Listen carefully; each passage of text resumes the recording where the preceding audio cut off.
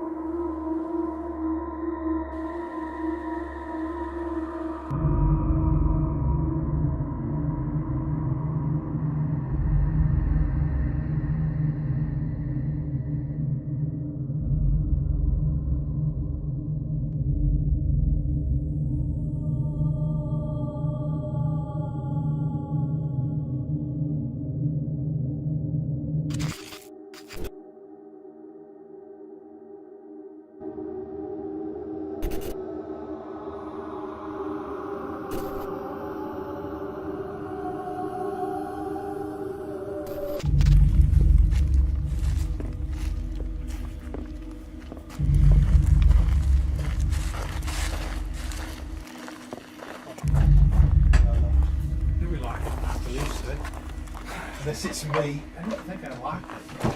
Unless it feels locked. You know what? I swore at you, like, don't lock it. No, you didn't lock it. No. I think I specifically said to you, we don't need to lock it. No, and I watched him not lock I it. didn't lock it because I just closed it. What? Okay, so... But it's a deadbolt. Okay, before we... Here, shine in there. What? In there, just so we can see. Is it a deadbolt? I know. Well, okay.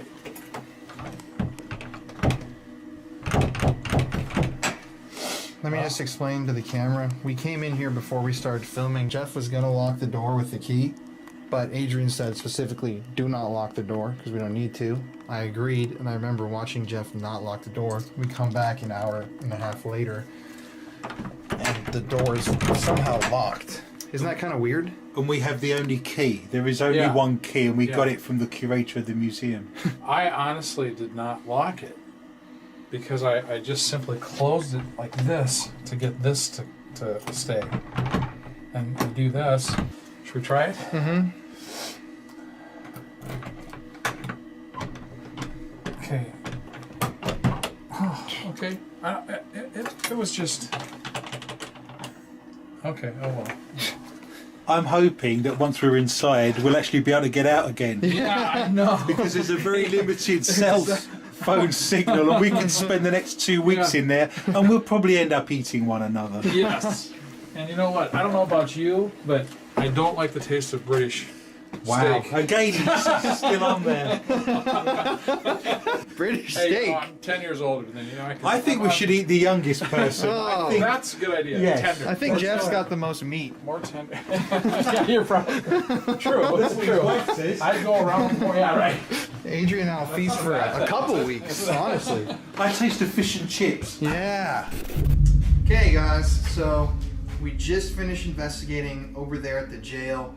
We're over next door at the old schoolhouse. This place has a lot of history. I'm going to throw it to Adrian in a second so that he can explain what he's captured here before and experienced and a little bit of the history behind the building. But before we get started, Jeff, hats? Yes.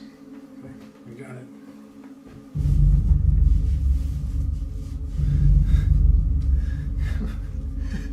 How about I look? Okay. We were driving here today, and I stopped in a gas station, saw these hats were on sale. Pimpin' hats with skulls and shit. So, since Jeff and I are the most hardcore ghost hunters out there, decided to get us some matching skull hats, baby. You got it, baby. Like son, like father. No. He's jealous that we didn't get him one, honestly. We should have gotten him. I know. You should have gotten in the hat squad. Damn it. Okay, it's really cold though, so Okay. I'm gonna get this. This feels good, actually. Let's. I'll take this back from you, I'm Adrian. digging the feel. We're in the school building now. This used to be in Delhi, which is a small township about 5 miles away from our current location in Redwood Falls. And they actually moved this schoolhouse here back in the day to be within the museum grounds. It's quite a remarkable building, actually.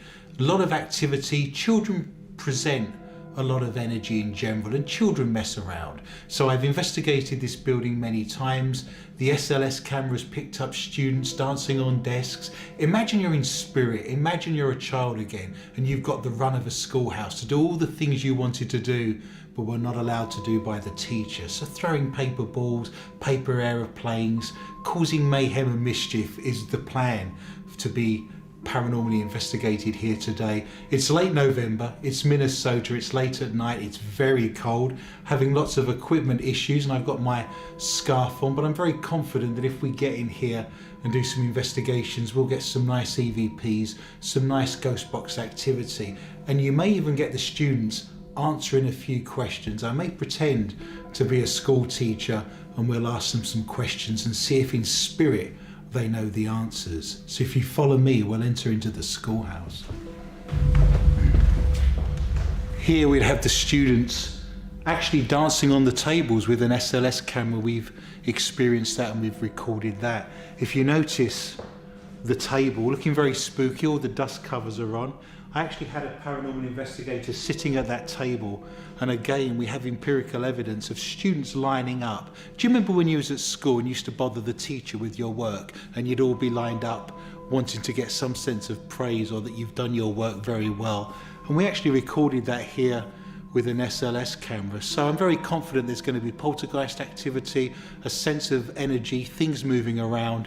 It's bitterly cold, but I am very enthusiastic and I feel like we'll get some good evidence. This is the schoolhouse that was originally in Delhi, which is a small township just up the road here, 5 miles away from Redwood Falls. They brought, like a pioneer village, all of the buildings into one location. So the jail cell is next door, the museum is currently behind us. One of the interesting facts about this school building is that Richard Sears, who was the founder of the Sears and Roebuck Company, actually came from Redwood Falls and was a station master here. But his sister, Eva Sears, was a school teacher in this building. So it might be interesting to see if not only the students come through, but we could get the teacher as well. And to get Eva Sears would be an amazing accomplishment, considering she was the sister of Richard Sears, who founded the Sears Company. To my knowledge, there's not been any deaths associated with this building, but that's not to say the spirits might not come through and tell us that information. One of the things I do as a historian is that we don't know everything. We weren't there, we don't have a time machine. So the spirits may come through and actually tell us if there was any mysterious deaths or anything untoward that happened in this building. We may leave it up to them to give us the information this time. You ready, Hat Man? I'm ready. How about Let you? me see that thing.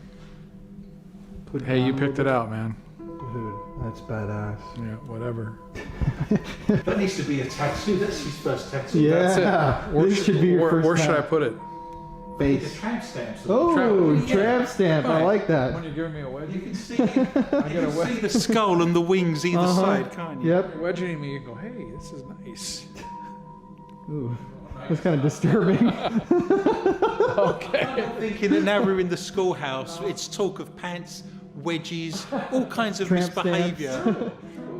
You know, we're regressing back to our childhood and silliness and Energy's shenanigans. affecting us instantly. Yes. Okay. Okay, Well, buddy. let's get going. Well.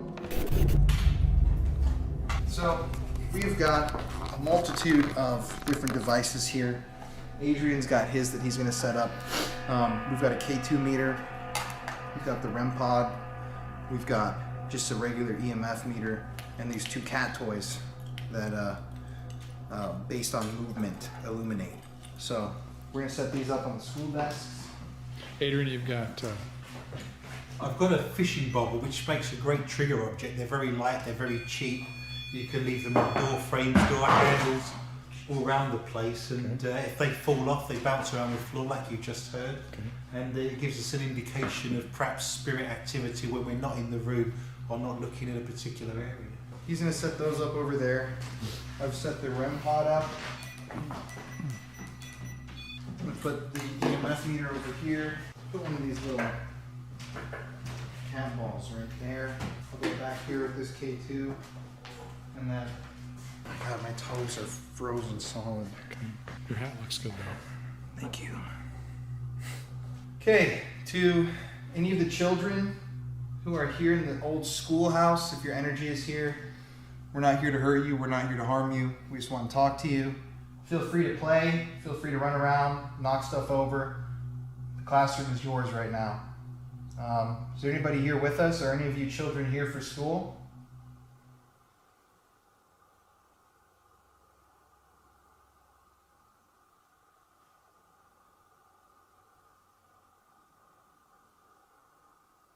Can you guys sit down at your desks, please?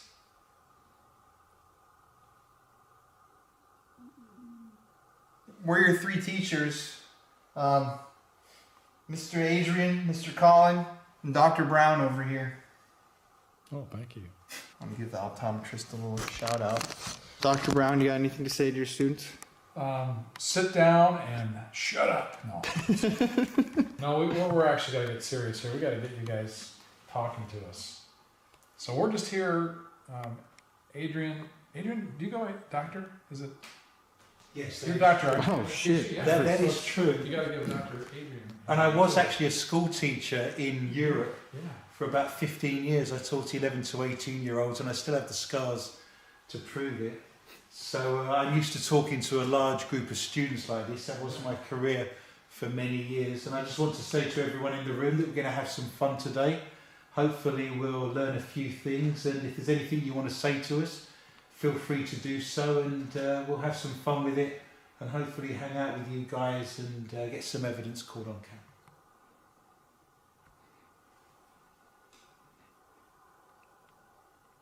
It's eerily silent once again. I think they have to kind of warm up to us. Mm-hmm. I do think it's difficult for them when there's three strange men in the room Yeah. and Staring one at them. has a strange accent. But then I'm not from Texas, am I? Yeah. And I was joking when I told you to sit down and shut up. That was a joke. That's Although I'm sure they've been told that many times, I suspect. I'm gonna turn this light out for a second. Jeff, do you want to hold the camera? Is there anybody in here in the schoolhouse?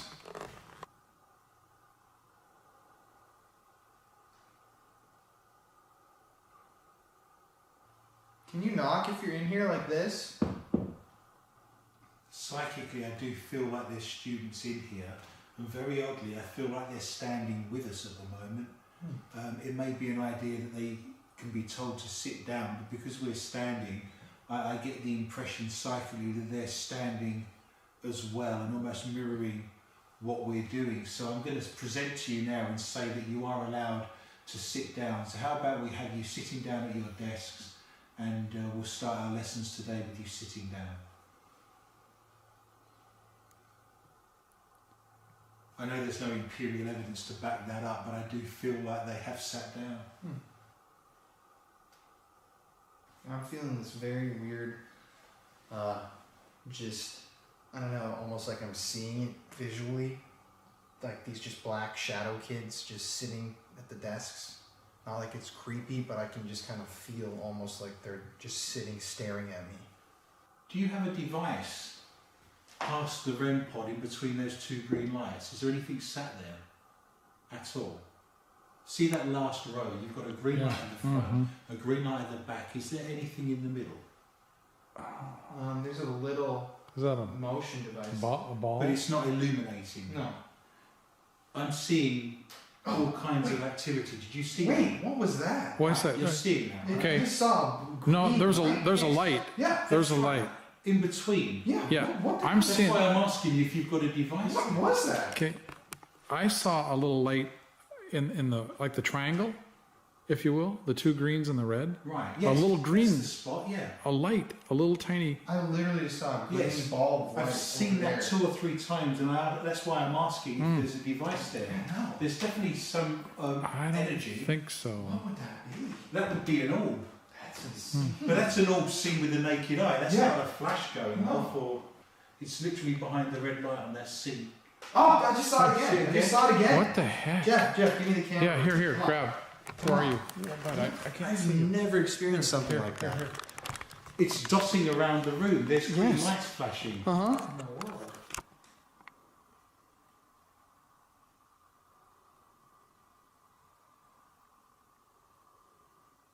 There it is again. Yep. I just saw it. Yep. And at the same time, I heard the noise of a fly.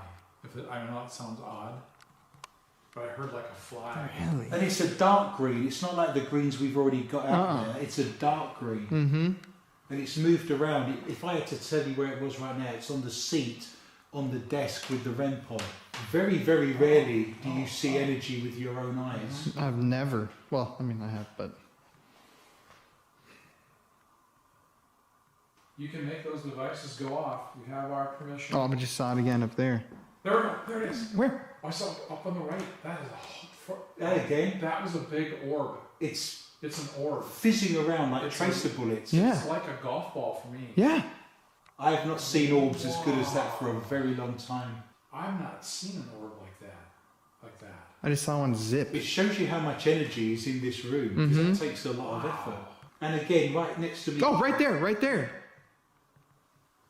Literally. What is going on? I wonder if we can capture that. Yeah, I highly doubt that's going to be on the camera. This is like tripping me out. It's crazy. I've got goosebumps. Yeah, me too. Here- Right there on the chalkboard. Kind of have a different feel again. That is mad. I've seen some things tonight on our investigation that I've not seen in 25 years anywhere in the world. That is quite unique to see that ping-ponging around like a tracer bullet. All Yeah. 3 of us seeing those lights. You know, I saw a small light first, a tiny one, and now I'm seeing, like this last one was a large golf ball. I think we should have Adrian sit in this chair up here and talk. Yeah, if you're a To the teacher, students. Adrian, Yeah. Dr. Adrian. Hello students, my name's Mr. Lee. Obviously I'm from London originally and I have an English accent. I'm here to teach you a lesson at the moment, so if you'd like to pay attention, stop chewing gum, and you can take your coats off as well, and we'll have a little bit of fun with this today. Perhaps you could move some of the objects around that we've placed on the desks. Perhaps you could thump the tables, make some noise. I'm actually giving you permission to dance on the tables, and most of your teachers probably wouldn't allow that.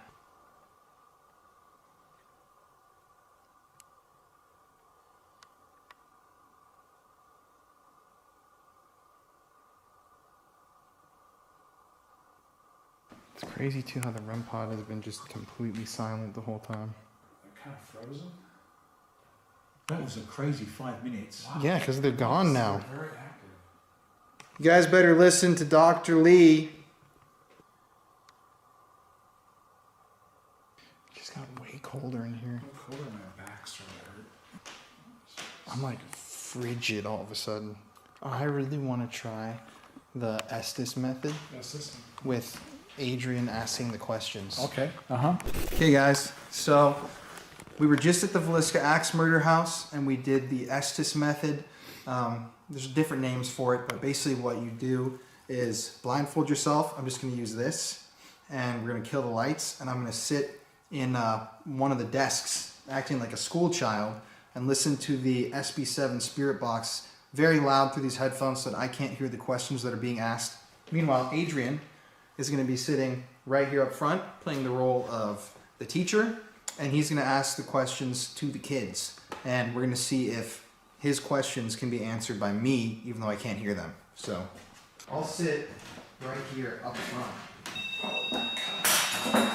Oh, it's a There one went of the the fish ball. ball. That's fine.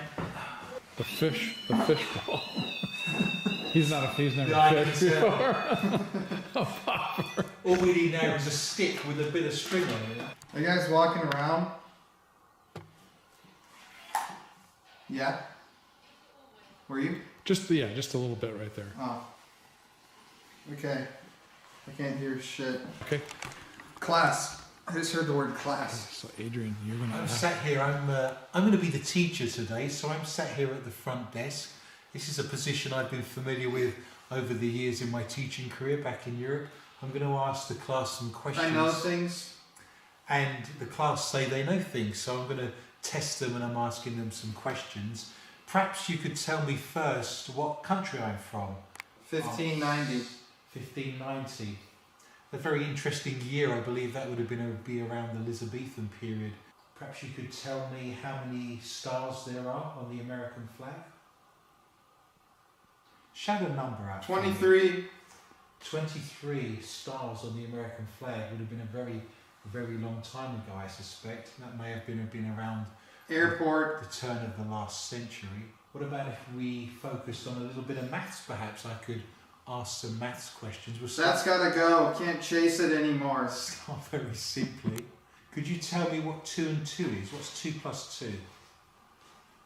What's the sum of 2 plus 2? Who can tell me? 7. Well, you need to think a little bit more about that. Grasshopper. I see that the American education system isn't letting us down here. I don't know if you guys are walking around, but I feel footsteps over here, specifically right here. Invisible. And you can tell, of course, from the camera that we're not walking around. I'm sat in the chair. What's the name of your teacher at the moment? What was your teacher's name? Mrs. what? I feel more footsteps right here, or movement if you're walking. Seriously. Don't get close, because you're going to scare me.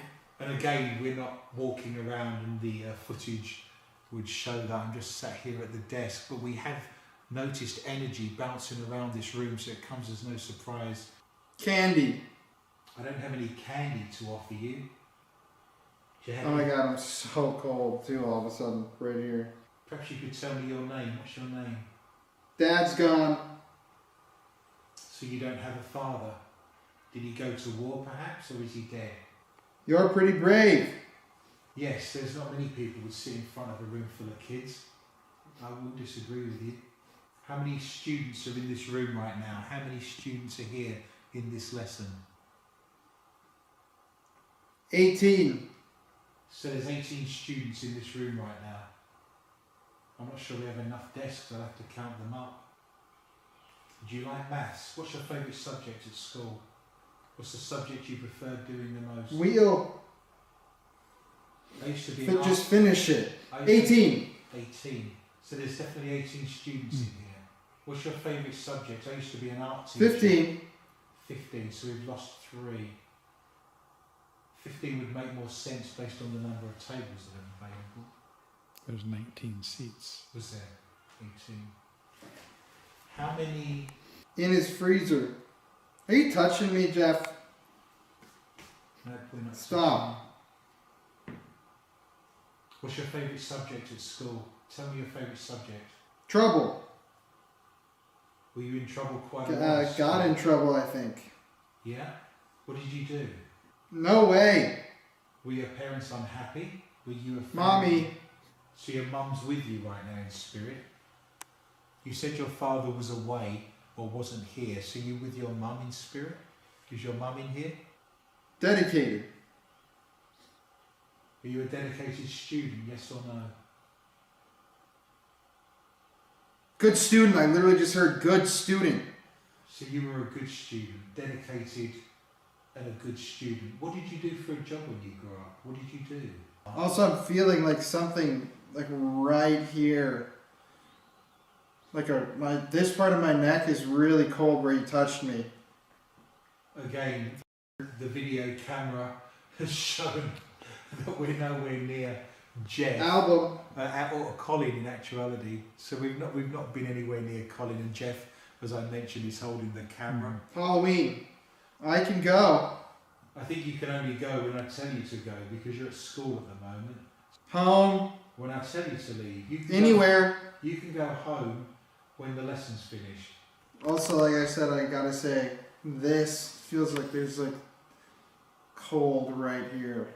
I'm here. Are you in Redwood Falls? Okay, I gotta be done. Oh my god, but how is it? That's a lot of I will sensory. tell you that we've not moved from these spots. We've stood here the entire time. You didn't move? No. You didn't touch me? No, we've been sat here like this the entire time. And we No. have video footage to prove it. Yeah. You had to have touched me because that No. was literally like a human hand, like No. poke my neck. No, we have not moved. We have not moved from the spot. And you didn't. I No. thought I swore to Uh-uh. God that you were just walking here because it felt like No. it just felt like the kind of shaking of the I table. wonder if the teacher that was Yeah. in spirit Huh. was doing It that. literally felt like right Yeah, here. no, we're And that's what I was planted right pointing here. at. You didn't touch me though. No, no, I no. swear you're No, like, but We have not moved. we're just right here, From this frozen, spot. literally frozen, actually. That's kind of freaky though because I didn't feel like a paranormal thing. It felt like a human Really. like that. We literally not moved No, these spots. no. When you put the blindfold on, this is where we were. Yeah, yeah. That's trippy as hell too that you didn't even walk. I thought you were No. also moving like just over here to get a shot of him. No. I think that kind of sensory, almost deprivation / overload. Yeah, but I know I felt. Oh, did you? something Yeah. Poke me like this. Yeah. That's what I'm saying. It wasn't like I got cold and it was like, oh, I felt something. Yeah. I literally thought it was you. That's why I was like, Yeah, no, we were. screw you. I've been here. Yeah, we even got the finger we didn't move. Here the whole time. Yeah, exactly. Yeah. Crazy. No, been right here. I don't know if that's like my leg, like blood flowing, but it was like this. Look at that, this feeling. Which is why I thought that you touched me, so I thought you came over like this and were like doing that and like trying to mess with me. Mm-hmm. Nope. Well, that's creepy. I think can I just try the Connect device just to see if it Yes. fires up? I don't know if it's gonna do it, but we can try. So,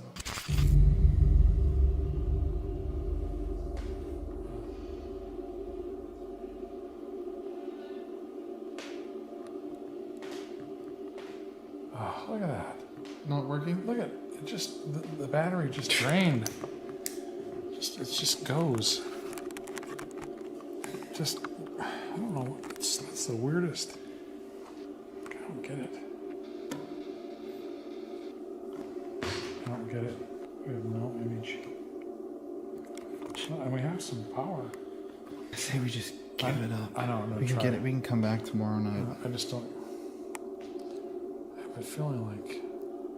Oh, I just like, come on. It's crazy. None of the devices have hit once. That's right. You know. When you consider what was happening in the jail cell, it's a completely different vibe. Mm-hmm. Exciting and different things happening. It's remarkable that two locations just a few yards apart can deliver such different paranormal activity in terms of evidence. Mm-hmm. Very different vibe in here. Yeah, I just. I would record if you're doing it in case it has moved in it. Oh yeah. Film, right? So we're just. You can see my breath. That's how cold it is right now. We're just coming out of for the first time, schoolhouse. We just saw Adrian. Nobody's been inside of the jail. This is gonna be our final piece for the night. Okay, should we go check? What's your guess? You think it moved? I'm gonna say yes. Really? A little bit. I think a little.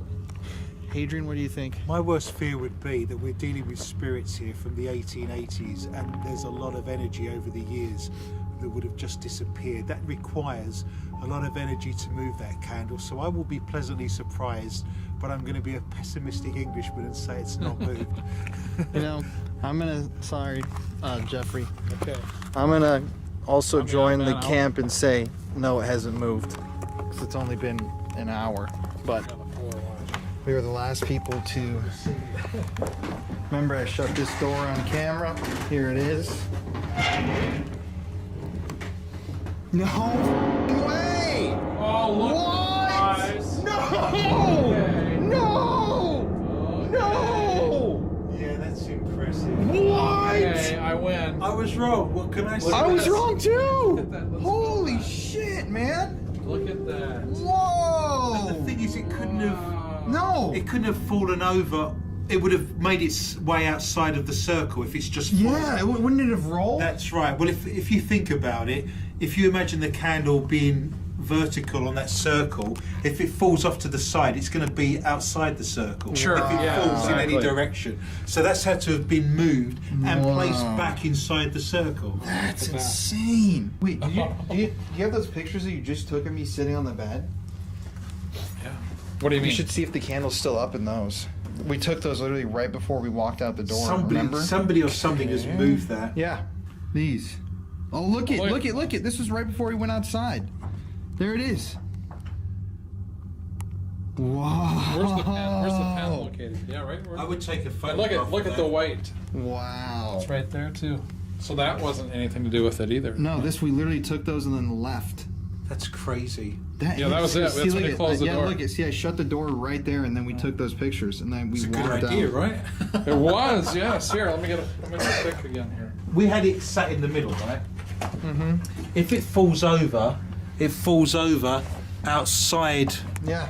of the circle, right? Mhm. That was actually inside the circle. Yeah. So somehow, that only has that fallen, but it's worked its way back into the circle because any movement outside of that, do you see what I mean? Then it sits outside the circle. Exactly. So if that's sat in there, then that's been moved back into that space would be my advice. I just want to test out because I was on the bed.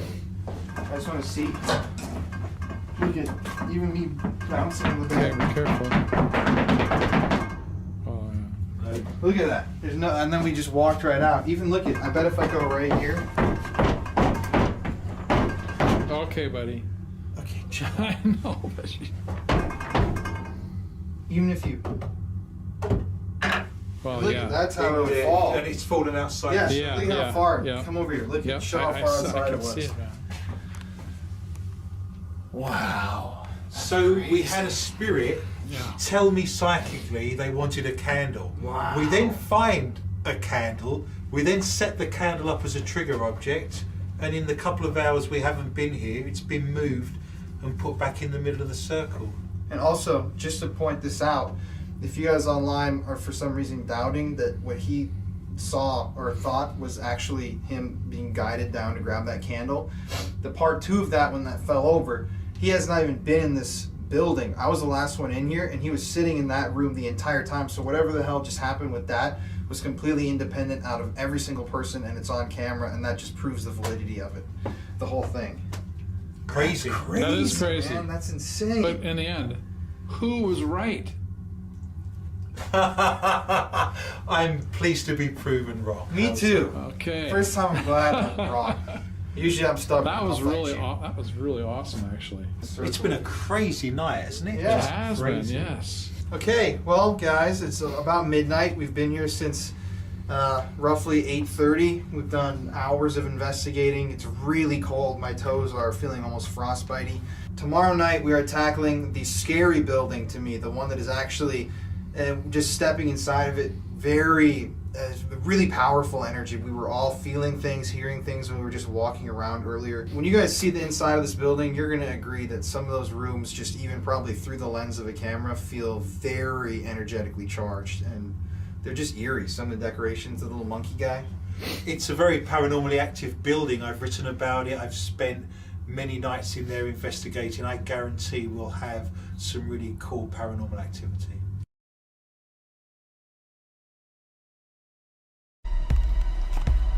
Oh, the lights are on, dude.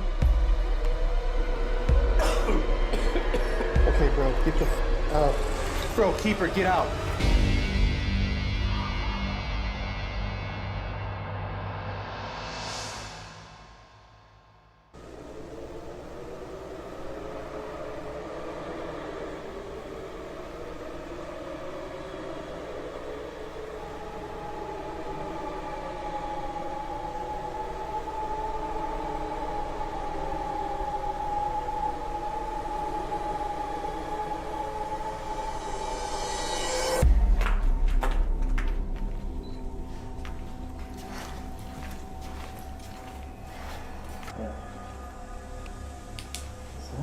That looks like blood.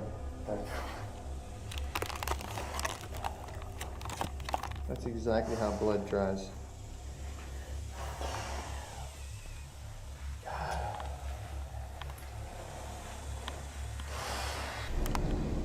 can't believe this is blood, dude. Should we use my UV flashlight on it?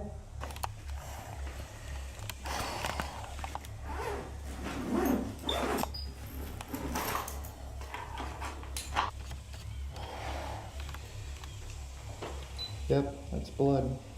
That's so weird. Whoa. What? What is that? Yeah. Oh, there's something else on here too.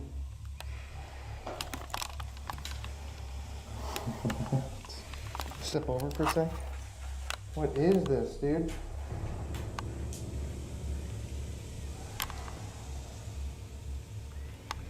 Your light's back on. I feel like when the lights are off, I can like hear people talking behind me. Yeah, that's awful. What's crazy is that this is the middle of the day. Yeah. The sun is up right now and it's pitch black in here. It's so creepy how these windows are busted.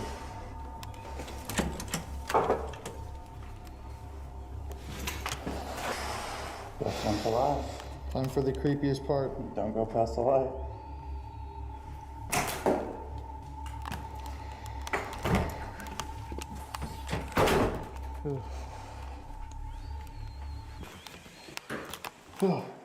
Little knock. Little knock. I felt something touch my leg too just now. Wait, are you serious? Yeah. Because I just felt the same thing.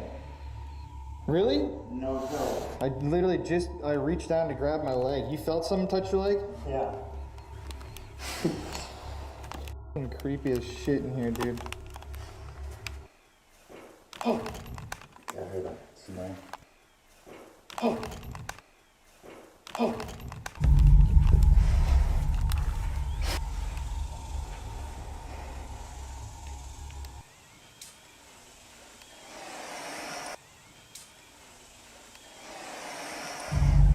Is there anybody down at the end of this wing?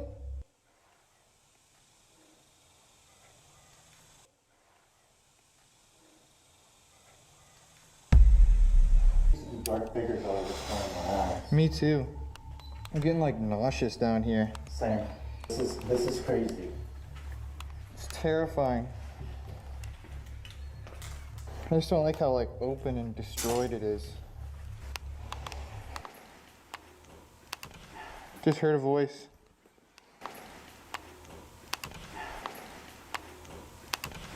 Did you hear that? The light's working. It's crazy that some of these are on. It's like you can imagine people laying here in this light, waiting to die. Turn the lights off for a sec. Here we are. So now it's Keeper and I. We're here in the dark. We turned our lights off. We're gonna do a mini paranormal investigation and get out of here because it's kind of sketchy. Is there anybody left in this nursing home and rehab facility from when it was active back in the day? Did you die here?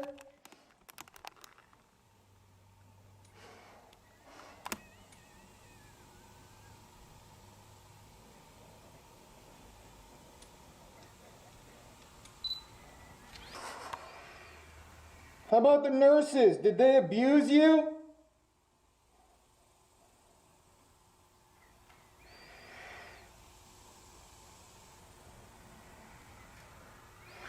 It's so creepy in here. Keep hearing talking. Me too. We want to help you move into the light, so please let us.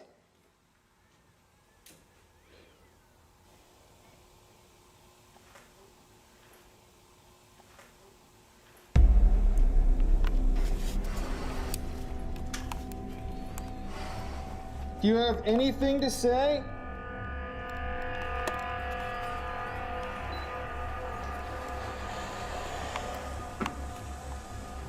Oh.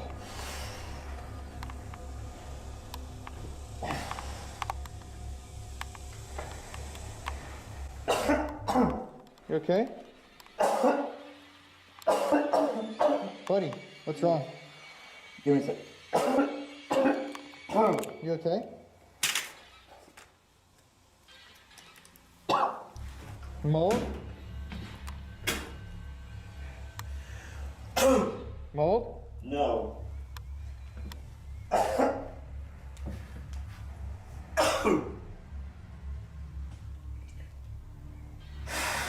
What is it?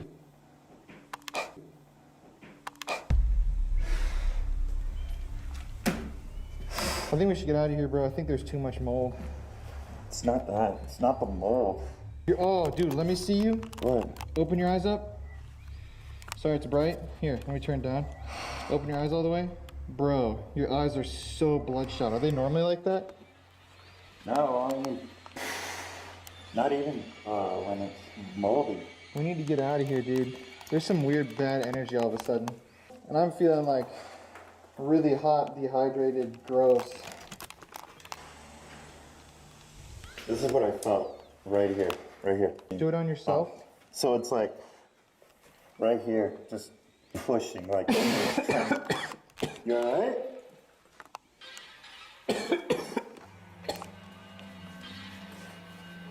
You okay?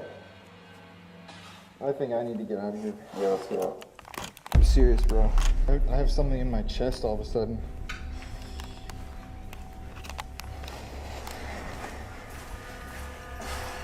You have that chest feeling?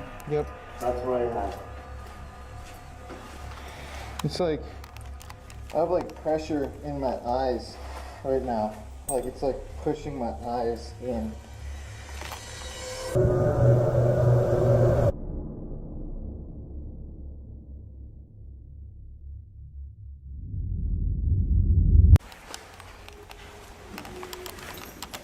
Whoa. What? Whew. What? Okay, bro, get the out. Bro, keeper, get out.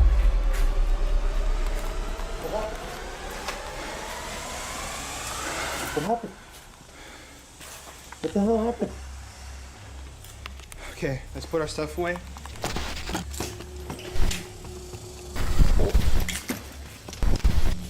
Bro, there's something following us.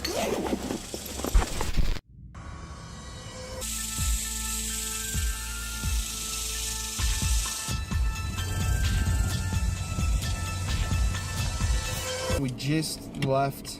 What are your thoughts on that, buddy? Weird, creepy. That's how I thought. At the very end, heard someone whistle at us and say something to us, and at that point we ran out. So yeah, that was really creepy.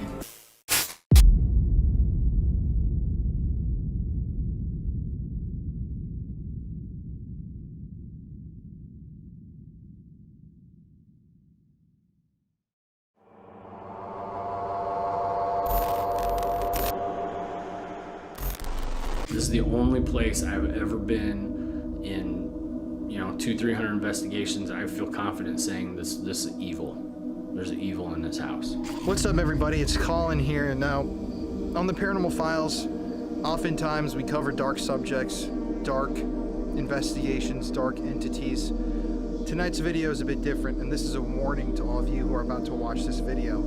This entity that we're dealing with at the Sallie House, it's not a little girl. Apparently, this entity is evil, it's dark. It has driven people to consider murder, to think of killing their partner. Investigators have told us many things about this entity, one thing being that it likes to travel. So if you're afraid of being haunted, if you're really genuinely afraid that this video might be able to affect you in that way, which I think it might be able to since we're here asking for it to, I advise you to turn it off now. If you want to open yourself to this, continue with caution, but tonight we are here in Atchison, Kansas at the notorious Sallie House, and welcome to the Paranormal Files. Please proceed with caution because viewer discretion is advised. All haunted places have a story to tell. It can be tragic, it can be scary, and it can be very dangerous. This is Colin Browen, and these are the Paranormal Files.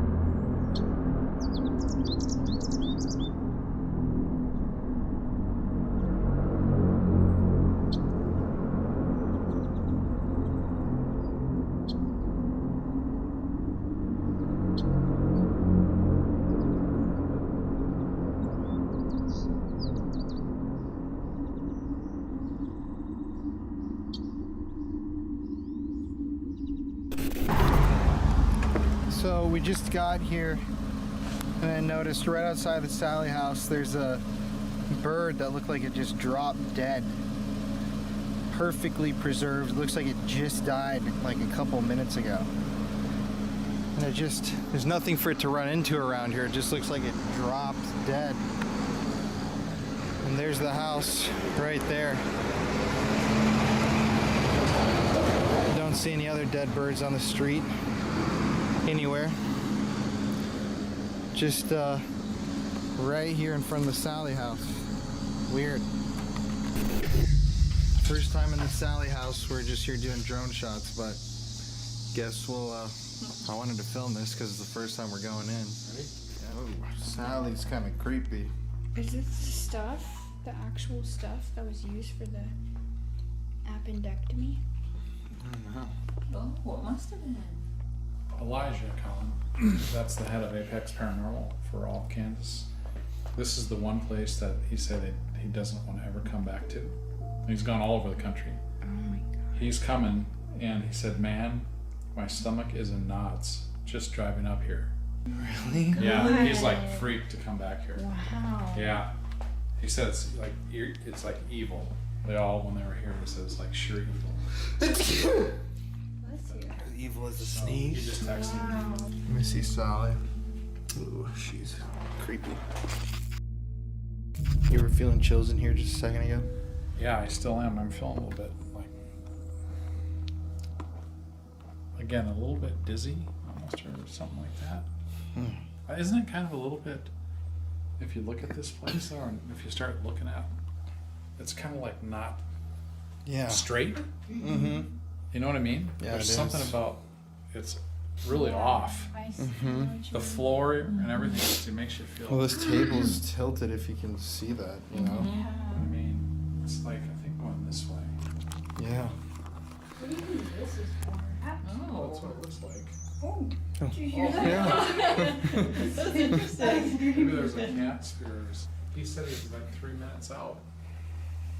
So should we do Well, the this drone is gonna shots be, after? Yeah, this is gonna be interesting seeing this guy. Did you guys charge this battery all night that's in here? I did. It's on 50% already. Really? And this is a big battery. I did charge that all night, and it was full. Was it actually on the screen half battery? Yeah. Oh my gosh. You get a It's video. very That's strange. weird. Oh. Yeah. It's 100%. Yeah, it's interesting because this was charging all night, and then you can see right there Yeah.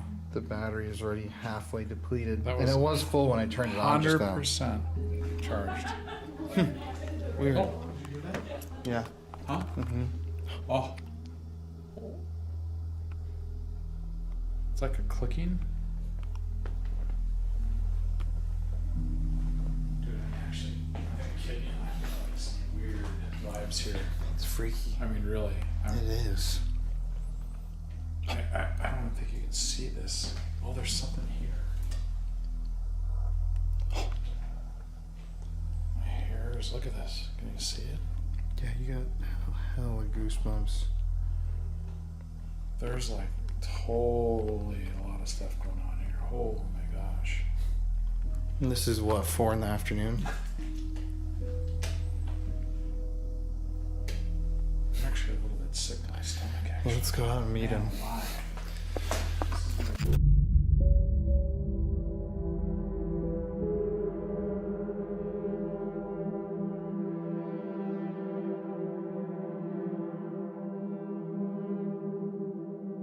Just having all these experiences.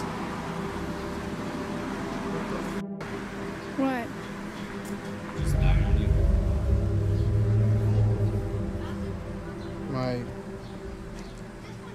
The camera card just reformatted in the camera. Are you filming that? Yeah. Look at this. While I was shooting the interview, the camera card may have just lost that. Sorry. Yeah. Yeah, Even so- the camera battery, we charged it all night long, and it had full battery. And then right when we stepped inside, it went down to half battery, like 50%. Weird. That's very strange that just cannot. Can you cover see if data. it's saved? No.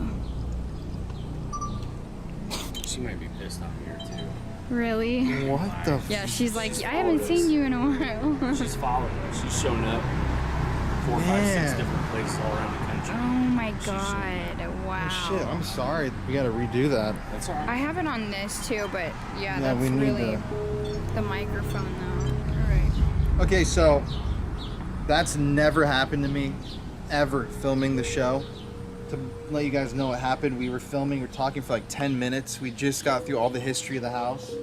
And then my camera glitched out and we just, all the other data, look at, all the other data on here is still here from us filming in New Orleans and everything. Weird. But the clip that we just shot is gone. That's It's so not there. strange. Alright, we'll start it again. Yeah, just our interview disappeared. That's crazy. I've never seen that. No. Okay. Okay. That's got me messed up, man. All right. Okay. Why don't you introduce yourself? My name is Elijah Buchholz. I'm with Apex Paranormal of Kansas City, paranormal investigator. And you've done hundreds of investigations. Done hundreds of investigations. We've been all over the country, some of the scariest places in the world, and we've been investigating the Sallie House for the last 7 years or so, 7+ years, and this is the only place we will never return to. Like, you're done forever. We're done. Our last investigation here was 2 years ago. Through the years, every time we investigate, it's gotten more and more intense, and the last one got so bad that we just decided that's it. We just can't go back there again. Really? And why? What was the breaking point? So the breaking point for us was when it became very personal. Started making direct threats at us, started making direct threats at our family, talking about, we call her Sally, but talking about, I'm riding home with you, we're gonna be together, I'm gonna be in the backseat of your car, I'm going to, and we kept saying, no, no, no, no, no you're not, no you're not, that's not okay, no you're not. Then it was, I'm going after your family, I'm going to live in your home. I mean, it was just, it was too much. It was just too much. Wow. Yeah. So, I guess let's go through the history of the house again with the stuff in the basement, people doing rituals and everything. Okay. So the Sallie House started off as a personal residence for a local doctor in town. The Sally story actually is related. You want me to do that all together? Yeah. The Sally story actually is related to that doctor. The story goes that Sally was a little girl in town. Her mom brought her here to the doctor when she was having severe stomach pains. Doctor determined she was having appendicitis and did an emergency surgery on his kitchen table, and she bled out and died on the table, and that it's Sally's ghost is who haunts this place. Through the years, after the doctor passed away, his family passed, the house went through several different families, was always a private residence up into the 1990s when Deb and Tony Pickman lived here, and they really made the Sallie House famous because of all the experiences they had. Lots of personal attacks, scratches so bad that they were bleeding from them, things being moved, voices. Tony at one point saw a little girl. He came home from work, opened the fridge, got something out, closed the fridge, and there was a little girl standing there. And he has a well-known drawing that he drew in detail of what Sally looks like. And it got to the point through the years again when they lived here that it was more and more oppressive, to where Tony was seriously considering killing his wife. And it got so bad that he was planning it out, plotting it, and was planning to do it, and that's when they decided we got to get the hell out of here. And they moved. They actually still live in town, probably just a few blocks over, I think 2-3 blocks over from here. Wow. Yeah. That's crazy that It's they're so insane. close. Yeah. And Still. and they will tell you, if you talk to them, they'll tell you they can tell when people are here because they have stuff continuing to happen to them at their house also. Really? So once the Pickmans left, the current owner opened it up to paranormal investigations. They've got ghost hunting groups that are in here every weekend and have been for 30, 40 years. So in between when the doctor lived here and when the Pickmans lived here, the house changed hands several times. There's a bunch of urban legends about it. An old lady who was into satanic magic was doing rituals in the basement. There was a rumor that 2 teenagers that lived here were doing rituals down in the basement. Who knows if either of those stories are true or what the truth is, but either way, there's something here. There's something dark in this house, yeah. And so if it's not, let's talk about Sallie not happening too. Yeah. So what we found out through our research over the years is that this little girl named Sallie, the story about her dying in the house, the doctor doing the surgery, was made up. And it was made up by a former mayor trying to boost tourism in the town. City of Atchison loves being known as the most haunted town in America, and so they're very much supportive of that, and they have been for a long time. What we believe happened in this house, I don't think there's a little girl here. What I think happened is either those rituals in the past, those stories are true and it brought something in, or through the years as people have come in and done investigations and have done weird things in here, that has brought something evil into the house. Because if it's not a little girl, but people are seeing a little girl. Yeah. So what we found is we've had experiences with a little girl. We've had toys move. We've heard a little girl voice say, "Come and play with me." Lots of things around a child, but there's no child in this house. What it is this dark entity trying to portray itself as a child so that it brings you in, brings you closer, makes you comfortable, and then it can attack you. And we were talking right before we started this interview, we were talking about how we wanted to get a psychic or a medium out tonight, and you said that nobody in the state will even come out. Yeah, we've got a fairly well-known psychic that works with our team, and she refuses to come here.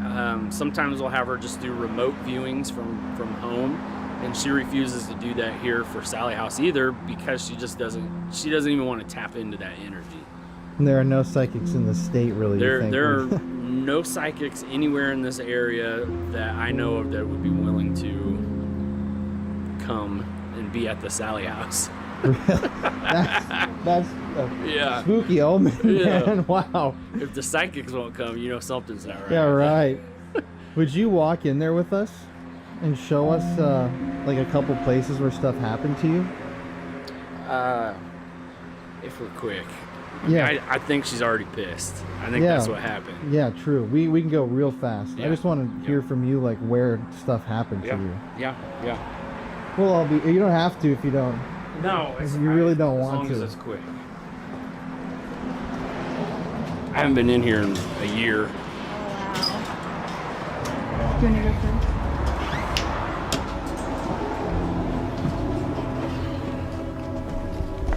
So, like, I guess just the main things that have happened to you in here? There's really not a space in this house where you haven't had stuff happen. The basement's kind of one of those spots that's well known. There's a black circle, and that's where they claim that the rituals happen. One of the urban legends is that somebody drew a pentagram on there, and they keep trying to cover it up. They try to paint over it, turpentine, all that stuff, and it just keeps showing back up. Again, I think it's just an urban legend. I don't think it's true. We've never had anything happen in the basement, other than one time I was down there and I heard footsteps up here, and we caught it on camera. So as soon as I got this really eerie, creepy feeling, and I was coming up, I was down there probably 45 minutes by myself. Nothing happened. I step on the stairs, I get maybe 1 or 2 steps up, and then I hear something step on the stairs behind me, and then I hear it following me up, and so I start running. I started running, and I hear it running up behind me, and I came running out through here into the living room yelling for my buddies who are all upstairs. And when you go back and listen to the recording, you can hear when I'm on the carpet, you can hear the footsteps on the linoleum in the kitchen following right behind me. So other than that, nothing's really happened in the basement. One morning we were here and we were actually doing a Facebook Live, so you can pull that up and see it, and just kind of talking about how the night before went. And you hear something jump off of the counter, boom, onto the floor in the kitchen, like super loud. Man. Almost like somebody would have been standing on it and then jumped off. We heard some cooking. Yeah, we heard some movement in the You kitchen. guys went outside, we're like twice. Mm-hmm. And then that's where I didn't feel well. Yeah. Right away. Yeah. You know. You'll get lots of, I just got huge. Yeah, look, you see my hair standing up? Right. She really doesn't like that I'm here. Down here, you'll get footsteps. You'll hear lots of voices. There's times when we've heard somebody yelling from upstairs, like yelling to us, telling us to come up.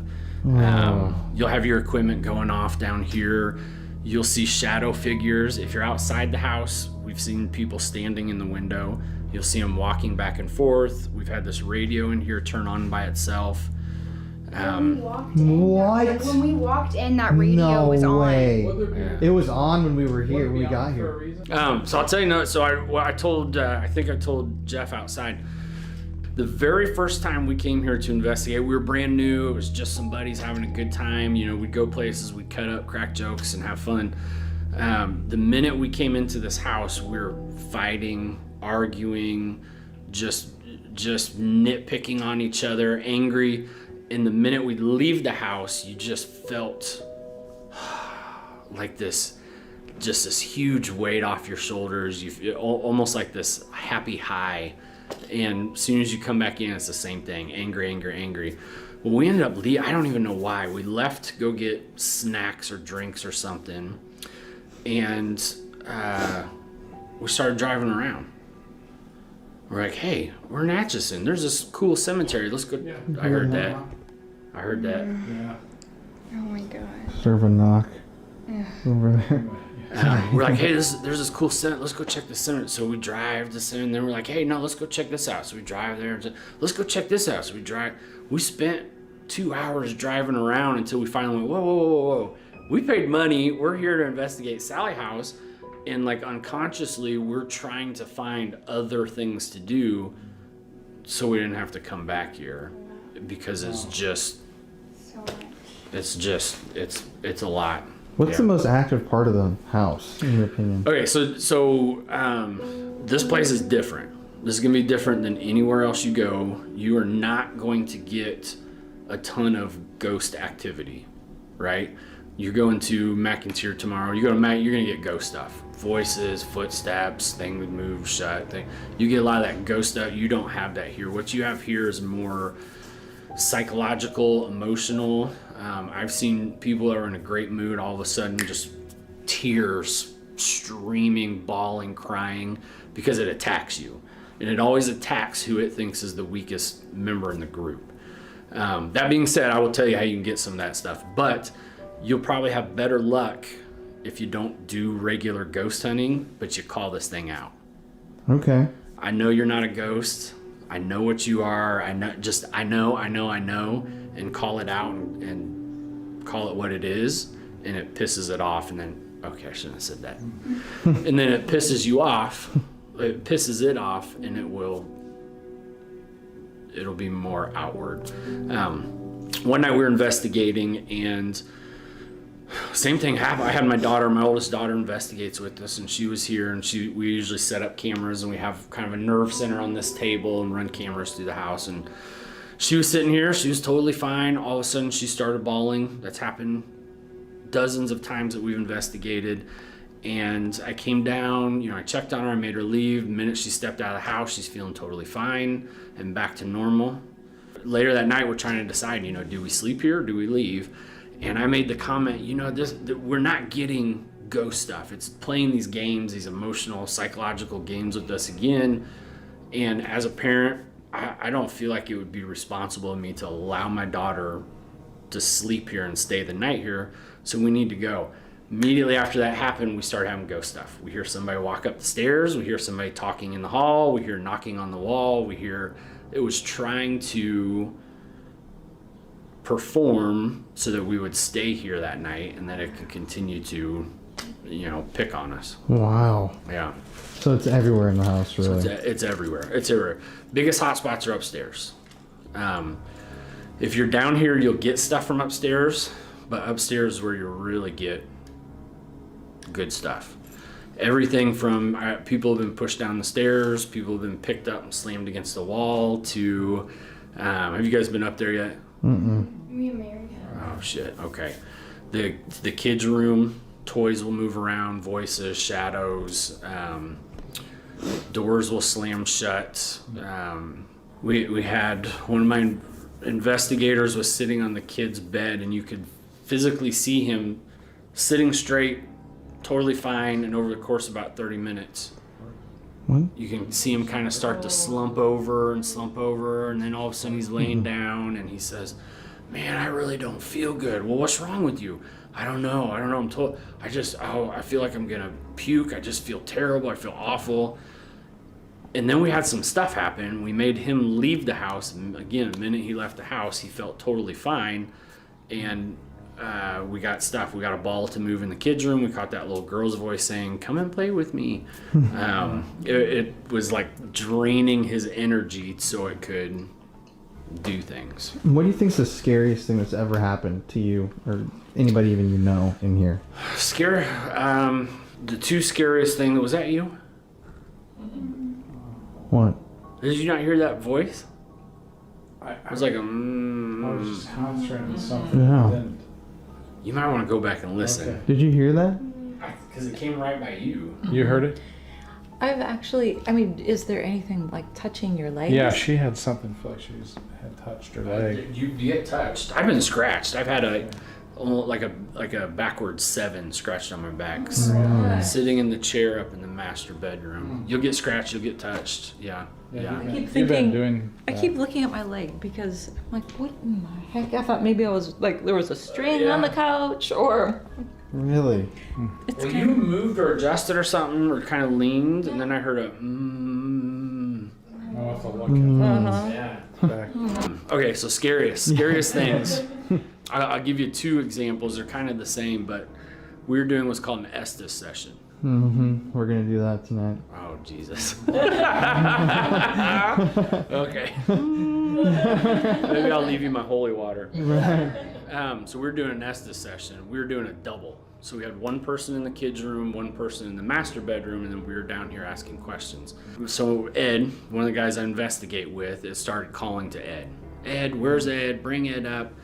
Ed started going upstairs. They had no clue. These 2 people, you're blindfolded and you can't hear anything but the spirit box. As soon as Ed started coming up the stairs, they go, "Oh, here he's coming." Like, Ed's coming up, Ed's coming up. Later in that night is when we started getting responses through the Estes about, "We're family, we're coming home with you, I'm gonna ride the back of your car, I'm out front waiting for you, let's go, we're going to be together." And I can tell you this story, but to experience it was something different, because it wasn't just the words, it was the feeling. It felt scary, it felt intense, it felt threatening. We repeatedly said, "No, you're not. That's not okay. You're not coming with us." And then it started getting threatening. "Yes, I am. I'll go after your family." Something about replacing your family. I can't remember what the wording was, but it was alluding to, like, "I'm going to replace your family. We're going to be together." And this wasn't coming from one person. This was coming from both. And you're getting different, sentences out of both of the people. We always talk about how you can't convey that feel Yeah. over the camera. No. That's what people don't get until you're in it. No, and that's the worst part. Yeah, That's the worst part. I can tell you ghost stories until I'm blue in the face, but to be there, to experience it, to Like I just got like when you did your thing, I just felt something like go through here. eerie feelings. That was probably the scariest, because it was personal, it was directed straight at us. It was very intelligent. It wasn't like I asked a question, "Well, I think it said this." It was direct, immediate, like real-time conversation that we had with this thing. Wow. I'll tell you this too. Since then, that was the last time we ever came. After that, we said that's got to be it. That was around September, October 2 years ago. That following January, we were at McIntyre doing Estes, and Sallie showed up. Started to say, where have you guys been? I miss you. We need to be together. We're family. Why don't you love me? And we went through 20-30 minutes of like, what is happening? Who is this person? Until we finally got it to say, it's Sallie. It flat out told us it's Sallie, and we had to, my partner ended up in tears. Again, it's the feelings associated with it. My partner ended up in tears, and we had to shut that down. And that wasn't the only time. She has shown up 4 or 5 times, different places. She's shown up in Nebraska. She showed up in Rhode Island at the Conjuring House. Sallie showed up. We did it with my partner Shannon was doing Estes. Sallie showed up through Estes, and we thought, okay, maybe that's just Shannon. It was really Sallie's coming all the way to Conjuring. So we had a local guy that was with us, paranormal investigator. We stuck him under doing Estes, and Sallie came through again, or still. So she has followed us everywhere. I mean, I'd say probably every 3-4 months she shows up at an investigation now. And to clarify, Sallie is not the little girl. Sallie's not the little girl. We refer to the demon, if you will, we refer to it as Sallie, just as a reference, a name reference. So you feel it's a demon though? I've been everywhere. Yeah. This is the only place, I've ever been in, 200-300 investigations. I feel confident saying this is evil. There's evil in this house. Oh shit. Yeah, I think we're good, man. Yeah. You want to get out of here? Yes, I do. So one time we were here, we're filming a documentary about Sallie House, and we left one investigator and the director upstairs in the kids' room while he investigated. She was filming. The rest of us left and we went to go get food or something to leave them alone. They were using a spirit box, an SB7, which shuffles through the radio stations and kind of makes that sound. And through the spirit box, a little child said, "Mommy?" And the director immediately started bawling, going, "I'm here, baby, I'm here, I'm here." And the investigator was like, well, what the hell is going on? So he just kept going. He didn't know what to do. He asked questions. Yeah, how old are you? The kid said 8. A couple others, and she just got progressively more emotional and losing it. So he made her leave the house. About that time, we pull back up and see her bawling. I walk up to her. I'm like, what is going on? What's wrong? She said, I have never told anybody this, but I had a son who was kidnapped and murdered when he was 8 years old, and that was his voice. It took probably a solid 45 minutes for us to convince her, your son's not here hanging out at the Sallie House. That's this evil entity trying to bait you and lure you in and get you vulnerable. A demon. A demon. It was this demon. Call it that. Yep. That is so crazy, Yeah. man. That it's willing to. It's very manipulative energy. Super manipulative. Yep. I'm excited though. Yeah, be careful. And if you're ever feeling off, just come out. Take it. Don't be afraid. Take a break. Yeah. Just call it. Come out. Sit outside 5-10 minutes. That's really interesting though that it would show up at McIntyre, and then also we're out of state. Conjuring House. Conjuring Yeah, clear House. on the East Coast. He's hosting an event out there. Yeah. Way out there. Yeah. But what do you think about that? I mean, how? Like She traveling, knows. astral She traveling knows. kind of thing? I don't know. You know what I mean? Or what? That's a good question. I don't know. When we first started, I think spirits can come and go. I don't think they're stuck. Yeah. When we first started, we had an older female that followed us around, and we caught her voice, same voice, on EVPs, bunch of different places we went, but it wasn't malevolent, it wasn't evil. It was just she'd pop in and say hi. We had this dude named Steven. It was a big joke because he'd go.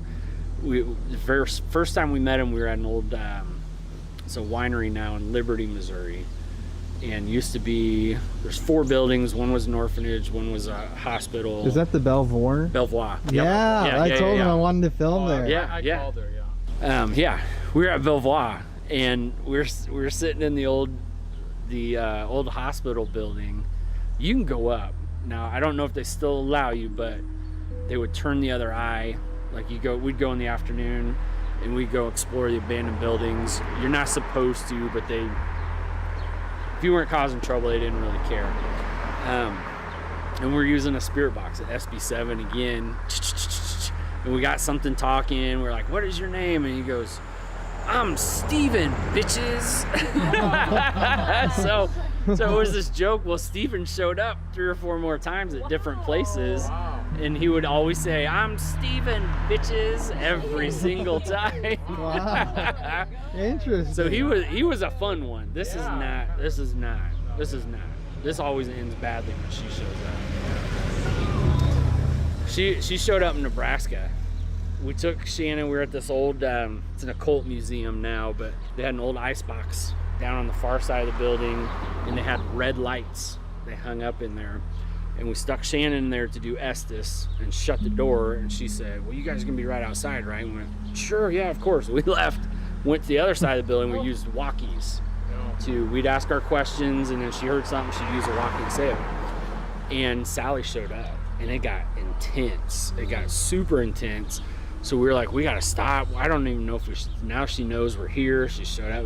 We packed everything up. We were planning to drive home, 3-4 hour drive home, until we realized our route home drove straight through Atchison. So we were like, nope, I'd rather just stay here. Let's take our chances. That's creepy. Yeah, it man. was super Wow. creepy. It was super creepy.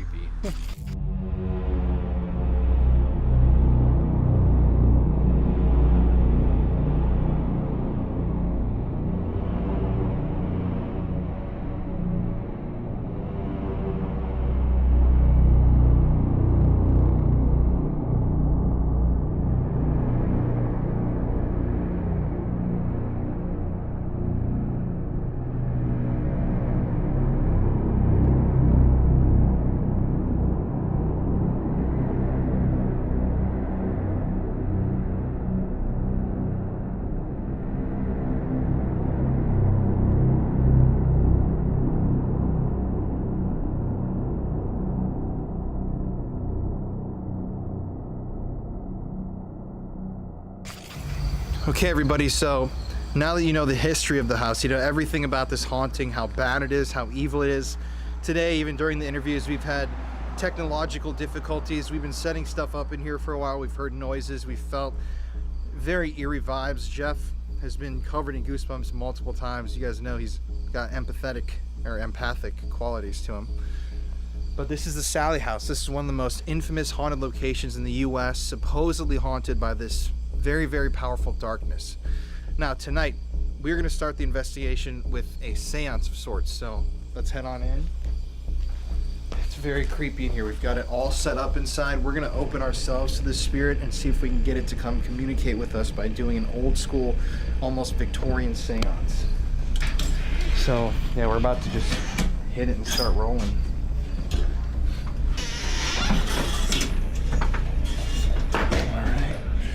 Here we are. Hello. Here's Courtney. This is the seance room. Okay, before we begin, Mary, what are you feeling tonight before we start all this? What are your hopes for the evening? I hope we catch some evidence. I know even when he was going through and telling the stories, I felt something touching my legs, and I kept turning around thinking maybe it was just like a thread coming off the couch, but definitely, I haven't felt it now since we've been back tonight, but this afternoon I felt something touching my legs, so it's definitely creepy in here. Jeff, Papa Spooks, what do you think? Well, I saw you touching your legs earlier, and I had a lot of, again, energy through my body, and my hairs were standing on end, and you know, we were talking about that before. I think I feel it at the stairway, actually. When I went over there, and that's when I'm feeling like we need to go eventually up there. But I did have some noises out in the kitchen earlier, and there was something else out there too. I can't remember. I just felt like charged energy again. So this is supposed to be the place. Let's see. Courtney? Y'all haven't gone upstairs, right? I haven't been Okay, upstairs. me and Mary went upstairs, and it was very creepy. So I'm excited to go into the children's room and see if anything moves or if we hear anything, and the master bedroom. I'm really excited. Personally, Oh, yeah. I'm excited to contact something dark. You guys know that I love dark energies. And just like Elijah told us earlier, we should call it out. So just a warning to you guys, we are going to be calling this thing out tonight. I know some people disagree with that method of investigation. We don't ever do that. But if this thing is hurting people, attacking people, driving people to almost commit murder, it's time to call this thing out and see if it's really as powerful as it claims it is. But I'm freaked out. It's creepy in here. Yeah, and Elijah recommended that we do that. Mm-hmm. He told us that He's we should do investigated that. this place a lot. They won't ever come back. Well, let's start this seance. Okay, everybody. So I'm gonna add in here as well. We have 2 static cameras set up while we do this experiment. One facing the basement where some of the activity has happened. One facing the upstairs on the stairway. So if we hear anything from other parts of the house that aren't this room, it'll be captured on those cameras. Courtney, I'm gonna have you turn on the REM pod.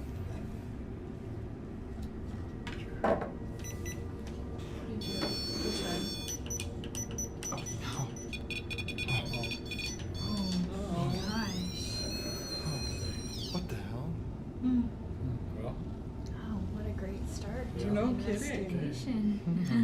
Oh, the same light, light. what was it? Green.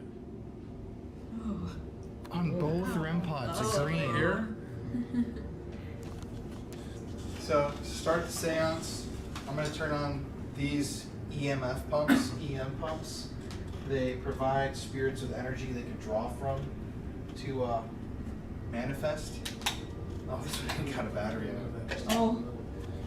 Okay, so we've got these 2 EM pumps turned on. That anybody or anything in this house, Sally, if that's you, if you're evil, if you're a demon, if you want to hurt people, you like making them sad and cry, come through tonight. You can't use any of these other people as conduits, but if you want to hop into someone's body, I'm open for it. So come on, do it tonight. We're gonna leave this planchette right here, symbolizing that the portal is open. Now that we've turned these on, let's all hold hands for a second. I want everybody to close your eyes, listen. If you hear anything, point it out. And I want everybody to stare into the black of your eyes, see if an image comes through. Because I had that happen to me the other day. It's kind of weird. And if you see anything or feel anything, just say it. If you're here in the Sallie House, we're here to talk to you. Are you here with us?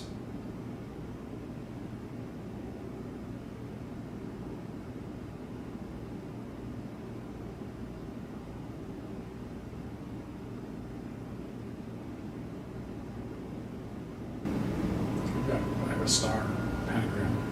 What? You're seeing a star? Yeah. I mean, it's a pentagram. That's creepy. It's getting bigger. I see a smiling person, like really wide smile, like Cross. big teeth out, smiling or looking at me. Are you trying to show us something satanic? For me, the two are colliding. The cross, the pentagram. Really? Yeah.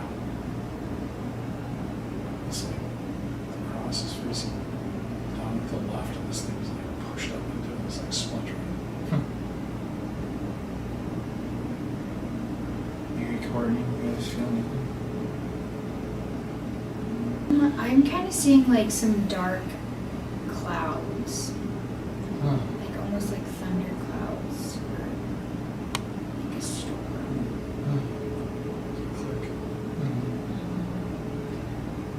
see like a doll, like a Raggedy Ann toy. I have no idea why. Let's just around the Raggedy Ann doll at the Haunted Museum. There's one upstairs. There is one No, upstairs. I really? forgot about that, Courtney. Yeah. Oh God. I'm seeing like just a cross. Like, It's just really oh, Oh my gosh. Sally!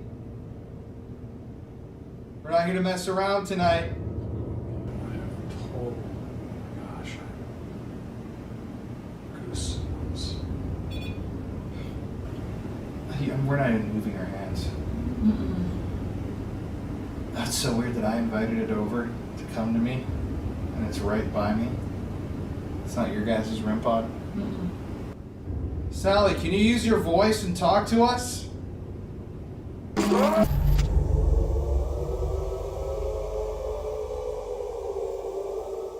Sallie House. This is one of the most infamous haunted locations in the U.S., supposedly haunted by this very, very powerful darkness. And to clarify, Sally is not the little girl. Sally's not the little girl. We refer to the demon, if you will. We refer to it as Sally, just as a reference, a name reference.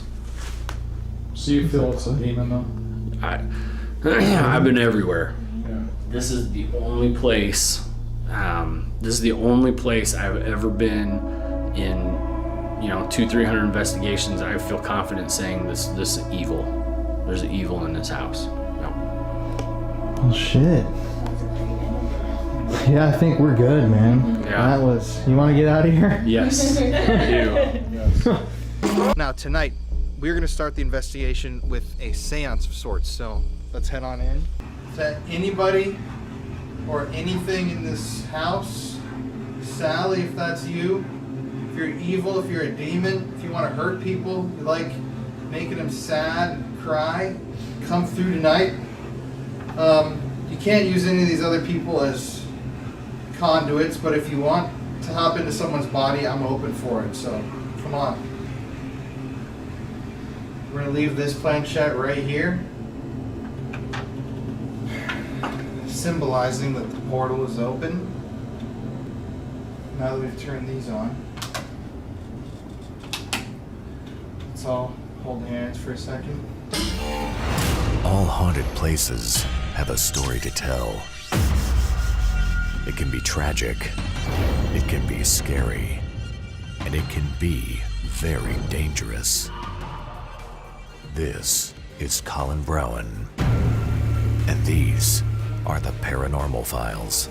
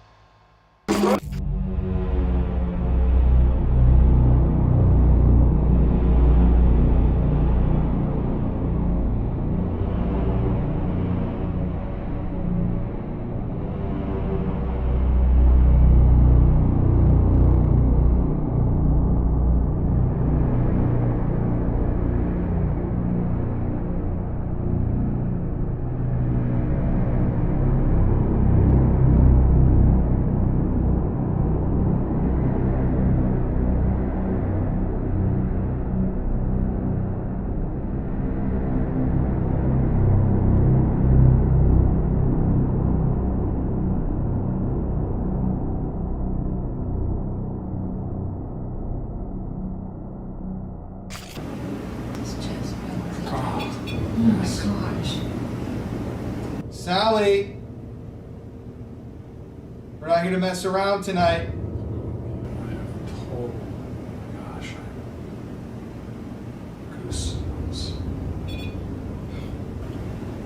We're not even moving our hands. Mm-mm. That's so weird that I invited it over to come to me, and it's right by me. It's not your guys' REM pod. Mm-mm. Sally, can you use your voice and talk to us?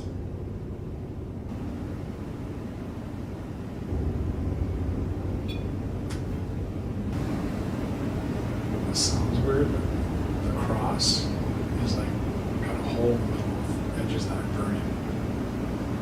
What? You're seeing a cross with a hole in the middle with the edges burning. Oh, the inside hole is burning. Like where the cross meets. Really? Do you hate religion?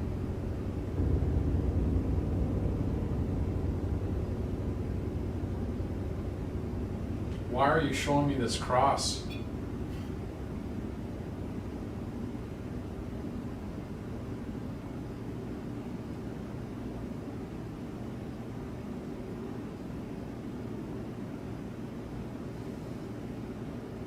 I'm seeing two eyes. Almost like a cat's eyes. Randomly. God, this is no kidding, Colin.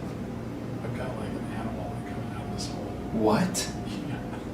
What do you mean? Like a head. Are you trying to scare us with that animal?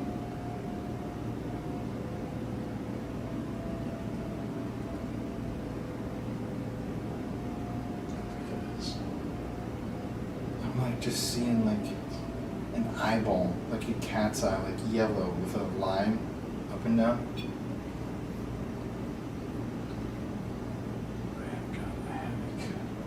I have a headache. I'm so tight. Are you trying to show me a cat?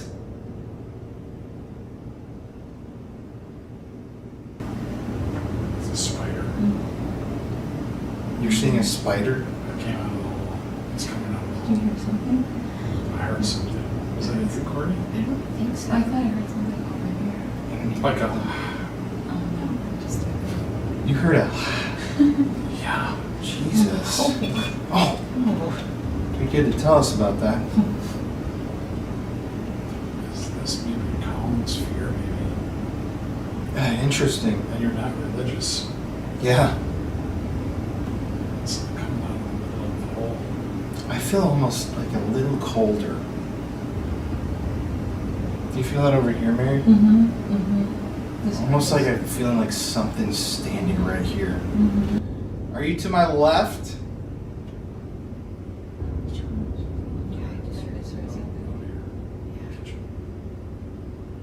Come up from the basement. Are you the evil old woman? Are you evil? Are you trying to scare us? It's in the staircase. It's in the staircase. If that's where it's at. Are you in the staircase? Upstairs.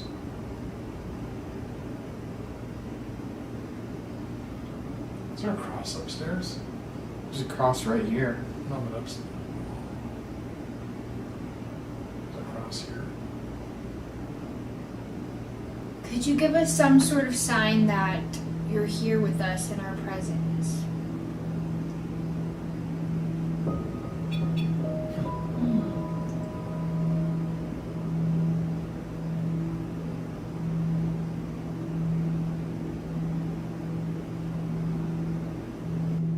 Can you give us a sign that you're here? Knock on something, walk over here, slam a door, turn off the lights?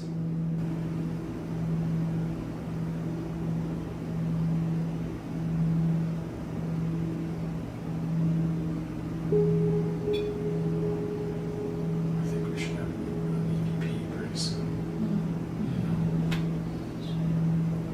Were your eyes open that whole time? I've opened them occasionally. Oh.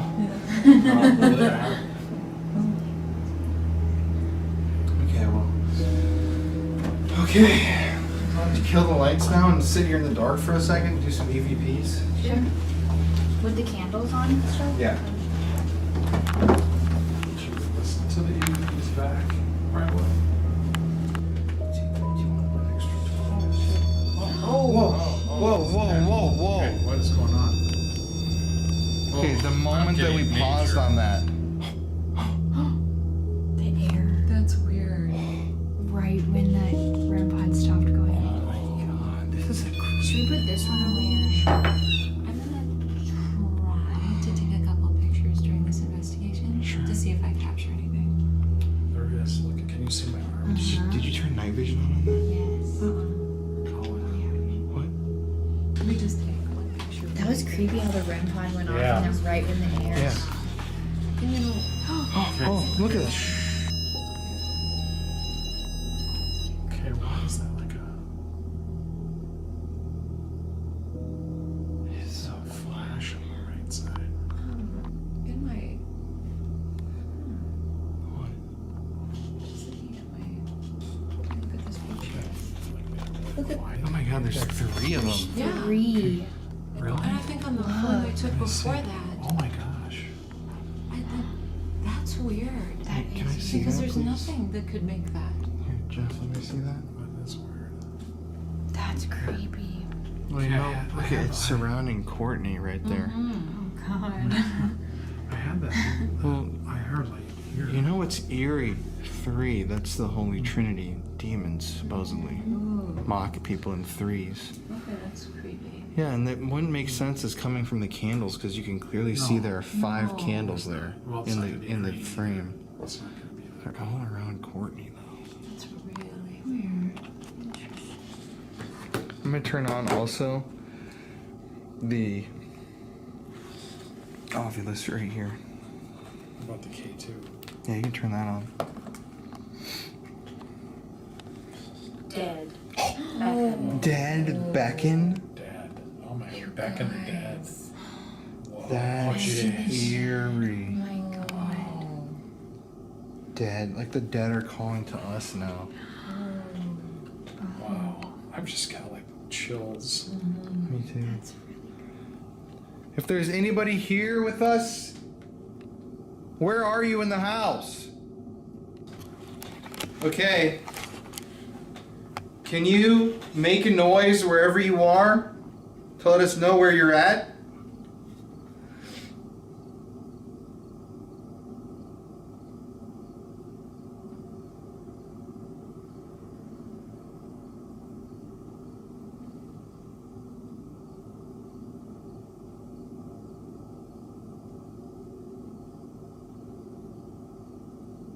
Are you Yes. here with us right now? Oh. Are you upstairs?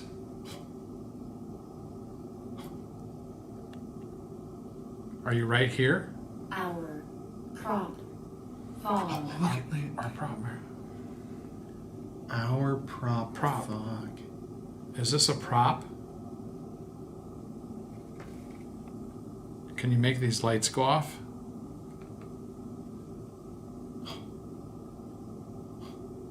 Can you do more? We. We.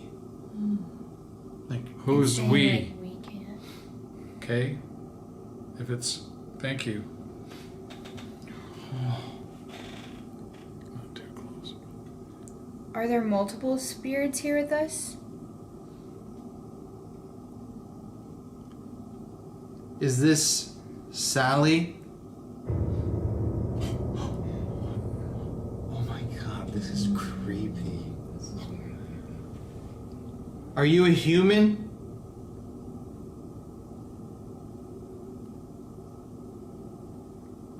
Sure I am.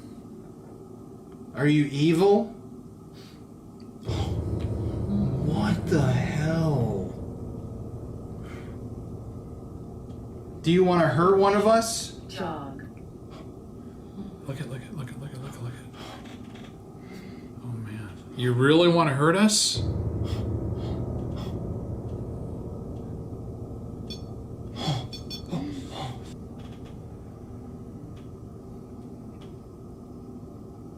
Do you want to hurt Mary?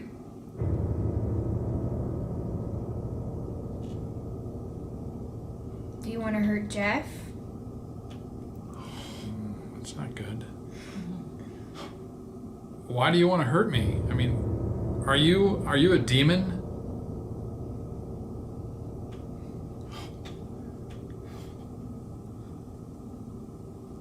You're not invited into me. Law.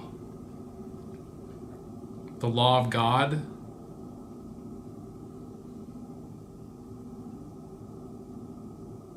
I've never seen it just do 3 like that. Or is it 4? It's 3. That's 4. It keeps doing 4. 1, 2, What would 3. 4 mean? There's I thought- 4 of us. I thought you meant lights. No. Every time it's done that, it's been doing Hunt. 4. Hunt. Do you want to hurt Courtney? Appetite. Right when your stomach's growling. Oh my So, god. explain. My stomach keeps growling. Where is stomach? I'm would sorry. say I appetite. don't know why my stomach keeps growling, but then, yeah, I'm hungry, and it just said appetite. This appetite. Hunt, appetite. View. This Sight. view, sight. This view. This view. Place. Place. Sight, place, view, sight, place. Where do you want us to look?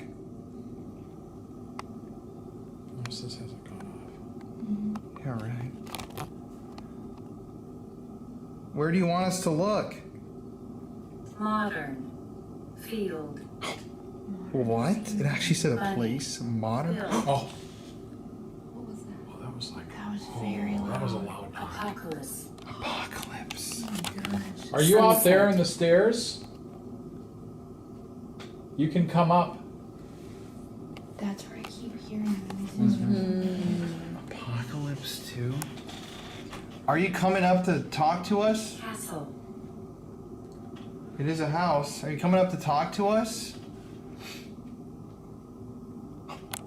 This just went off again. I heard some kind of a bump.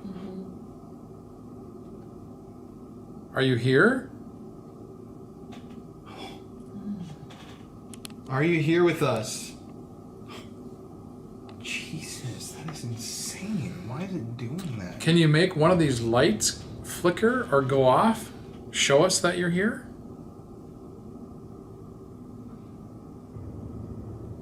Do y'all hear like a human? Well, just now it was outside. Sounded like someone talking. It did. Right there. Wait.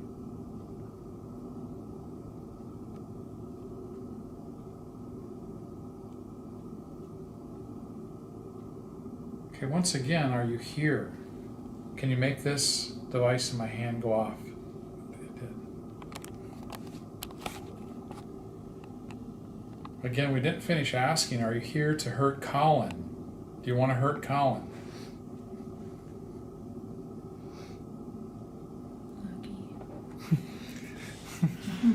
So you want to hurt me?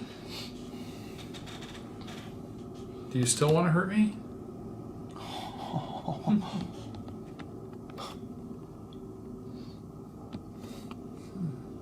Oh, it's Interesting. That is so weird. Do you want us to come upstairs later tonight? See what's up there? I think that Are you upstairs is- waiting for us up there? Grind. Brave. Brave. It's saying Casket. upstairs. Is Brave. there brave? Did it say casket? Yeah. Yes. And grave? Grind, brave. Brave. Casket. Right when we were talking about going upstairs too. I'm gonna set this down.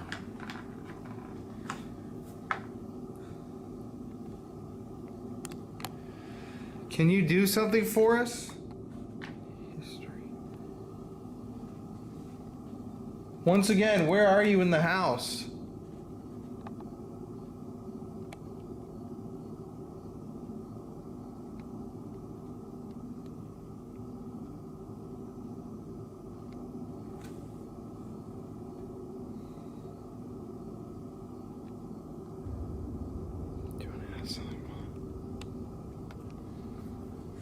Here, let's do an EVP session.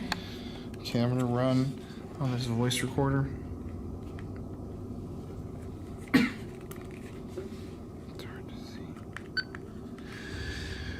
Okay, got the voice recorder set up in the middle of the circle of candles, the Ouija board. Why don't we take turns asking questions, Mary? Do you like it that we're here? Funeral. Casket History Funeral. Was your funeral here? Were you in a casket? Is that what you're trying to tell us? Filter.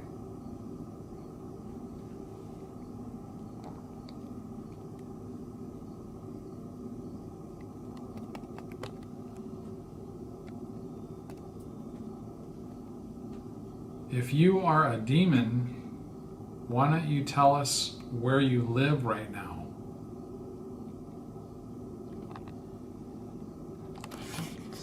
I just thinking my back hurts. I don't feel well. What do you want to ask him? Why do you like to present yourself as the spirit of a little girl when that's not what you are?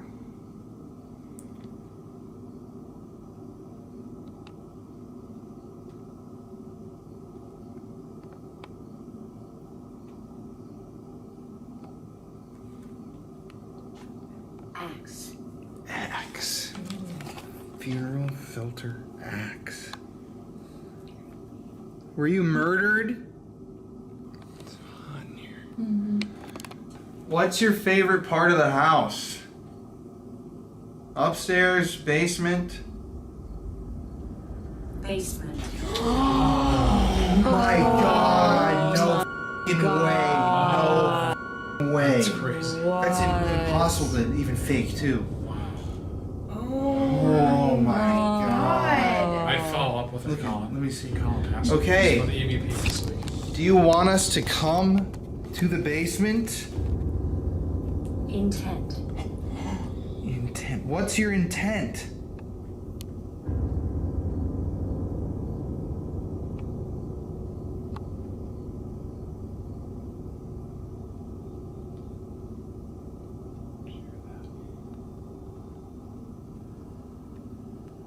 Is that like a chirp? Did you hear that? Like a fire alarm thing. Chirp, chirp, chirp, chirp.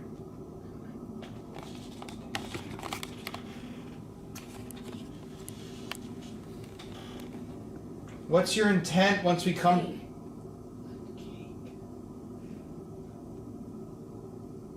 You want us to bring you cake?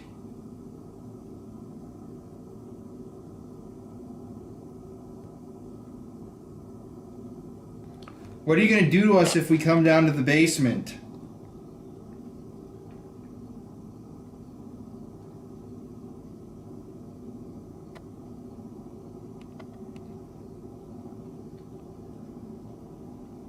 Why do you like the basement? Why is that the favorite part of the house for you?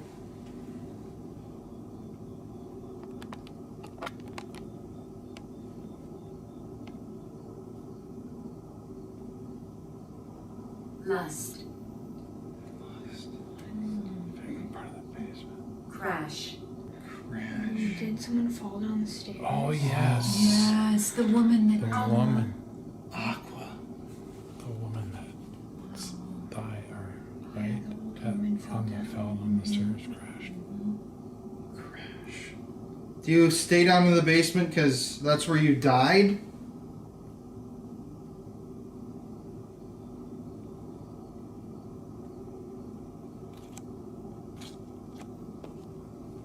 Was it an accident?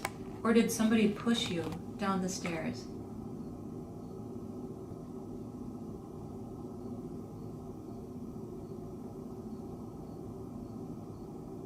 Bacon. Are you hungry?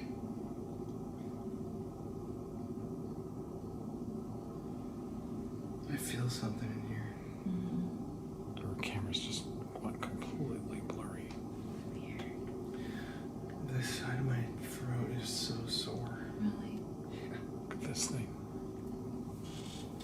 Okay, it came back in. What's gonna happen if we come down to the basement? Because we're gonna come see you. What's gonna happen?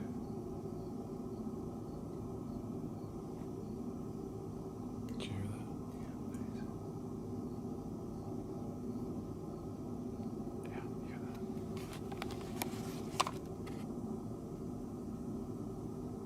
Is Sally down in the basement?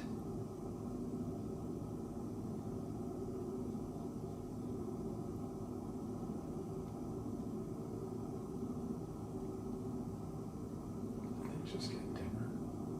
I was thinking that. It's almost like, you know, your eyes should adjust and it should get brighter in here, but it's like it's dimmer.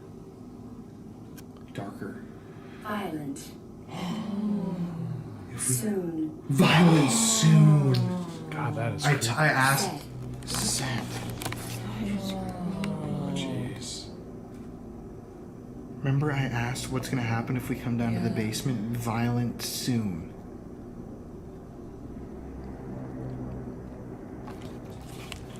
How are you gonna hurt us? How is it gonna get violent? Man, I feel really uncomfortable here. Guy. Guy. Solid.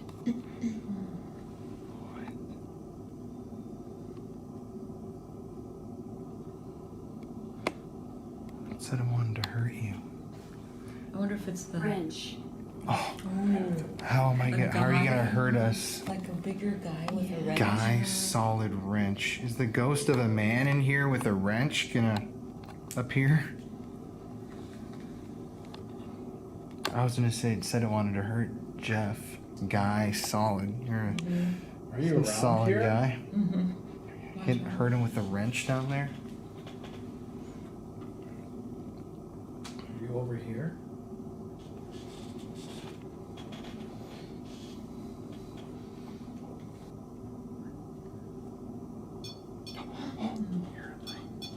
No. No. No. I was literally about to ask if they could come touch the REM pod. But are you saying you're not? I asked you to come and touch this light. Can you come and touch this light? It's interesting because you remember he said this thing's psychological torment. Right. You ask for this light to go off, it says no, and this light goes off, the completely different one. Up. Upstairs. It's the definitely where we're gonna go. Okay, we're gonna go somewhere in the house. Can you tell us where we should go? Triangle. Where's the triangle?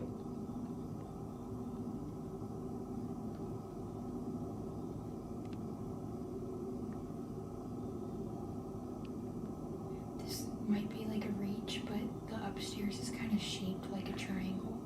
Like there's rooms like. Isn't there 3 And rooms? then there's 2 rooms like this, and it's shaped kind of like a triangle. Interesting. That might be a reach, but like that's interesting. It was. Okay. Yeah, we haven't even been up there yet. Really creepy. I keep looking over here and seeing like lights. Head. That is. Sure. Triangle head. Sure. You want us to head there? Sorry, what were you gonna say? Oh, I was just gonna say it does seem like there's something over in that doorway. Mm-hmm. Like, you know, upstairs. I think Shown. Oh yeah. I just keep thinking that I see something, Right. and then you think, I You don't were know if I saw it talking or about not. seeing something, Yeah. and I was too. I was talking about seeing stuff Yeah. and shown, like it's shown us. Yeah. What have you shown us? To me, the basement's creepier, man. I feel very bad. Did you get on there? No, not But yet. remember he said that there's barely any activity. I know, ever. but I'm just talking about a vibe. Yeah. The basement I don't know if I creeps wanna me go out. down there. We have to. You want to go there first? Yeah, I think we should go down Should since we it. listen to the EVP? a little bit? Very. Very what? Gag. That's kind of a violent thing. You gonna make us throw up? You gonna choke us? What are you gonna do to us? Ring. Are you gonna wring our necks? How are you gonna wring us? Do you want us to come down to the basement?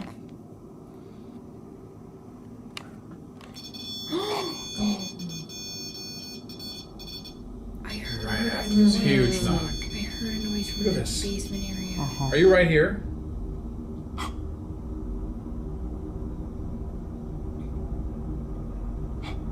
Do you want us to come This down to go the off? basement? What the heck?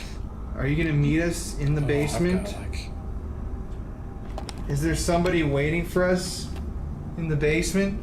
I think they're waiting for me. Are you gonna hurt us when we get down there?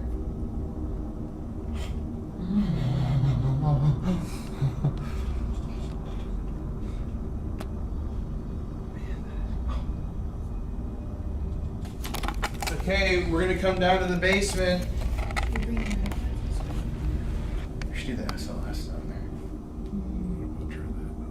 Yeah, leave it going. All right, we're gonna end the voice recorder session. Review this later because yeah, it's like a 30-minute thing. We'll use that more though. Yeah, we'll use it more tonight though, but that's too long of a session.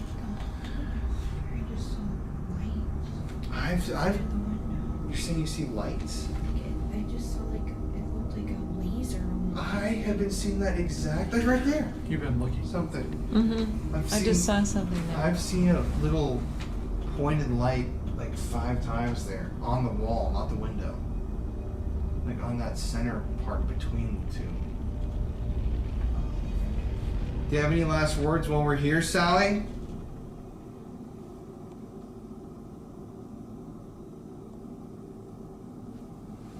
What do you think about us being here in your house?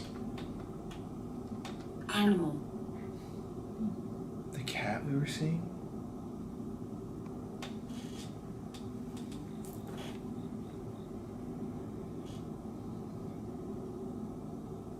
What's your favorite thing to do? Noise.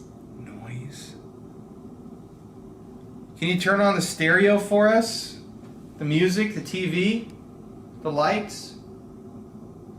Mike. Mike. Lisa. Mike and Lisa. Okay, yeah, it can just be phonetic.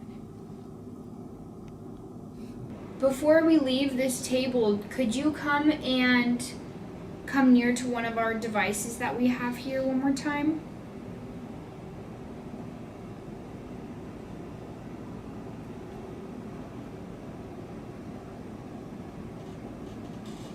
Vowel. Vowel.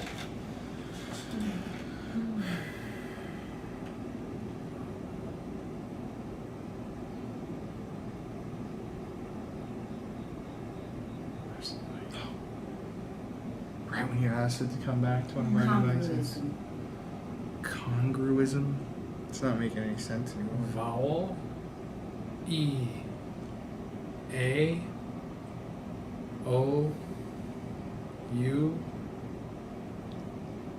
I. Sometimes Oh, why? I. Went off. I. Or. I. Your eye. Does your name start with an I? Okay. That is insane. I. Ooh, the eye. It's kind of close to I. Oh, the planchette is pointed at the I in Ouija. Really? Kind of weird. Mm-hmm. Where's the eye at? And it's pointed directly Oh at my you. gosh, it is. It's Oh, the that's planchette's also weird. pointing at you. Look at O-U-I-A. That's a bunch of vowels. Wow, Yeah. that's That is weird. almost all of them. Do you like when we use the Ouija board?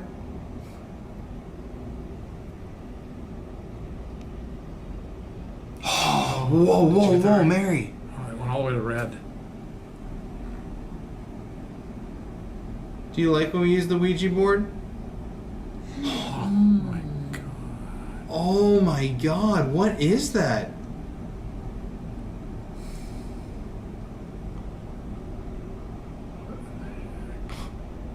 Should we do the Ouija session again?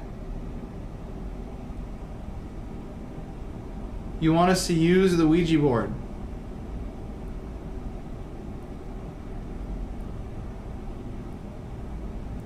What would mean the eye?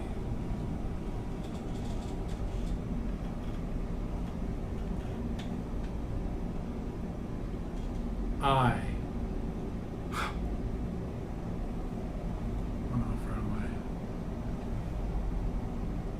Do you like the eye on the Ouija? Do you want to put the flagship right up there? Okay, I want all the way to red. I swear I just heard something from upstairs. Oh, and the REM pod. I just Okay, heard here, something look at from up there. There's something up there. Yeah. And there was. Oh, look at both at the same time. Both at the same time.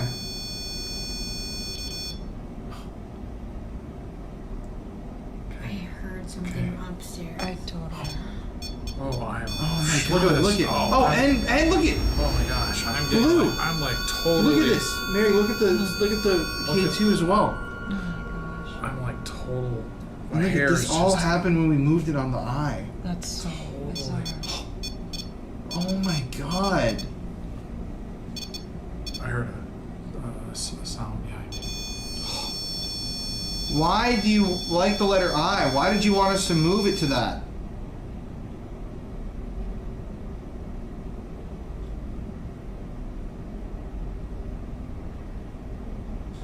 What would be the reason? Yeah, what's the reason why? I. Do you like it there?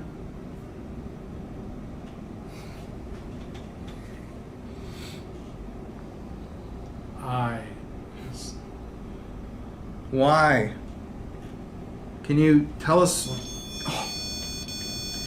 Tell us in a word why you like the letter I. Does it mean that it's I? You know? Like I. I. It is I. It is I. Oh my gosh, my contact just started to come out of my eye. Are you serious? I kidding? swear. Oh my Did it come Oh God. my god, it's like about to. Are you okay? Yeah. Oh my gosh, Courtney. Okay. That was so weird. Right when y'all were saying that, my contact just started to like pull out. Oh my It's like gosh. still messing up. Why would Oh it my just? god, I don't know. Okay, it's better now. That was the so heck? weird. Were you trying to pull that out of Courtney's eye? That's very That was weird. so creepy. Oh. It is strange that all that started from just the vowel on here. Vowel. And then you gotta keep going with it. Was that you pulling on the contact from Courtney's eye? Is that what you're saying? Did you just touch her eyeball? Oh, I don't like that. What the f?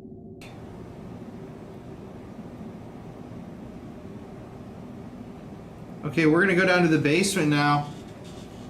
Can you give us one more message before we go? You can't scare us.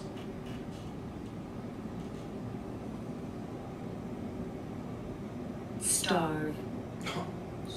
Starve? Like it wants us. It's almost like It's like sand. Like Yeah. starve. starve. Yeah. You want to hurt us? Is that what you're saying? 2. Okay. Healer. Healer. Oh, the doctor. Psychic. Psychic. Healer and psychic. 2. Yeah, And two. it was a hospital. Healer and Psychic. psychic. And it was a hospital. So there's Healer? healers, doctors. Ah. Do you want us to bring a psychic in? Is that what you're saying? I wanted to. Details. Give them details. Like we'd hire Colin like through Elijah. 3. 3. Okay. We've been seeing that. Okay. The 3 orbs that were behind me. 3 orbs. The 3. Okay, so- the, Triangle. The 3 dots. Triangle The has triangle. 3 corners. Why 3? Brother. Psychic Console. details. 3. What's it Console. Console. So 3 details. How many spirits are here?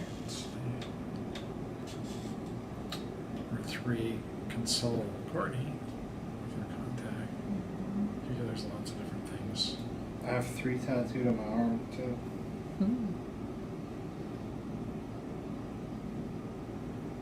Okay, so are you here? Are you still here? If you are, you like the letter I on the Ouija board. Should I leave it back here? Or should I put it back on the I? Or maybe it was... There's a knock back there. Or was it more Courtney's I? It's obvious. Looks like it wants to say something. You see it? Say something. What's on your mind? Are you gonna... We're gonna close the portal? No, we're gonna leave No. this open. What are you thinking of?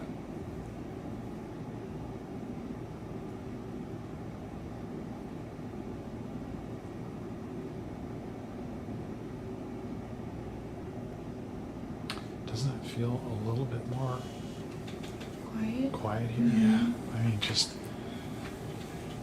a little lighter. Yeah, I think it's like...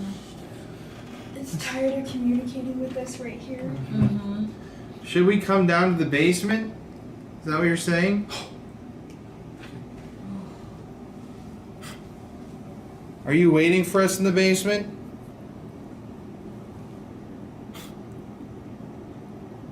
I've never seen that thing do that. Have you?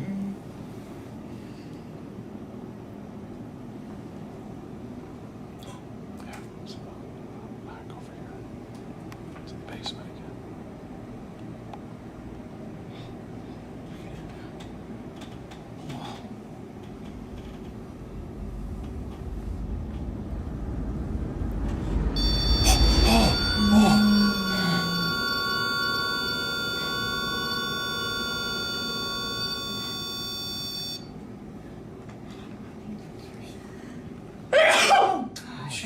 Sorry, but something just got me. Why? Sorry.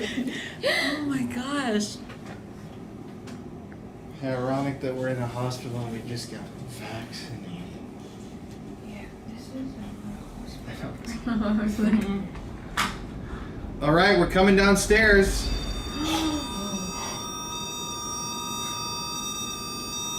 It's like an ambulance.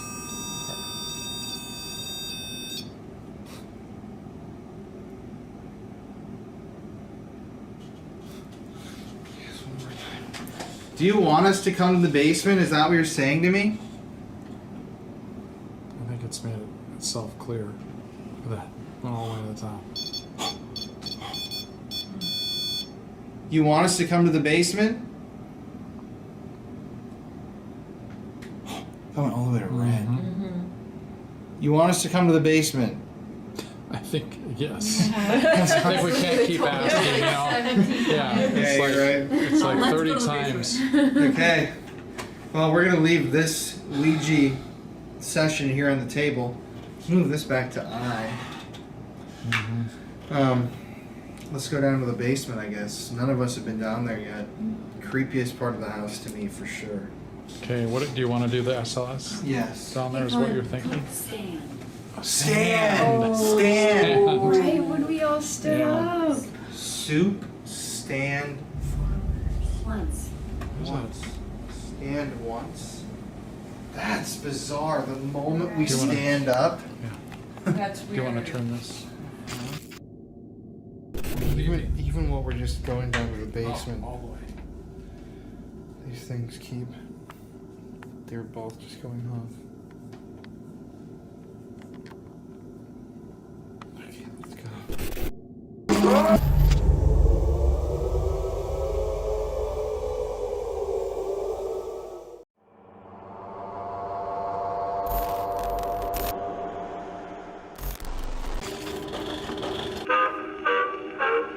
I believe this is one of the most active buildings in the whole of Minnesota. Tonight, we have been given special access. We're the first people to ever record a paranormal investigation at this location. This is a static. This is really a very interesting place, and it's also quite active as far as the former residents still being around. So they actually did operations, and his surgery was in this building. And I think they may have buried body parts as well. The skull sitting on the shelf there. I do believe that's actually a real skull. He actually performed operations on this table. Look at that already. All haunted places have a story to tell. It can be tragic, it can be scary, and it can be very dangerous. This is Colin Browen, and these are the Paranormal Files.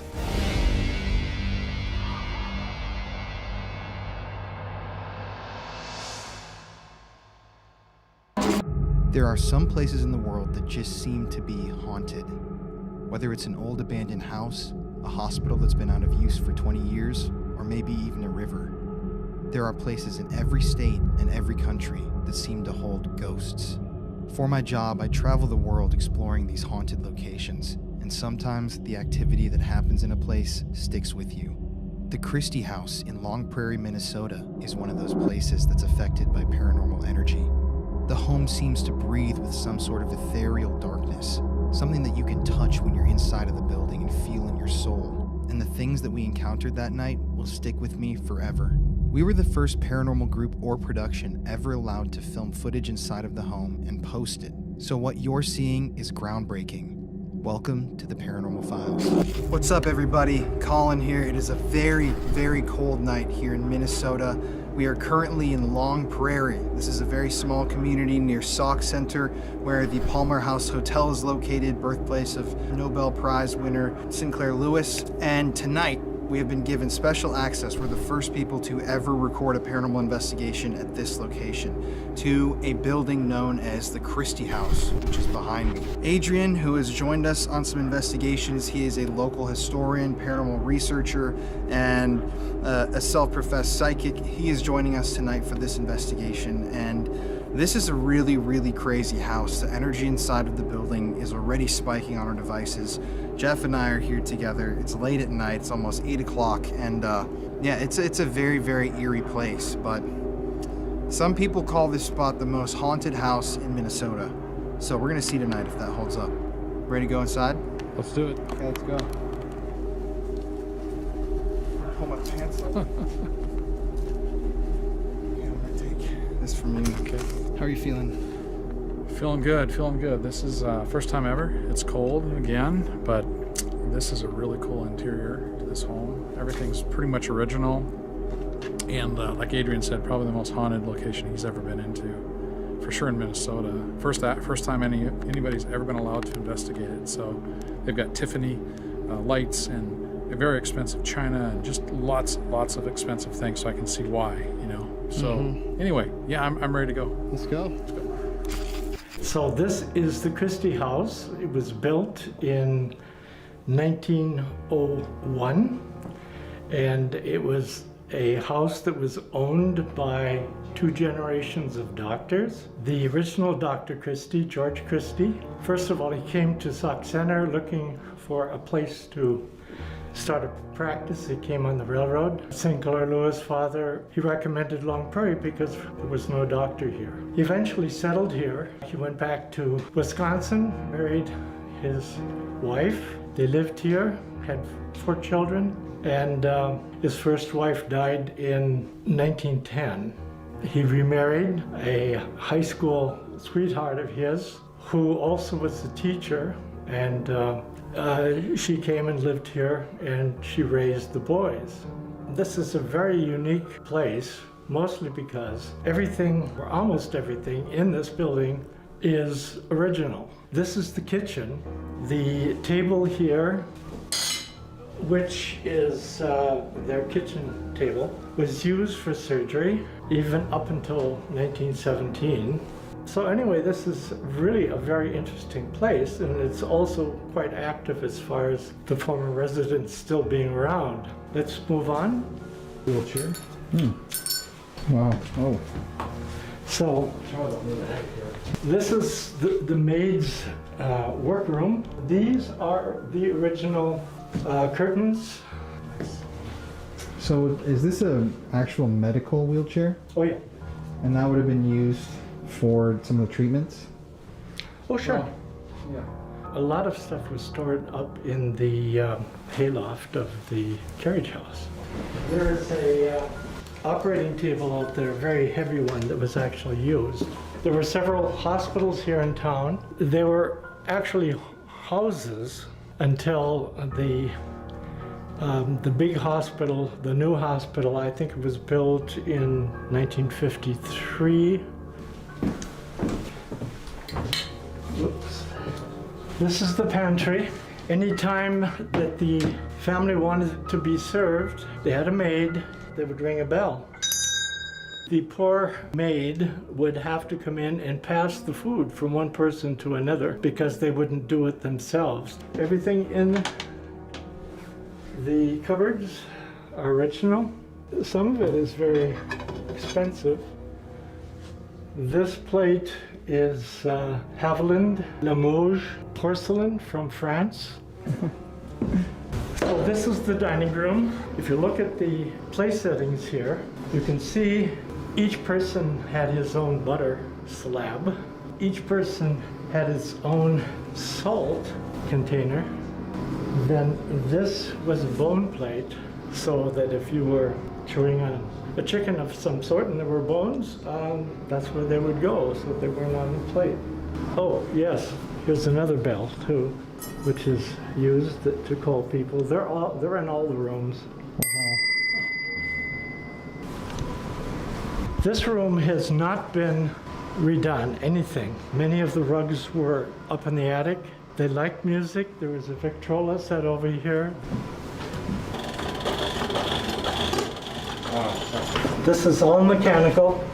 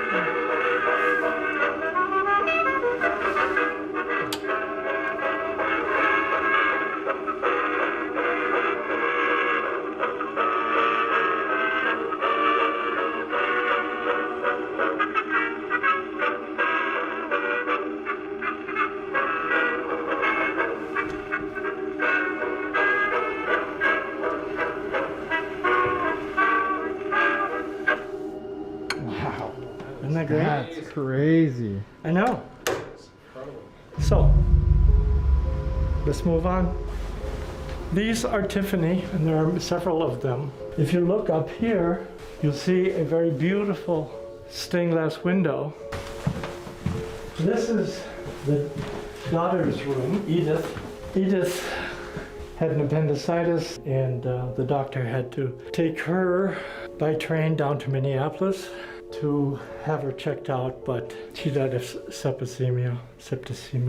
But this is her doll. These are her clothes. Here's a picture of Edith. Wow. So Edith passed away from something. And if you look here, there was a lock of her hair, which was a common thing of remembrance. Also her shoes. So, moving on. Awesome. This is the master bedroom. This was in the attic in a box. It was Susan West Christie's wedding dress. If the doctor went out at night, he would close the pocketed doors, and when he would come back, he wouldn't wake his wife up. He would sleep here when he came home. Again, the bed, and these are clothes that were worn by the actual Dr. George Christie, original colors for the shirts. Yep. And he looked like he had a fairly big foot, Yeah. you know? Yeah. Over there. Yeah, it really does, doesn't it? Isn't that crazy? I just Wow. I'm like, what? Suspenders. There is no hall light. This is a container for the hair that the women would take out from their brushes. If you look here, there is a book. It's a signature book, a guest book that many people had, and people who came to stay with them would write either a piece of poetry or a thank you note or some verse. Eva Lindbergh, who married their oldest son, half-sister to Charles Lindbergh, has written this.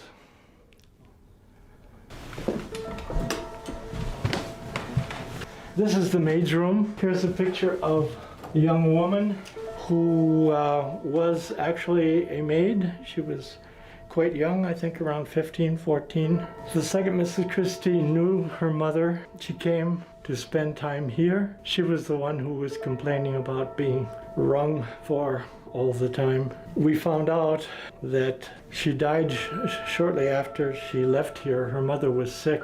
She lived in Iowa. So she's still here in the house, and Adrian first met her when he entered the house for the first time. The reason why, according to Adrian, that she was here or still here is because this was the happiest place that she'd ever lived. There are things that move, things that fall off of things. She's here as well as several others.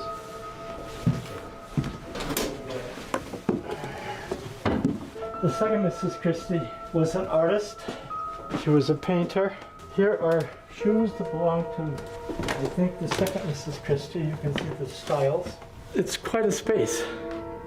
Yes, it is. This is the daughter of the second Mrs. Christie. She died at a young age too. And this is the Navy uniform for Dr. Bob Christie, the son. The oldest son, who was married to Eva Lindbergh, was a member of the Masons. As a matter of fact, he was the head of the Minnesota Masons for a time, and these are his regalia. So these come from the family. The second Mrs. Christie and the first Mrs. Christie were both members of the Masons, and it's pretty interesting. This is Dr. Robert in the Navy, wearing his wool bathing suit. He never married. So it's a great place. It's quite active too. Yes.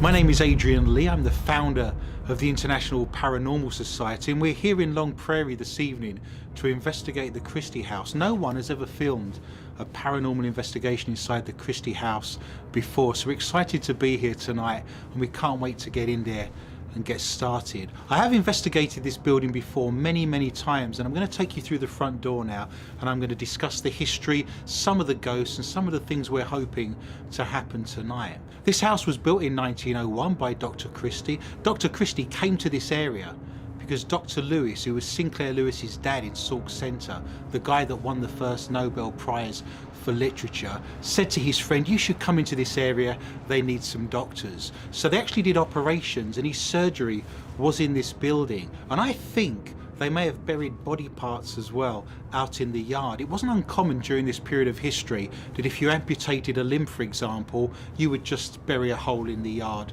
and put it in there. What else would you do with it, I guess? So come with me now, we'll go through the front door and we'll talk about some of the ghostly activity. We're going to start our journey tonight in the kitchen, and you'll think to yourself, well, why the kitchen? What's important about that? The table we have our equipment on here is the original table that Dr. Christie used back in the day. Imagine the Edwardian era. There was no operating tables. It's a small town in the Midwest in Minnesota. He actually performed operations on this table. So you can imagine soaked into this table is pain, grief, anguish. People may have had body parts removed. I wouldn't be surprised if young ladies gave birth on this very table. I've set up equipment on this table before and seen a lot of poltergeist activity. I have a great piece of footage where we had a stable camera on a tripod and we saw lots of orbs flying around, and then suddenly my trigger objects were thrown across the room. Also a lot of shadow play. In the doorway we walk through very shortly, you often see somebody standing, almost as if the maid is waiting to be called into the dining room as Dr. Christie presses the bell that's on the floor. And remember, this is a fully functioning surgery here.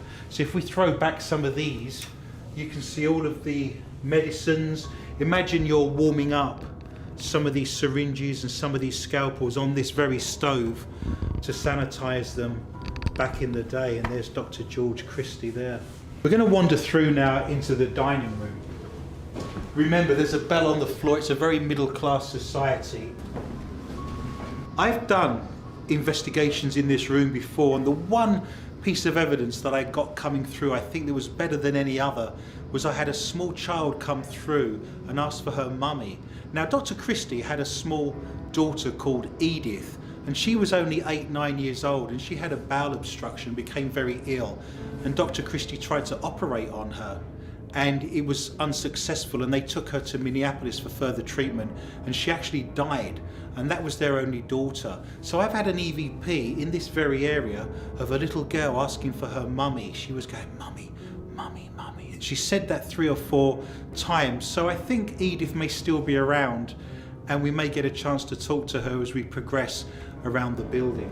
The parlour's a very interesting place. I know at least 2 bodies that were left out in a wake in the very spot I'm standing in. Little Edith, of course, and also Susan, who was his first wife, also died and was laid out in this area. I want to tell you very briefly about the history of words.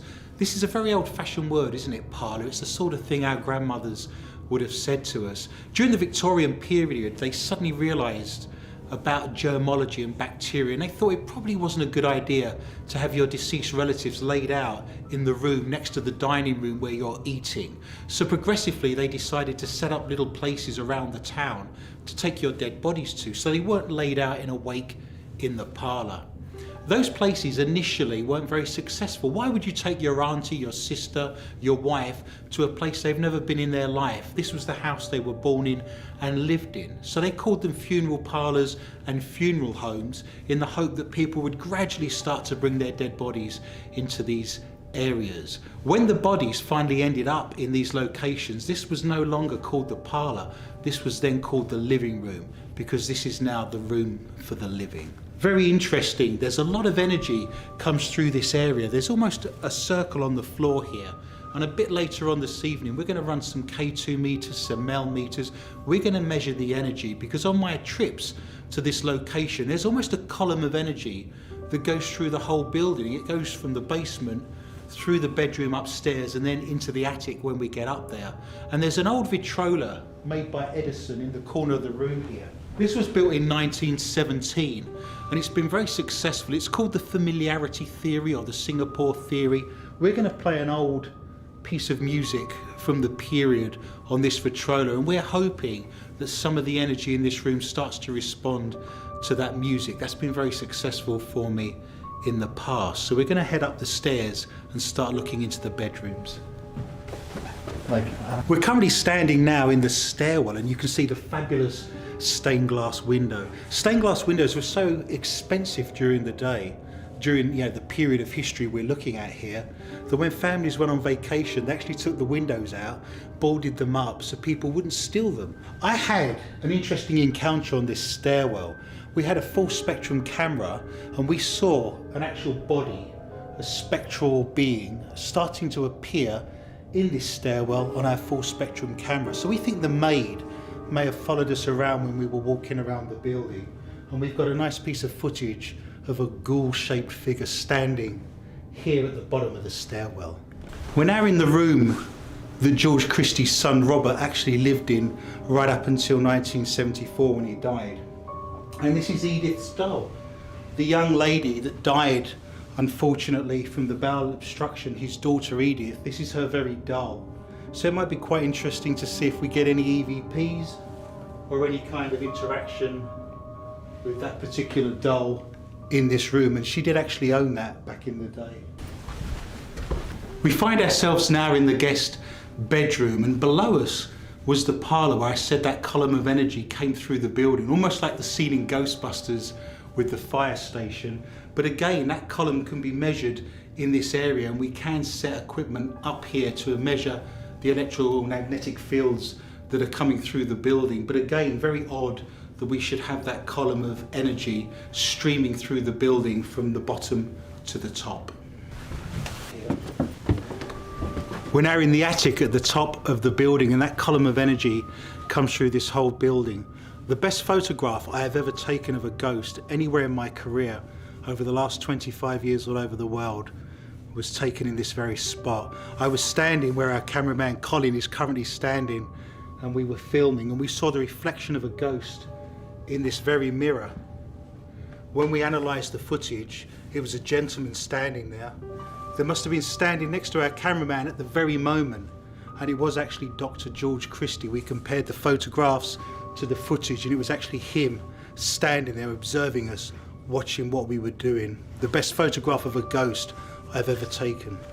I believe this is one of the most active buildings in the whole of Minnesota that I've investigated, just through the amount of activity and the unusual activity, the poltergeist activity in the kitchen, the energy going through the parlour, the fishing bobbers flying around, the photograph of Dr. Christie in this very mirror, the maid appearing at the bottom of the stairwell, just a huge mixture of things going on where you're running from one room to the next trying to catch up with all the activity and everything that's taking place. So I'm hoping we'll be in for a very active night.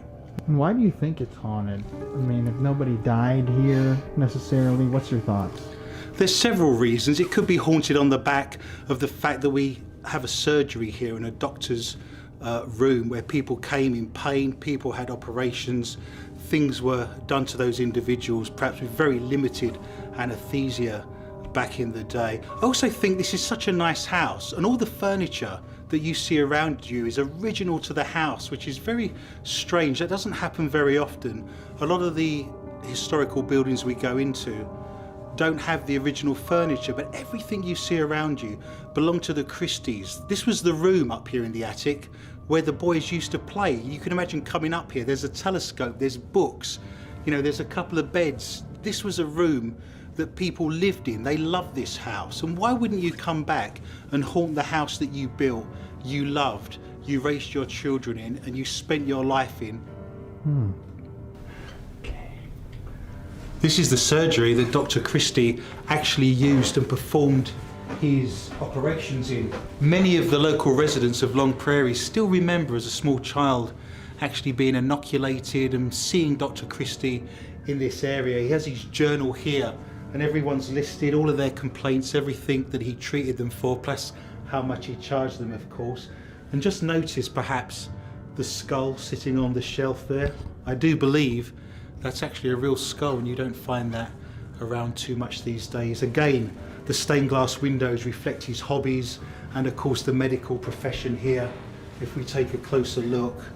But again, there must be a lot of activity in this area. If I turn you around now and we start to look at some of the equipment we have here, some of the potions, the stethoscopes, all of the surgical tools, and of course Dr. Christie's case in case he was called out in the middle of the night and someone was struggling perhaps with giving birth or maybe having an accident. Imagine having to go out in January in a cold Minnesota blizzard to deliver a child at 3 o'clock in the morning.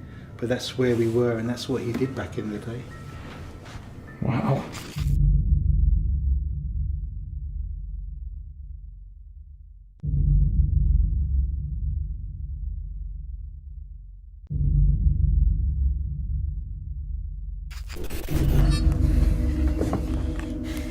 We got Adrian right here. What's up, guys? They're about to rob a bank, by the way. Waiting to pull out the revolvers. To the parlor? To the parlour. Jeff, you ready? I'm ready. It was Jim with the lead piping in the parlour. Which way should we move? A lot of the energy is in about this area. Okay. Yeah, So let's I put the would- REM pod right there. I would put a few K2 meters around, and it probably wouldn't be the end of the world to introduce ourselves and then have Jim fire up the Yes. controller would be the way. See, look at that already. See, Whoa. look how that's, and that only does it in that spot, and it goes all the way through the house. Okay. But we spread out There we those, and they only went about 6. Yeah, it's not a big circle, almost like a hula hoop. Interesting. Okay, so we're going to begin this investigation in the parlor room. This is where they held viewings of bodies after family members had died. It was a gathering place. People would listen to music, kind of hang out in here. So we figured this is naturally a good place to begin investigating, just because there was a lot of energy here in life and possibly in death too. So, you ready? I'm ready. I'm trying to get the flare going. But this is a static meter. Oh, there. Just So not only are we measuring Oh, look. EMF, but this is also measuring static now. So you're actually getting two types of energy being recorded on these devices at the moment. Okay, we're going lights out. They are. Whoa. So we've got quite the light show. And look at the other one stopped too. Oh, There, that one's. there's the REM Yeah, pod right right by there. it. What we would want Oh, to happen sensor. is if Jim fires up, Okay. if we get Jim to start the Vitrola and play some Edwardian music, I think we might increase the activity. I think with the energy we're getting here, I'd like to see that increased with the familiarity of listening to some music from that period. Yep. Here. Okay, guys, also, by the way, to anybody who's in the house, I know that I am new. My dad is new. My name is Colin, and I'm Jeff. we're here tonight just to talk to you. No negativity, no disrespect at all, and the highest respect for you guys. And we would just love to hear what you have to say. Oh, here we go.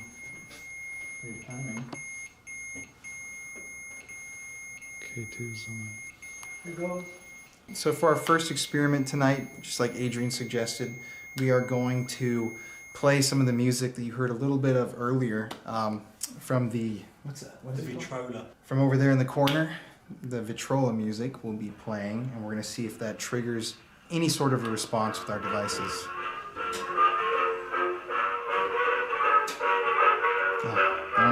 Oh, look at that one's going way stronger now.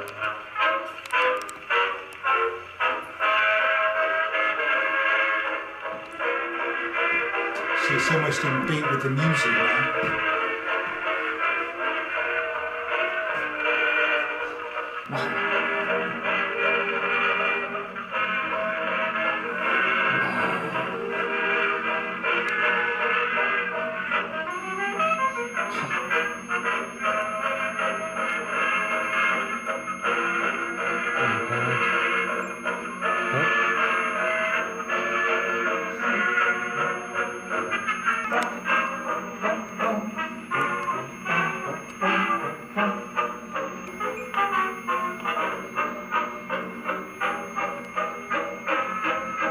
Do you guys like the music?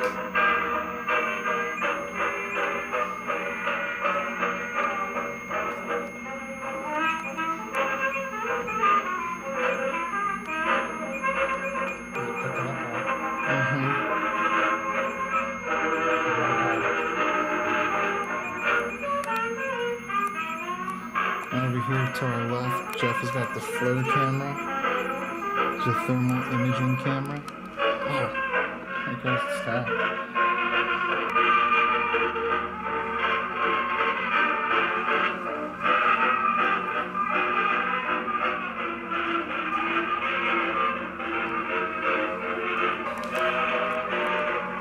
If you guys like the music, can you light all of these devices up or just step over near the lights?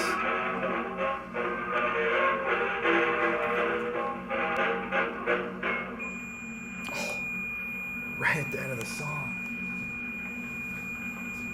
That's weird. It may be worth mentioning as well that that's not an electrical piece of equipment. That's actually a gramophone. It's wound up with a spring, so there's no electricity taking place at all to give any false readings for those K2 meters. Wow. That's bizarre how they really did start to. Have you ever seen spike. such a constant No. reading over a prolonged period of time? That's bizarre how they. That's bizarre how they. And now the music's gone off. You know, there's a sense that some of those meters have quietened down a little bit. Yeah, strange. Should we do one more? I certainly think if you're getting results, Yeah. get as much footage as you can. When are you going Oh. to find that again, right? Oh, that's definitely a yes. Look how the second one on the left is now starting to give better readings. Oh yeah, it is. That's a huge area of energy there. It can almost be captured in that sort of hula hoop shape. And it doesn't happen anywhere else in the house except from here, through the bedroom upstairs and then into the attic. And there's nothing in the basement. We've looked in the basement, we've looked at these floorboards. There's nothing in the basement that would give this reading. Well, that helped. What do you think of all this? Well, just getting started, I think. Oh, There's energy here, right here, for sure, obviously. it's crazy how they like to spike at the same time too.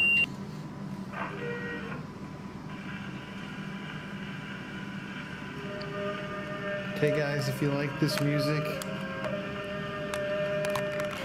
why don't you step over into the middle of the room with us and just let us know.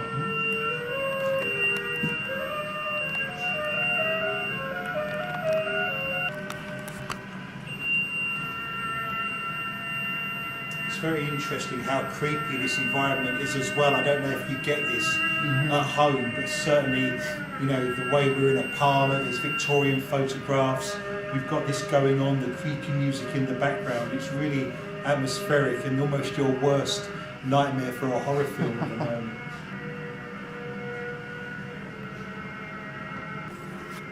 Do you guys like this song?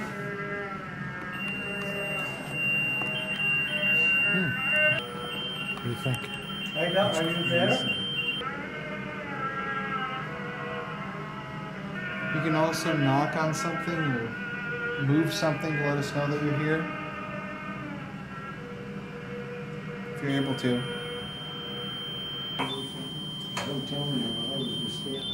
Again, I don't know if you want to film aspects of this, but I've got 15 on the Oculus, but that might be relevant later, do you know what I mean? So he's running an Ovilus here too. Gotta get clear now. 15. Okay. Like I said before, guys, we just want to talk to you tonight, so come on through if you're here. The record was on the K2. Oh, Oh, whoa, when he's putting it in, you see those spiking? it's still hitting. Periscope in the middle. Oh, there, that one up. Hit.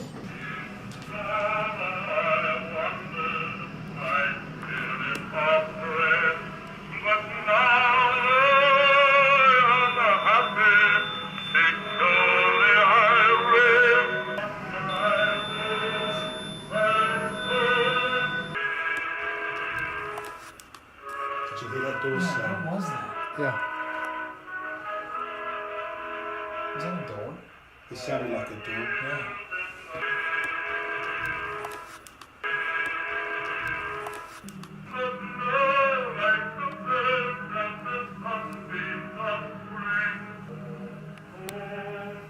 Can you guys really let us know if you like when we play the music for you? She couldn't be more creepy, could it? Especially this song. This is a very creepy song, definitely. Definitely wouldn't be as popular with today's crowds. Anything on the I don't FLIR think. at all? Nope, nothing on the heat camera. Could you guys give us some sort of a sign, maybe a knock, wherever you are? If you are here in the house with us right now, the Christie House.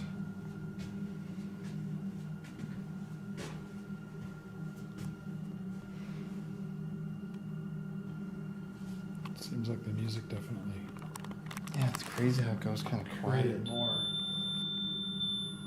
Should we go upstairs? I think the attic may be calling us. Yeah, I feel it. We'll have a chat with Dr. Christie and see if he's around. Jeff, what do you think about that? I think that's a good idea. Oh, okay. Or it's just the same thing. Oh my gosh. Open. Yeah, yeah. You heard him when he was taking a picture of me. Picturing like, Open. open. So, Parlor was very interesting, just playing the music and kind of seeing how the different devices reacted, especially since those are sounds coming from a device that was here in the home. Now we're going to head up to the attic. This is where Adrian caught the picture of the spirit before, supposedly of Dr. Christie himself, and yeah, it's going to bring all the stuff with us too. So. Oh, that'd be really good.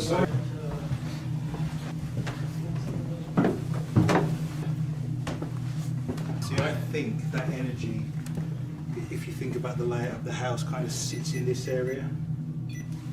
Can I go get the SLS camera, Colin? Yeah. Do you wanna? Look at it already. Oh, jeez. Look at how Okay. I was not heading downstairs. That's Wow. it. Whoa.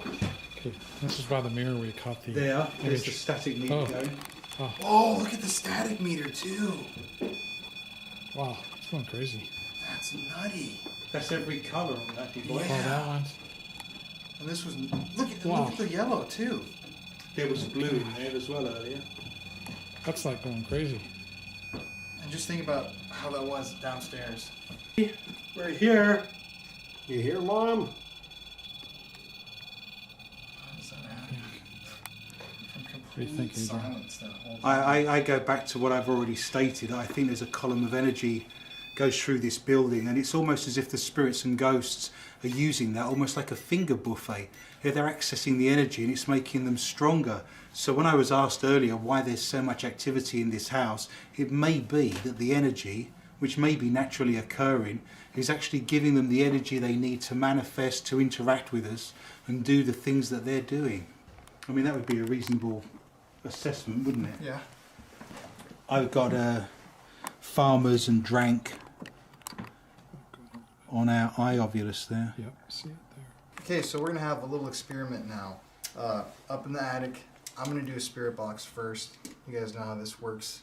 Then I'm gonna throw it to Adrian over there, and he's gonna do his spirit box that you guys saw at the museum when we were in the jail the other night. So we'll see if we can get kind of similar responses. Once again, you guys, it's Colin here with my dad Jeff, a bunch of other people you know already. But we'd love to talk to you if you're here in the attic.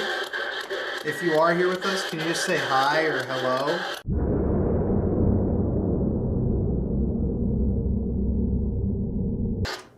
I don't think I'm gonna hear anything on this, honestly. I'll just let you go right away. I just might, because they know me perhaps. Yeah, exactly. And what's interesting too is look at all the meters. Every single one of them has stopped hitting all of a sudden. Word separate as well. Now come up on the eye ovulus. So maybe we discuss perhaps doing Separate. different ghost boxes, but if I come and stand where you are, sir, and you can hold that. Sit. Perfect. Let me know if anything comes through. We can sit and do this Okay, together. yeah. Beautiful. First thing I want you to do, you know who I am, you know who we are. What I'd like you to do is to just come through and give me your name so I know who we're talking to tonight. Just shout your name out nice and loudly for me, please. Shelton with Austin. Well, they mentioned Austin there, and I know the two. Yeah. Austin, yeah. We're from That's what I, yeah. That's where I'm going back. Bearing in mind that we're currently in southwest or central Yeah. Minnesota. Release. Could you tell me who's here? Are you stuck here? Are you trapped here?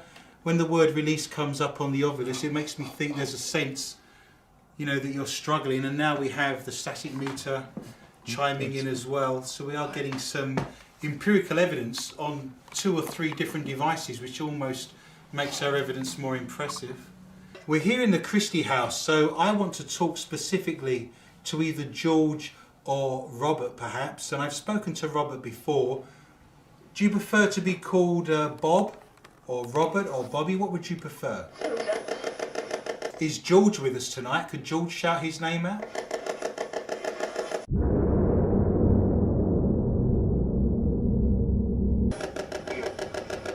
I thought someone said ill in the background there, and of course we know the history of the building, why we're here, we know about Dr. Christie, but if someone says they're ill, this of course is a building where people that are unwell came to get better, of course. Are you unwell at the moment, yes or no? I heard yes I am right away. So yes I am coming through there. We now need to know who that would be. Do you reside in the Christie House? Do you spend a lot of your time here in spirit, yes or no?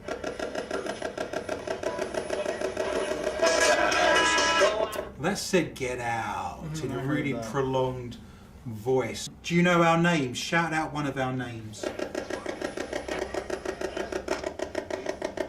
I thought I heard Pete. I thought I heard a female say Pete. This is a part of the building that we've actually made contact with Pete's mother before. She's a very famous lady that won lots of awards, and she was a nurse in England during the Second World War. Over my right shoulder in the square outside, there's actually a monument dedicated to all of the war dead that's come from the town, and she has a mural on that very wall, and she was, I believe, the president of the Christie House we're standing in right now for a long period of time. She was a very strong, confident woman, so if any spirit was going to come through, you could imagine it would be Dorothy. Dorothy, are you here? Can you shout your name out for me? I thought it said Peter again. Peter is currently the president of the Christie House Society Association. So if you're here, Dorothy, can you just shout your name out, a nice big hello? You could say hello to your son who's with me. Someone said flashlight, and of course at that very moment, Colin on the camera's got a big light on. It's pitch black in here, and he points the light down to the ghost box. At the same time, it says flashlight. And certainly spirits from back in the day wouldn't have an understanding of the camera equipment and the lighting we're using today. First time that's... Yep. I'm gonna kill the light too. They've come. Last Wednesday, she also said get out. Really? She wondered why we were wearing masks, and we told her that there was a pandemic going on, and that's why we were wearing them. And of course, she was around for the Spanish flu. Spanish flu. And she was a nurse, a public health nurse, so she would know. Dorothy, this is Jim. You know me. Taught your kids.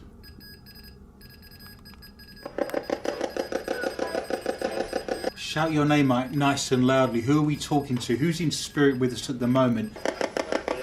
Dorothy. Dorothy. Dorothy. Did you hear that? Wow. So we're getting some nice responses. There's definitely activity up here. Dorothy, remember we were here last week? We told you about the pandemic and why we were wearing masks.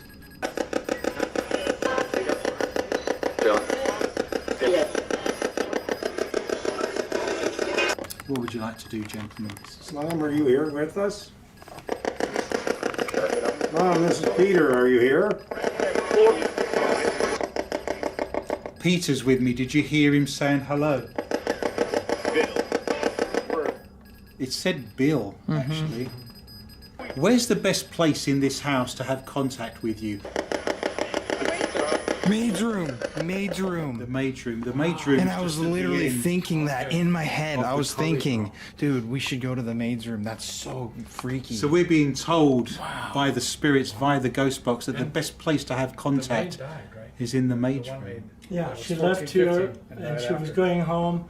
On the way home, she was killed. She fell from a coach, was run over by the wheels of a coach.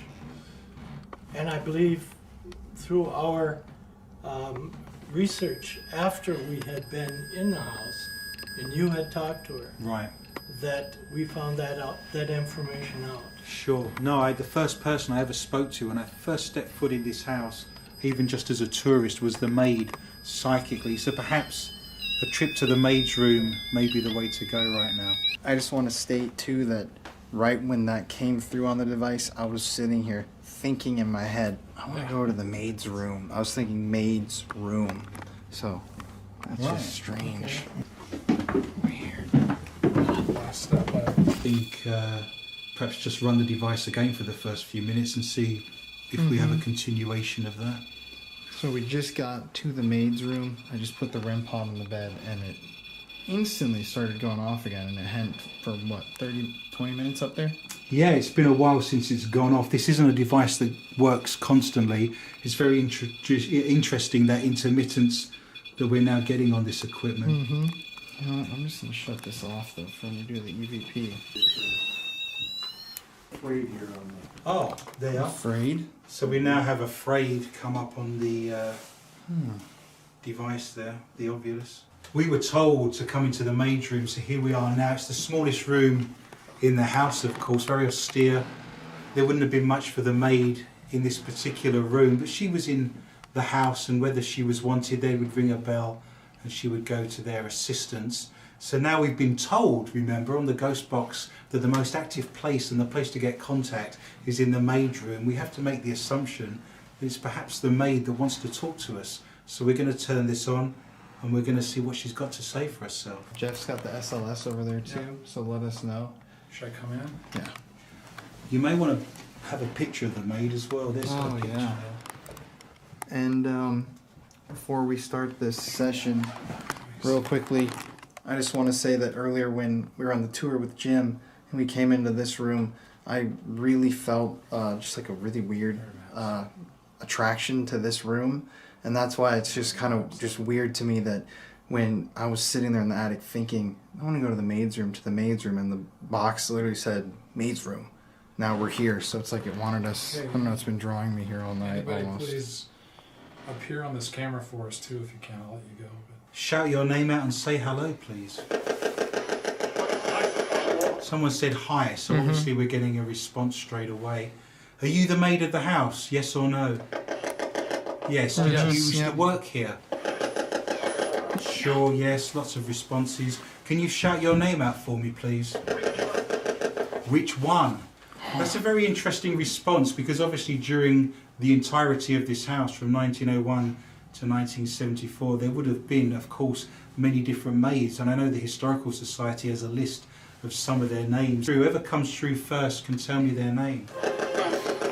There was an Anne, so straight away we got an Anne there. Oh, I don't know if your foot was touching that rocking chair because I saw it moving. It's like... Do you prefer being called Annabelle or Anne, or is there a different name of a maid here?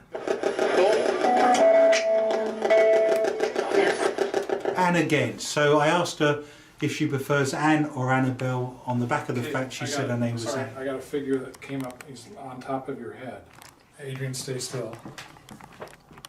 See that? Oh, it is on him. Okay. Adrian, stay still. See that? Oh, it is on him. Okay. It's kind of like on his shoulder. Yeah, on your right side. It was sitting, and that's... There, here it is. Here, it's even more. It definitely feels colder around my shoulders for sure. Right there. Yeah, it's like grabbing onto his hand. Yeah, it's like. Grabbing onto you. But it's got one hand up above your shoulder like this. So if I raised my hand, is that making a difference? Look at, it's on there. Oh, it went with it. So the spirit can interact with me physically if I raise my hand. Look at. He's raising. Oh, there's two of them. No, it's him. Oh my God, dude, it's literally your exact. It's cop. Oh. It mapped you out and itself, so it was separate from you. It copied your motions that you were doing. It did. I was wondering if the spirit could actually hold my hand. If I held my hand out, could the spirit hold my hand? I'm going to break this. Just a second. I'd like the maid to hold my hand. I don't mind. I promise not to tell your husband. Would you hold my hand for me? Can you give me your hand? Perhaps you can grab that. Is there a spirit around me there? Can you see anything? There's nothing, but you're mapping out perfectly. It was very interesting that I said you prefer Anne or Annabelle, and she said Anne. I mean, there's no room for manoeuvre there. That's not a coincidence at that point. That's stimulus and response. How close can I be, Colin? I was going to say right here. Okay, I don't know if I'll be in your way or not. Nope. You told me your name was Anne. Can you shout that out again for me? I'd just say yes to confirm. Anne, are you here? Anne, I believe you used to be the maid, is that correct? There was a yes, but that was a male voice, but people may be answering on her behalf if we've got more than one spirit here. Are you the maid that's in the photograph on the bedroom cabinet, yes or no? Why there's so many people Look at in this. her room? Look at this. Whoa, Look at this. What Give me is some that? Oh direction my gosh, there, there's a hole Jeff. all over you. It's just expanded. Oh, it's the thing just froze. Gosh. But we got it. I mean, it was... Yeah. What's the spirit that's with me at the moment standing on me? Sorry. What's the name of the spirit that's with me at the moment standing on me? And you guys said this meter was going. That meter at one time was flashing back and forth and back. Jim was holding it. Jim was holding it like this, and the thing was going all the way back and forth and back and forth and back and forth and back. I wish you would have known if it were at the time the stick figure. I know. We do have a lot of. Do you think it was? What? As I was getting the stick figure? It was when you were talking. During that time, yeah. You were talking to Adrian about his hand. On his hand, on his hand. Yeah, on his hand, and this thing was going crazy. Wow. I mean, it's the most active I've seen it all night. Is what it was when that was going on. Very cool. Wow. Okay. Okay, let's. I'm gonna let you on. Okay, so we came here with 5 batteries. Every single battery is already dead, and we've only been filming barely an hour and a half. But before everything dies, I just wanted to provide a proper wrap up and just tell you that this place is charged with some sort of an energy, nothing bad, nothing negative, just like a very, very strong energy that seems to be here in the home. Thanks to the people that own the Christie House and the foundation that manages it, and everybody for letting us in here. It's truly been a pleasure. Thank you to Adrian for coming out for this Minnesota series. This is the last time we're gonna see him. So. Oh, we'll see him. Au revoir is what I would say. We'll We'll meet again at some. We don't like to say goodbye. See you later. Now I'm ready to say goodbye to this dude. Yeah, Adrian. Like father, like son, I guess, right? Right. Like father, like son. Okay, but yeah, from Jeff and I, as always, everybody, thank you for watching. Hope you enjoyed, and yeah, we'll see you tomorrow night for our final investigation here at the museum. This is a great location. But yeah, All catch you on the next So one, do it. guys. Stay spooky. Woo!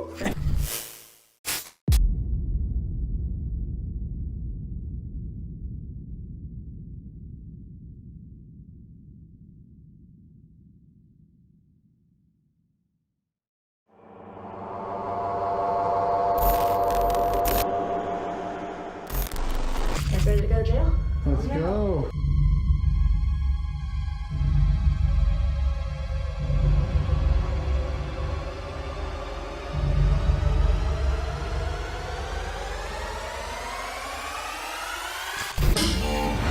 All haunted places have a story to tell.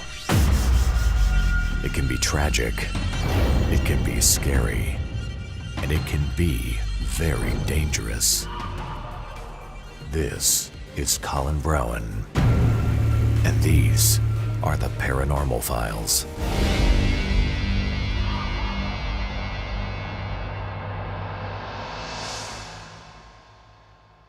This room would be your first stop if you were arrested here at the Pottawatomie County Jail, known as the Squirrel Cage Jail today. We'd bring you in here, take away your shoelaces, belt buckle. Anything we find dangerous would be taken away and not given back, but you get to keep your matches and cigarettes, because that would be fine, right? We opened in 1885 and served the county up until 1969, so we were open for about 84 years as a jail, and then we've been a museum since the 70s. If you look in the case over here, you can see some mug shots, and those are from the 1930s. And then we had no electricity when we opened for the first 60 years, so we just have gas lights. So the light fixture there will show you the 2 that were out. After that, electricity does come in, but only in the main areas. And then behind me is solitary confinement. So if you want to stay kind of in that general area, because there's nowhere for me to go. It is right where I'm standing. Oh man. So I'm about 5'3", if that says anything. It's just this little spot, couple feet deep, couple feet across. It's meant for 30 minutes, couple of hours till you calm down. But the longest that we're aware of is 10 days, right here. What? This is a model of what we're gonna go into. We're standing basically right here. All 3 levels would rotate as one piece. Originally, it would have done that continuously with the use of a water wheel in the basement. Now that burned out within 5 to 20 years, depending on who you speak to is the exact date. So it goes to manual movement after that. There's a hand crank at the front of each level. The jailer would crank it around, line up this little cell here. The only way in and out is through that swinging door. That's how it works up until 1960, at which point the fire marshal says this is kind of dangerous. It's getting stuck, arms and legs are getting broken. If it's stuck, people in these upper back cells could be without food and water. And if there's an emergency, it takes 8 to 12 minutes for full rotation. That's just the rotation. So he said we had to stop rotating. Where it sits today is where it stopped in 1960. These doors were removed, as well as the hand cranks and all mechanisms in the column here. When we stopped rotating, they cut openings all the way around the first floor and on the second and third where we have the platforms. So we go from that nice 60 capacity to a little less than half. We also have different dangers at that point because you can't lock the inmates in their cells, just the door here basically. Inmates run the floor for the last 9 years, so the jailer refuses to go back without an armed guard. You also have dangers for the inmates, because if I'm in here for assault and battery, you're in here for jaywalking, what's to take care of you at night? Mm-hmm. Guys ready to go to jail? Let's go. Some nice heavy doors. Beautiful. This is where the hand crank was, that swinging door I mentioned, and this is the one entry to this level that would have been here originally. Oh, so this is the cage. Yes. The rotating, I should If you say. look down here, you can see the gears. So it's that inside portion that would rotate, and these bars would stay solid. Wow. Every other cell is going to be dark to give you an idea of what it looked like before 1960. Before that, we could not put light bulbs in the cells, so your main light would just be out here. We also have the fake bars going across that one to give you an idea of what it looked like before the openings are cut. And again, you can see the gears here, and then it's that inside drum is what rotates. There's 2 bunks per cell. They're very small cells, and at the very back of it is your toilet. So it's basically like a little shelf back there you can see. It's gonna have a hole filled with water. Once it's filled with other materials, it's gonna flush out. The ventilation is small holes on the curved portion above that shelf. And a few months ago, we heard what sounded like a door opening. We actually think it might be our flip book upstairs. Then a female voice said hello, and it was actually, I don't know, so distinct we were concerned somebody had come into the building actually. Wow. That night we also had a light grid pointing into the shower, and it did look like it was changing colors a little bit. People got some decent EVPs back here as well, and some growling female voices have been prevalent in the last 4 to 5 months. My time's a little off these days. Yeah. And then male voices, of course, have also been heard back here as well. And I know females in that same time period have been feeling hands on their thighs and on their leg a little bit more than usual. What would the female voices be? So we did house women here. Only men were housed in this rotary section, but we'll see a juvenile detention as well as women's housing as we go up through the building. Okay. So we housed everybody here at the county jail. Interesting. Right behind me, this is the shower. You're gonna shower once a week in your clothes. It's cold water each and every week. Whatever you're wearing at the time of arrest is what you're wearing during your stay because we don't hand out uniforms. And the only way to wash it is by wearing your clothes when you shower. So this area here is kind of our salute to law enforcement here in Pottawatomie County. So if you look at this shelf here, you can see on that far side a whole bunch of people outside that fence. This was during the 1932 farmers' riots. We had about 160 to 165 men in the cage. That's over capacity by about 100, 105. So 5 to 6 are eating and sleeping in shifts. We have a staff of 2 here. The sheriff went ahead and swore in a bunch of local deputies, about 100 special deputies at that time. They were doing riot gun training in the office where we started. Unfortunately, a weapon misfired, injuring 1 officer and fatally injuring Deputy Claude Dale. So we have a photo of him in the case there. He's the one with the hat in the far back corner, and then a few memorial pieces for him as well. That is the only officer that was lost within our walls. Just a horrible accident. But we just passed the flip book there. We actually think that's the sound we heard a few months ago, that squeak, because it does squeak when you move it. And we've heard that a couple times now. I don't usually investigate, but that was during kind of like an informal event, so I usually hang out with the groups because they haven't investigated before. But in there you can see jailer's records from 1933. People were in here for passing on the wrong side of the road, speeding, fishing without a license, adultery. You could be in here for that too. A lot of things that we don't think of today. You did something stupid, you're hanging out in county jail for a few nights. Then on these 2 walls, this is all about Jake Bird. He was here in about 1928 after the attempted murder of a husband and wife in the Carter Lake area, so it's kind of that general direction from us. He would have been housed here, probably a couple other jails, in order to have a live man to go to trial. He was found guilty and sentenced to 30 years at Fort Madison, again about 5 hours east of us. He spent some time there. He was sentenced to 30, definitely wasn't that long. He got out early due to good behavior, and he was able to move across the country as a railroad worker and moved across the country without notice. He's finally picked up in 1947 in Washington State for the murder of a mother and daughter. He's easily connected to this crime because brain matter is still on his person at the time of arrest. Taken to court, Found guilty, sentenced to execution. At that point, he admits to 44 additional axe murders. Axe murder? Yes, so he used either an axe or a hatchet, usually females, and they were usually left in the nude. You know, he connects himself to 46. Courts are able to connect him to about 10 or 11. During this time period, it's not easy to connect across the country, so he's likely the suspect in numerous others. If that's not enough, there's the Jakebird Hex. He tells everyone involved with the case that they will die before his execution. 6 die in that coming time. So 5 heart attacks and 1 case of bronchitis. We have the names and how they died over there, as well as his hex. Then we have some articles on the wall during that time, and then he's finally hung in 1949 at Washington State. This is a copy of the death certificate, and it took about 14 minutes for him to hang. Which, if you know anything about that, is much longer than it's supposed to be. And before I let you guys look, we've also had different reports up here. Some people have heard what sounds like coins rolling across the floor if they lay on the floor at night. I had a team of 2, one on this side, one kind of near the flip book. They had a recorder in the middle. They were able to catch, it's the air again. They were able to catch a moan on the recorder. Only one of them heard it as well.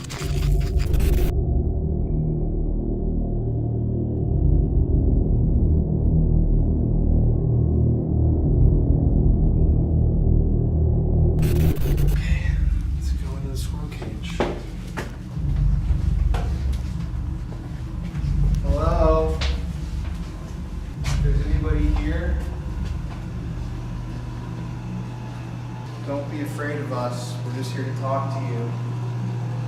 This is creepy looking if you shoot up for a second. Oh, Jesus. God, that scared me. Oh, that guy's scary.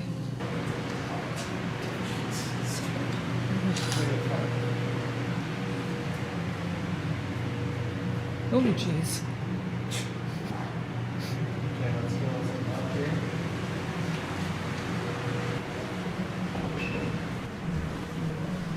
All the mannequins in here are creepy. Very creepy. Okay, so we've got the air turned off in here. So as you can hear now, just sit still for a second.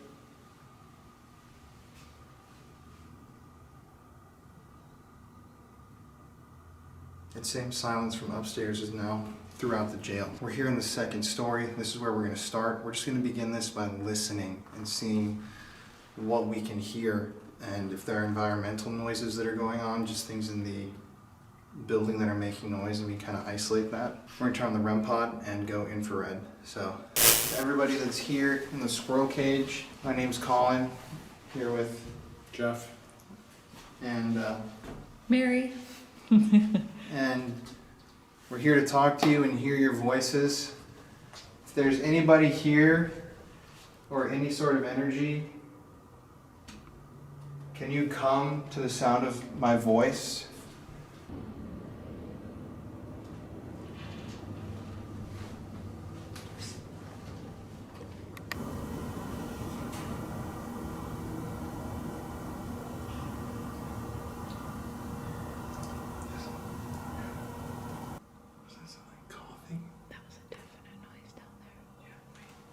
That sound like coughing.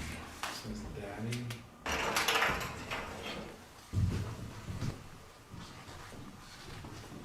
Is there anybody in here with us?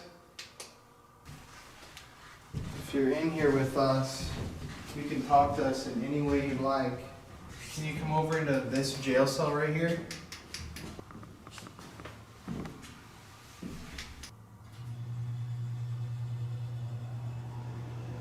We're supposed to be off.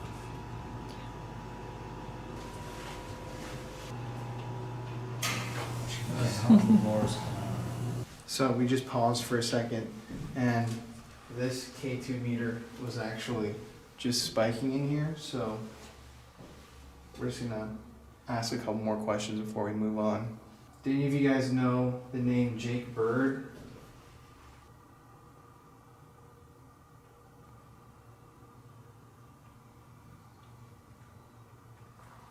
If you're on one of these floors, could you make a noise to let us know where you are?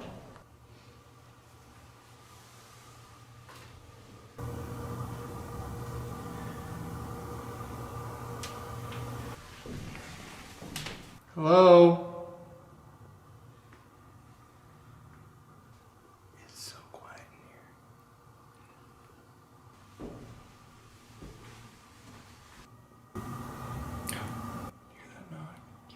Could you knock again if that was you?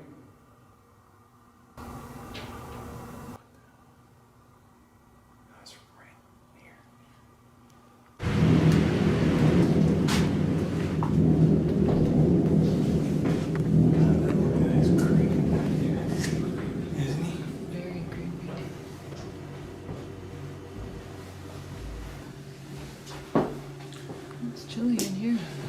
Did you guys even notice the patient over here? Yeah. Ooh, one I didn't saw see that. I didn't. Oh, gosh dang it. Sorry. Okay. Okay. I'm gonna set this up. Did you hear that?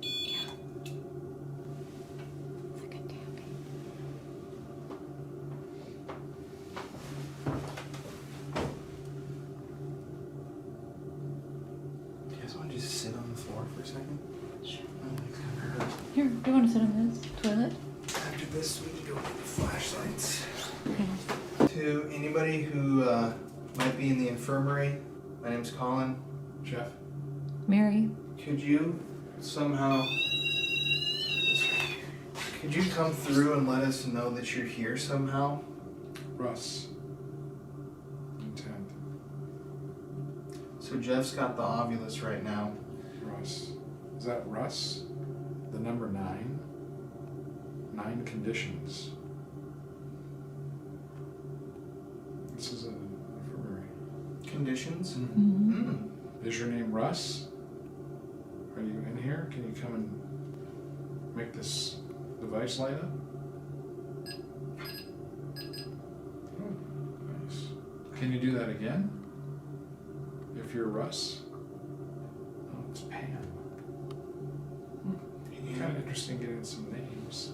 Pam, are you here?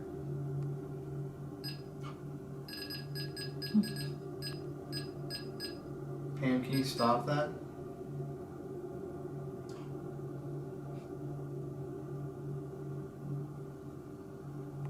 Could you do it one more time if you're here, Pam?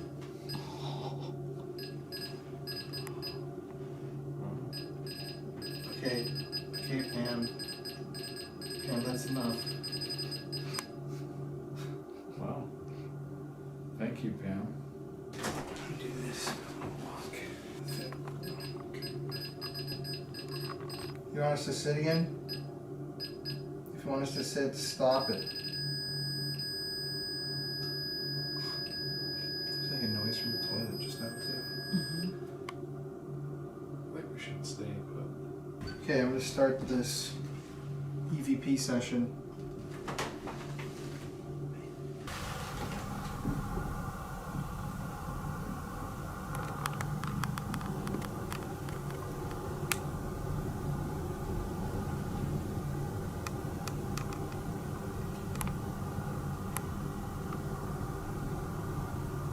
What was that?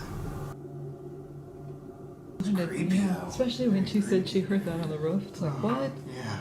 I'm going to set the EVP recorder down right here. Can you tell me how old you are?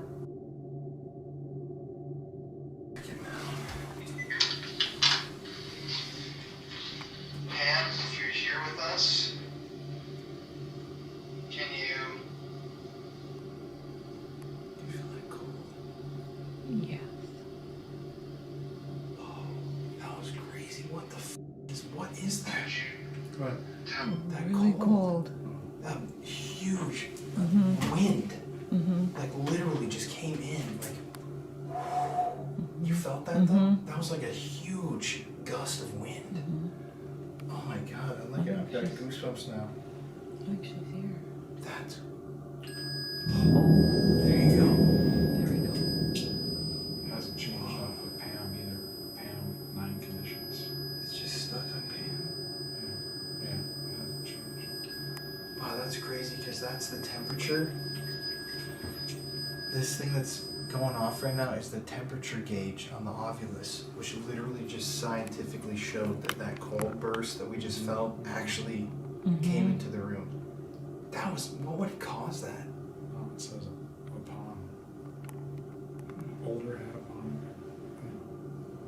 Were you older when you passed here?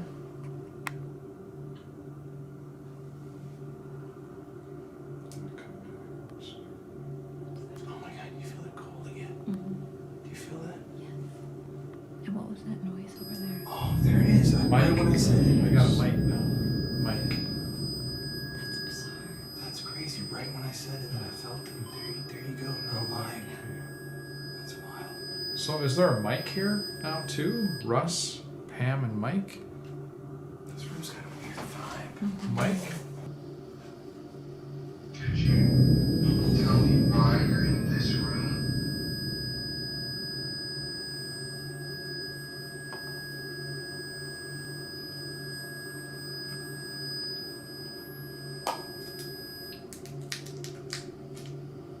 File. Dash counter. Paranormal file? File. That's weird. I have not felt this type of cold in any other room. Mm-mm. Is that a counter? Is there a file over there? File.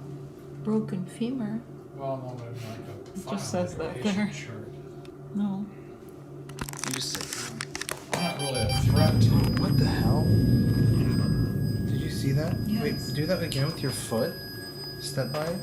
What Good, made good. what made that Good, activate Yeah. at the same that's exact fine. time as this one? That's weird. Again, threat.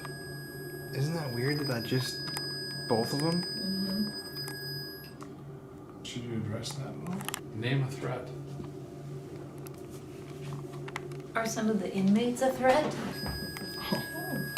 Does that mean because I said that? Was Pam or Mike or Russ?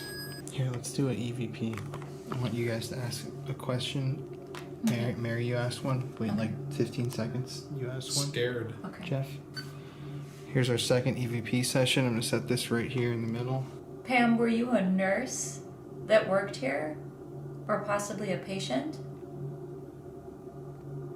And Mike and Russ? What was your occupation here, Mike or Russ? Rob. Rob something.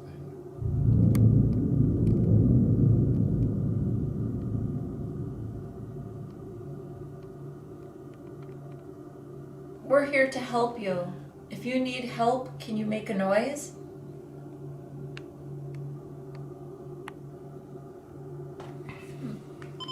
Right here in the middle. Let you start. Pam, were you a nurse that worked here? Okay, we're gonna do a spirit box session here. I was literally about to say. But again, remember Terry's. So every time we name a name, it's like it lights up. Yeah. Also, I was about to say it's cold. Mm. That's why I got the jacket. And then in addition, it's like right when I did the spirit box, it started going off, and that hasn't hit for like 20 minutes now. Yeah, it goes whenever you say names. And that There it is. Terry was from the Obulus. And names is on it there too. Just names. Weird. Straight up. The word names Yes. was on there. I wonder if any of those names have any relevance. We can ask her. I'm gonna give this to Jeff. Sure, he's kind of connecting with it. Sure, you can do that. This device has told us some names. Can you say one of those names for us here?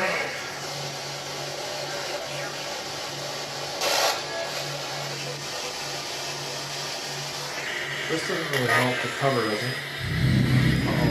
There we go. Say a name. Who are you a messenger for? Mike? Sounds like Mike. I heard that. Again, who are you a messenger for?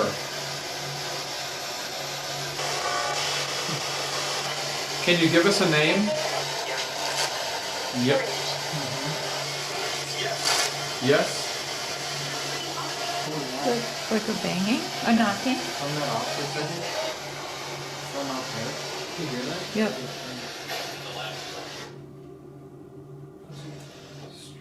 Could you knock again if that was you?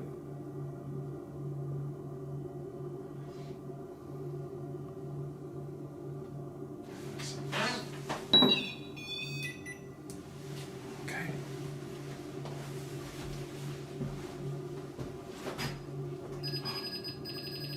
That's why I felt we needed to put in the steps. Are you guys at the stairway right there? Is it Russ or Mike or Pam? That's okay. Can you come back? We're not here to harm you. I kind of felt you were in the doorway there. Can you come back and touch that device to make it go off? Chicken? You're chicken? Or am I chicken? I'm not chicken. Is there a reason that you don't want to come back? Usually before a plan. What?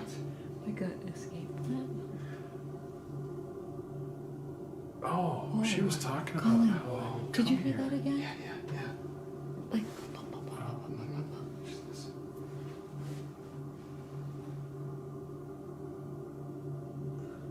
Remember she said they come here? Like a plan to escape. Right there. Is that right?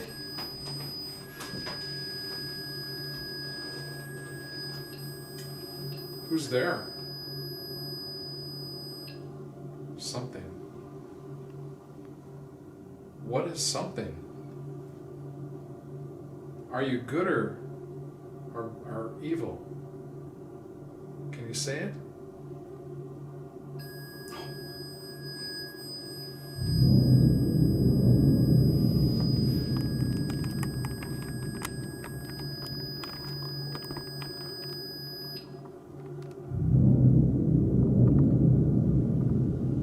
Is there more than one of you here?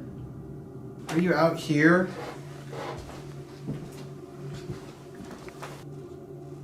Oh, I feel just weird. You know?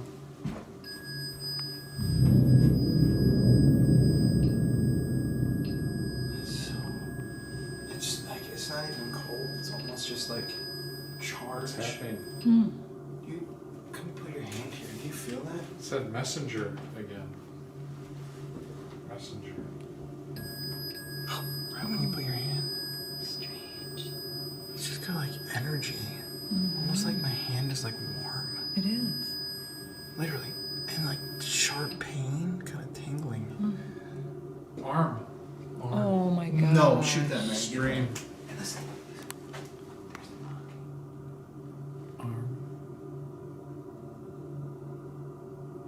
Stream, like a stream of energy, maybe? In your arm? Hey, do you feel that?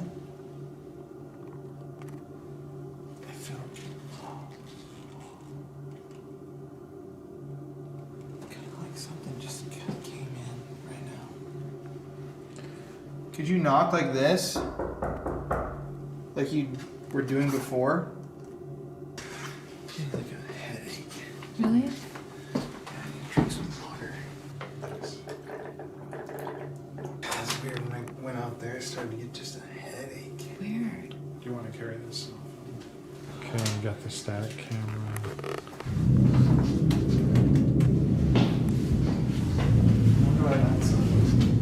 Oh, Jesus.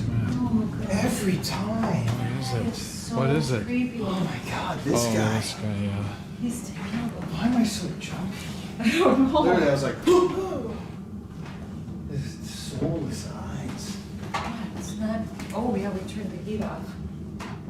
So we just got to the part of the jail where the jailkeeper and the family or wife lived, which is supposedly the most active part of this place. So we've got the REM pod right there. Yeah, right when I pointed at it. But this one, it says it's getting hotter. It's the opposite light that was going off before. But then we've got the K2 and the EMF meter up there where the music box is. Mary's got her Connect device. What the hell do you got? Just me. Okay, he's got himself. We're just gonna do infrared for a second. Anything show? Just you. Oh, right when we turn the lights out too. Not show anything, are you? Next to it. This is sick in here because those security cameras, I don't know if you noticed this on the infrared, but these security cameras shine. That red light up there is infrared light, so it's just cast throughout the whole room, so it's like really illuminated even though it's pitch black. Okay, if you lived up here,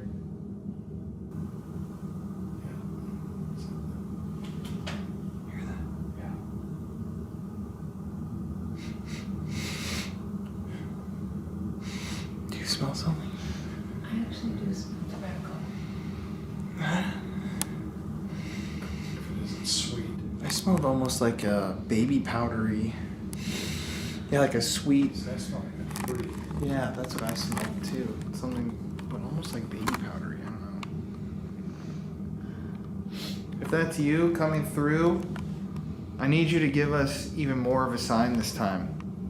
Could you play the piano or like the music box? I've never heard a music box before. Can you show me what it looks like, or show me what it sounds like? Did somebody smoke a pipe here? Because your tobacco smells really good.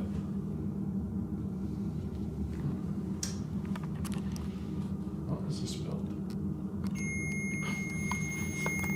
What the hell? That's totally different than what was happening before too. Are you the husband that lived here? That smoked a pipe? It's almost like I got a ringing in my ears. The number three liquids. Is there any reason why you guys don't really want to come out tonight? Stand. It just said stand? Yeah. Left. Right when I stood up? Yeah. Stand left. To the right side. Well, depends on your whatever you're facing. True. Bail. Oh. Ooh. B-A-I-L. Yeah, we're in jail. Bail. Is there somebody over here to the left? Stand left. Bail. Hello? Maybe let's just walk around once. There's a little. There's a tiny. Really? There's a tiny. Oh, look at. What the heck?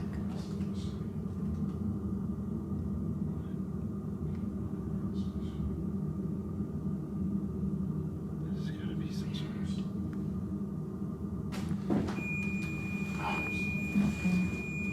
Weird. Some sort of like electricity, I think. What would that be? Whoa. Red.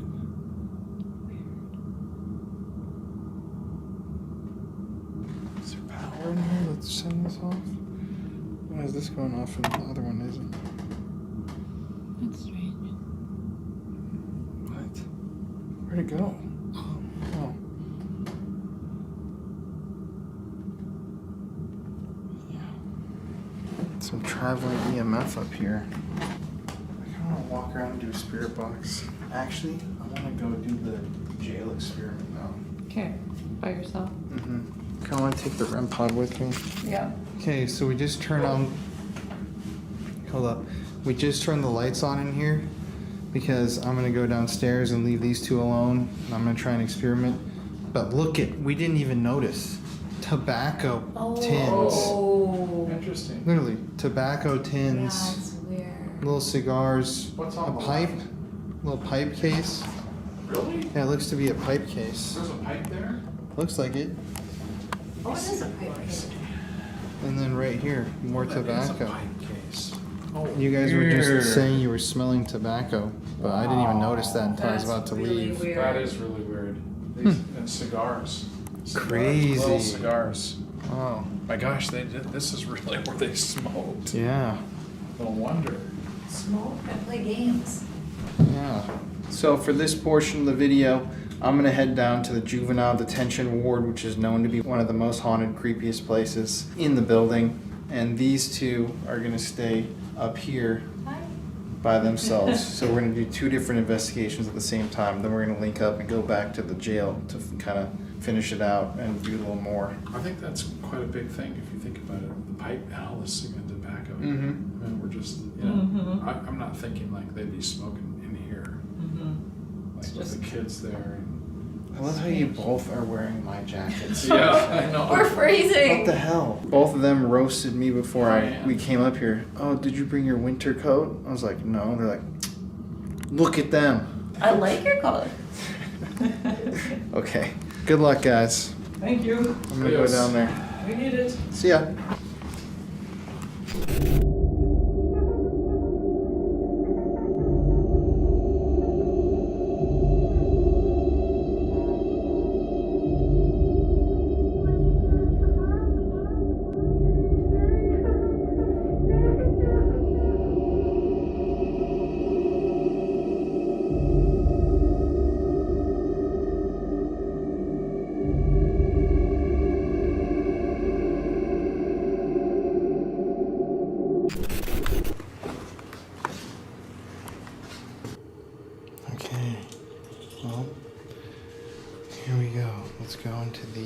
juvenile detention ward. Solo time.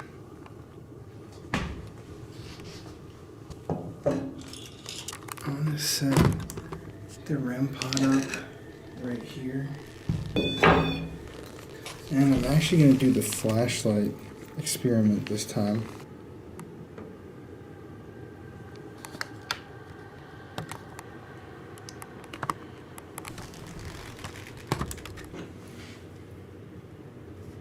Okay, so there's a flashlight right by me. I'm actually gonna put these fake handcuffs on so that I cannot get out of here quickly if something happens. Oh, I feel tingling on my head. Is there somebody here with me right now?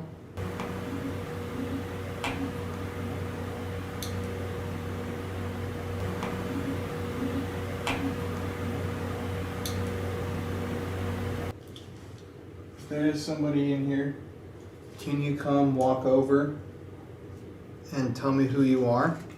I've got handcuffs on. You can come over and ruffle my hair or do whatever you want. I can't fight back. I got handcuffs on.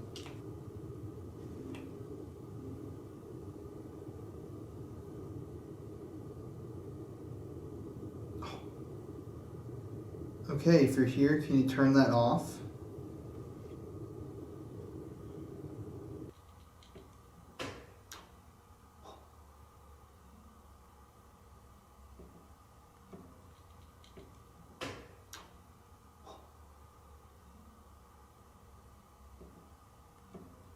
If you could do that again for me, that would be great. I'm actually just going to use these as a trigger on this. Oh, right when I put the handcuffs down. If you don't like those handcuffs, can you turn that light off?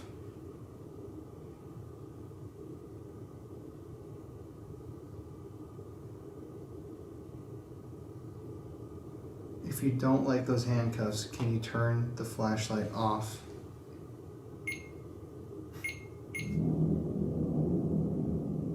Yeah.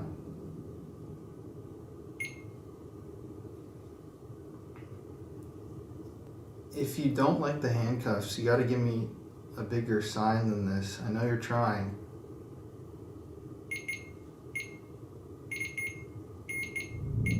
Good job.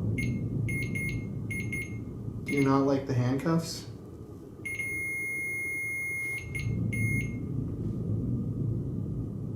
you want me to take the handcuffs out of here?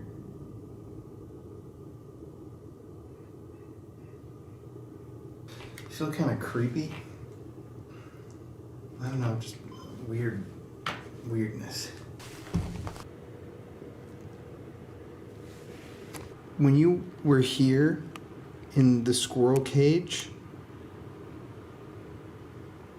can you turn on that light or touch that red light if you had to wear handcuffs like these?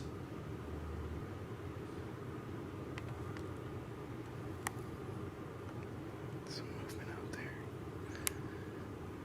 By the way, it's completely dark in here. Those are just infrared lights that they have set up. Like here. I'll show you. Here's what I see. It's black. Here's with the infrared. It's kind of crazy, the security cameras. Is there anybody here in the juvenile detention ward with me?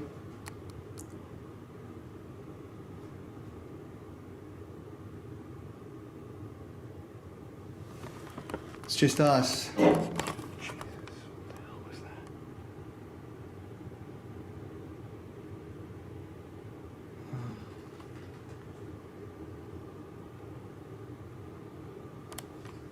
Is that one of you guys?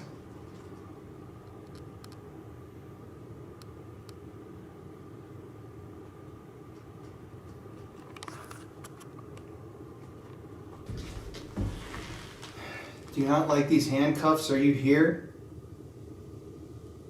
Hello?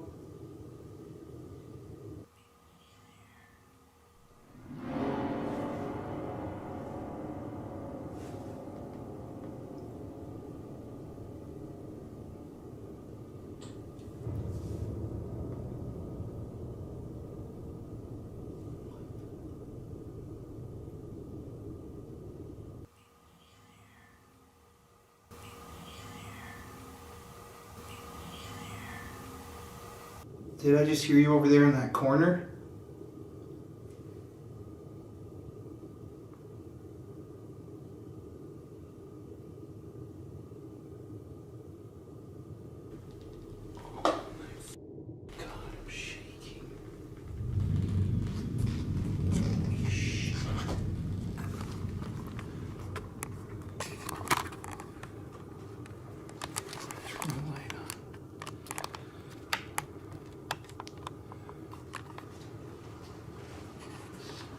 What was that? That was like a whisper.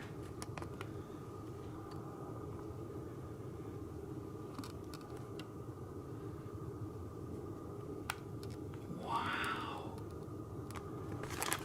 Okay, I could barely hear whatever I just heard. I have little goosebumps up and down my arms. I got really cold in here too all of a sudden.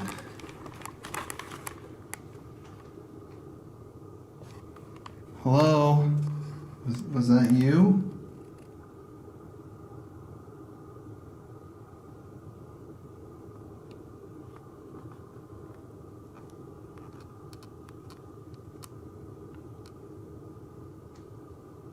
That thing's creepy over there.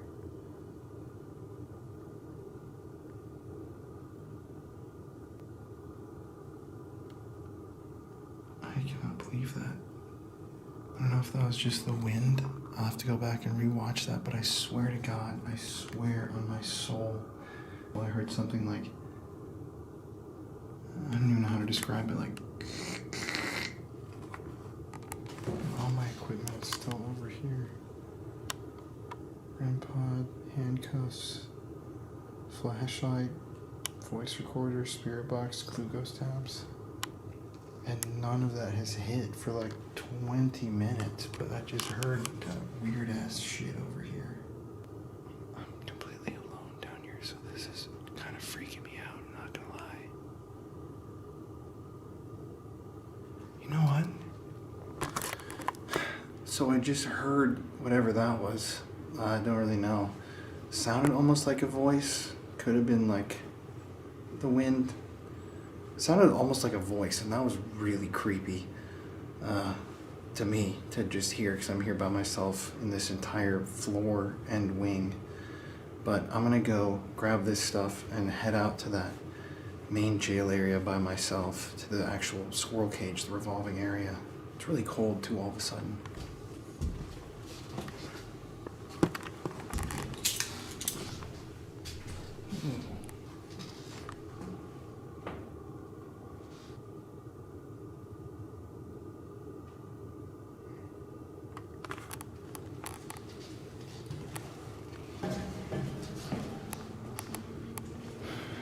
Come here into this jail cell.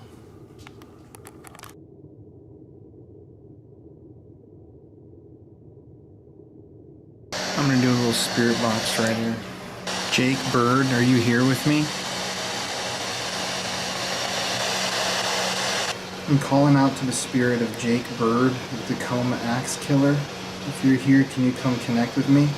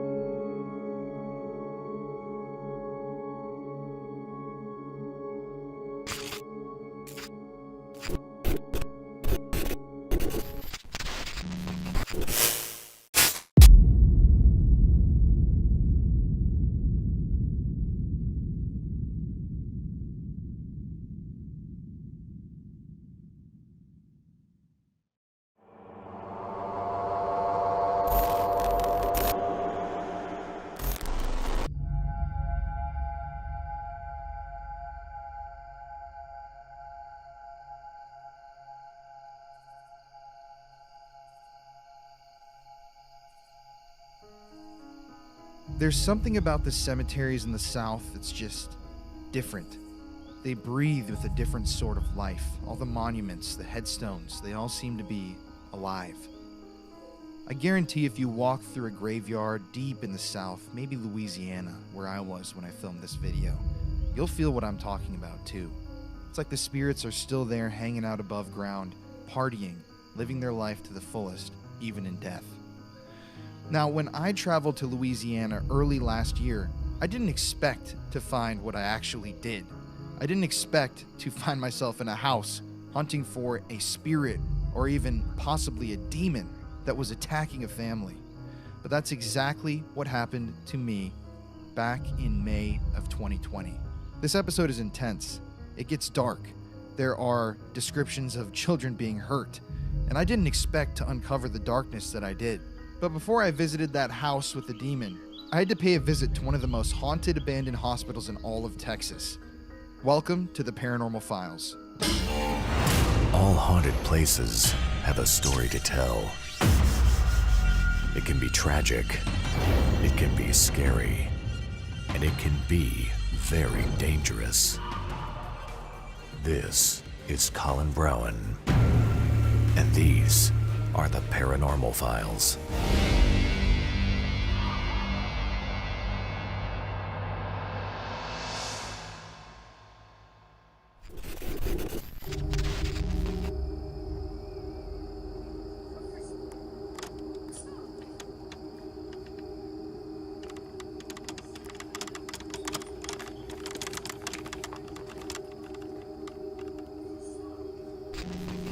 Okay guys, so this is one of the most terrifying videos we've ever shot. Ashley and I are in a small town in Texas inside of a famous abandoned hospital. What? That car noise.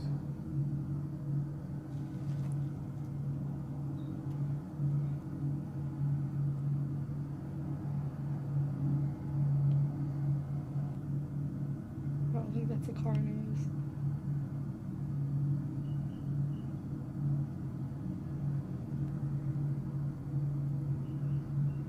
What is that? I think it's a helicopter.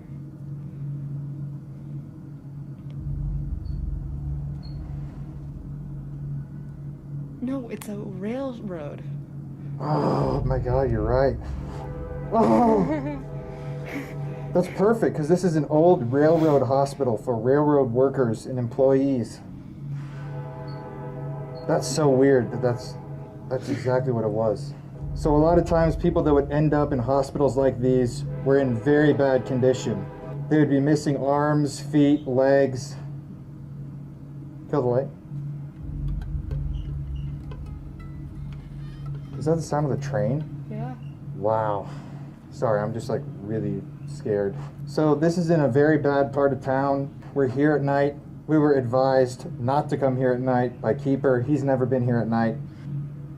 Oh my god, I'm getting a cold on my right side right here. Do you feel that? No. I'm feeling it right here on my arm. Strange. Maybe we should film half of this. Yeah, so yeah, I'm gonna cut the intro short because the entrance to the hospital is right there and anybody can see our lights. We're gonna walk around to the back. I just wanted to cue you guys in. Look out, car. Kill your light.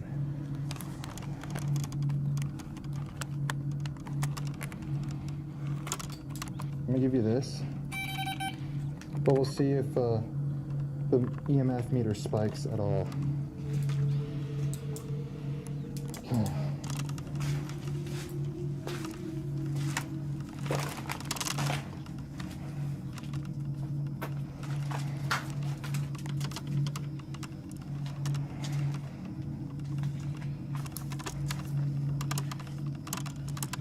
Oh yeah, this building is... all the windows are open. Look at the...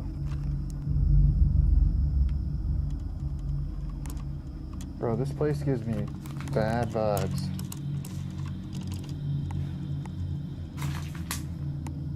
We're gonna go lights out and do a spirit box in the dark. Wild. This is fucking scary, man. I hate the open windows. Anybody can see that we're in here and can come in here, you know? If someone comes in, we're fucked because there's only one entrance. Xbox. Scanning. FM.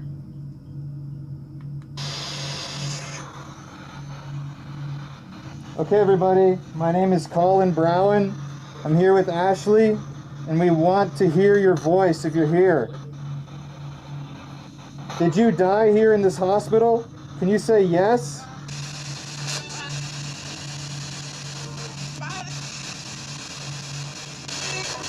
I'm getting the f***ing cold again. Did you die here in this hospital?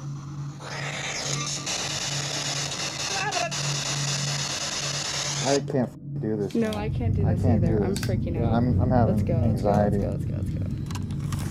I'm having massive waves of anxiety. No, same. Let's go back during the day. Yeah.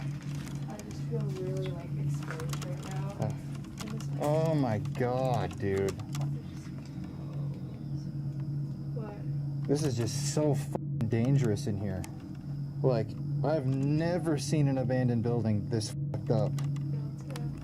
Jesus Christ. Careful with your lights because those cars are still across the street.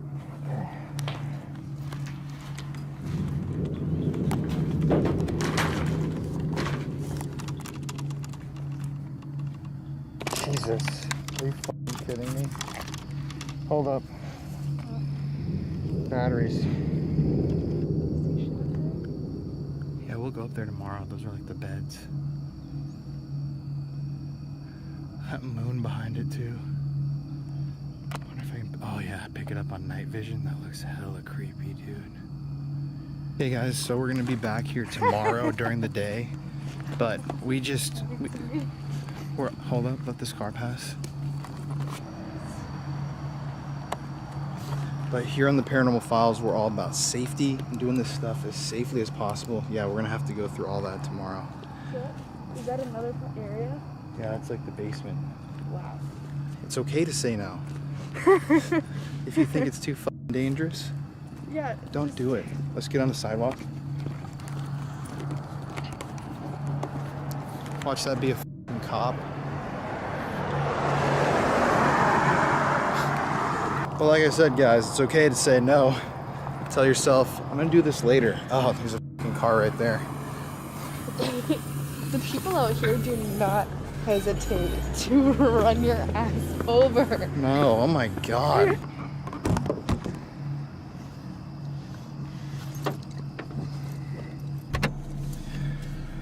Oh. So yeah, we're gonna go back in the daytime, go into the basement area, which is the safest because you can't fall through a basement. You're already on the floor. Yeah. And we'll do some more investigating. So let me just cut to that moment tomorrow AM right now. Okay, so it's the next day. It's a pretty cool cut. Good job in the edit, Colin. So it's about 5 o'clock the next day. Right now, we're gonna go back the opposite way into the hospital, into the basement area, and do some investigating when we get in there. Let's cut through the fat. I just want to say I'm really excited to get in here because let's say this place is actively haunted. The spirits here are going to be very, I feel, frustrated, and a lot of people died agonizing deaths in this building due to the nature of the accidents that occurred that would send people to this hospital. So, time to do it. Okay, so we just climbed through in woods. I spiked myself on some like rose thorn bushes of some sort.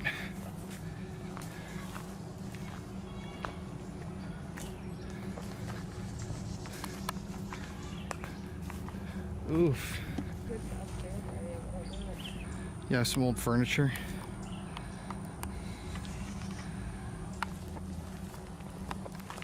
Is this what he's fucking talking about? Yeah.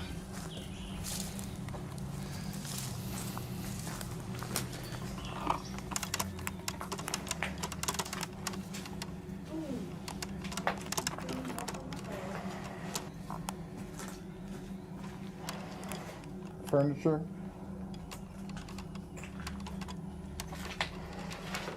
Oh, wow.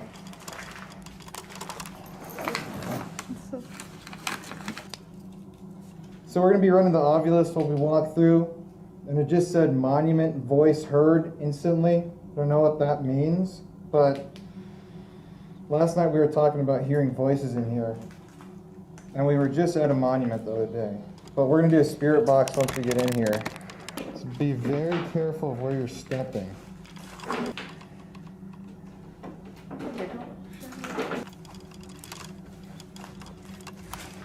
The old elevator. Can you hit the button and call it for me?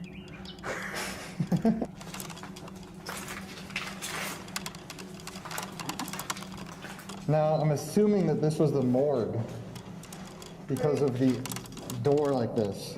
Really? Yeah, look at the padding in the wall. This was definitely some sort of room that was meant to be cool. Can you step in? Just look at this door. That's so crazy. Look at how old this place is, dude. It's really pretty. Just like this door.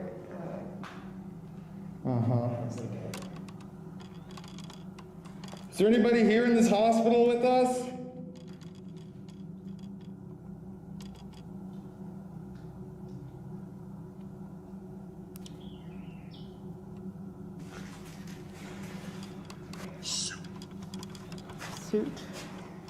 Soup.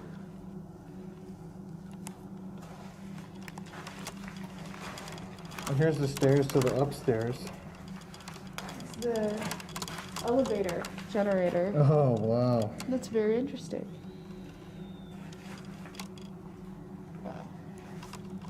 All beds. Who knows how many people died on a bed like this?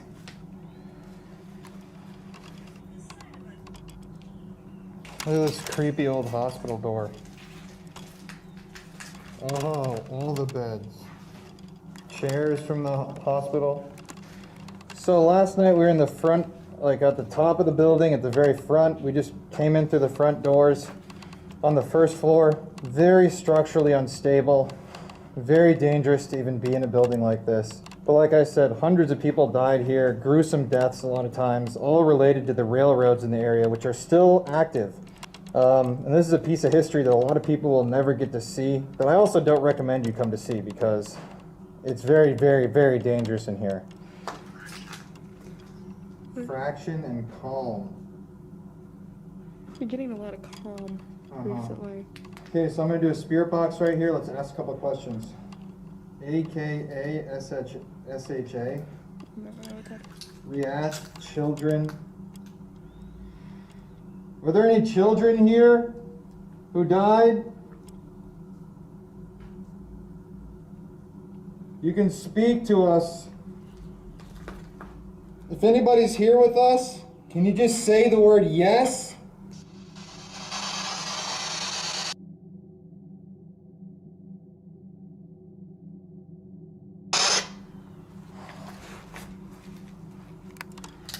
I don't really feel much energy in here. This just feels like kind of another empty building. Yeah. I mean, let's be completely honest. Like, yes, a lot of people died here, but it's been decrepit for so long now. Like, I feel like any energy that might still linger here has probably already kind of moved on. Mm-hmm. You know, there's no remnants, like, at all. There's not even, I don't know, it's like, I would want to be somewhere a little bit more nice. This place is literally just like filthy. Yeah. Let's do a spirit box and a REM pod in the morgue, and then we can head out.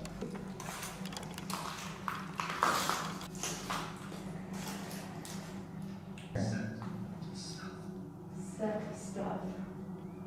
Set stuff? That's weird. I was just gonna set the REM pod on the ground. Oh, it said hell. Hell? Hell. Yeah. Great. Lasting hell. Oh, well, we just were talking about how this place is like falling apart. Mm-hmm. Maybe someone who's left here is like, yeah, this is a lasting hell. So we've got a REM pod there. This is the area that I'm taking an educated guess. I think that this is the morgue. just because of the brick that we haven't found in any other room. The air conditioning units that end in here, where they probably would have piped in cold air, and the sliding door. It's all indicative of an old hospital morgue.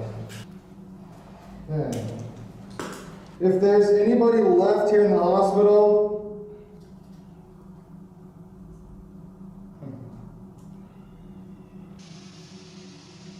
was this area the morgue?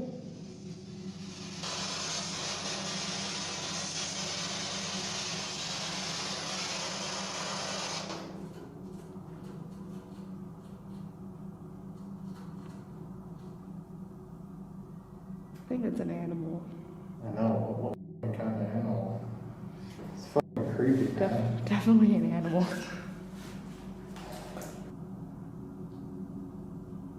I think it's an animal. It's probably a bat.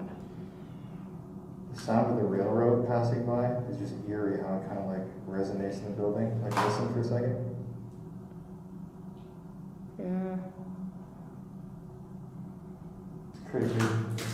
Fuck it, let's move out of here. Yeah, where do we come in?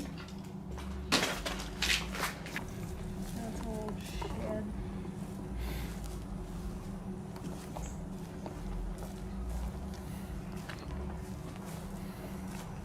Oh, shit.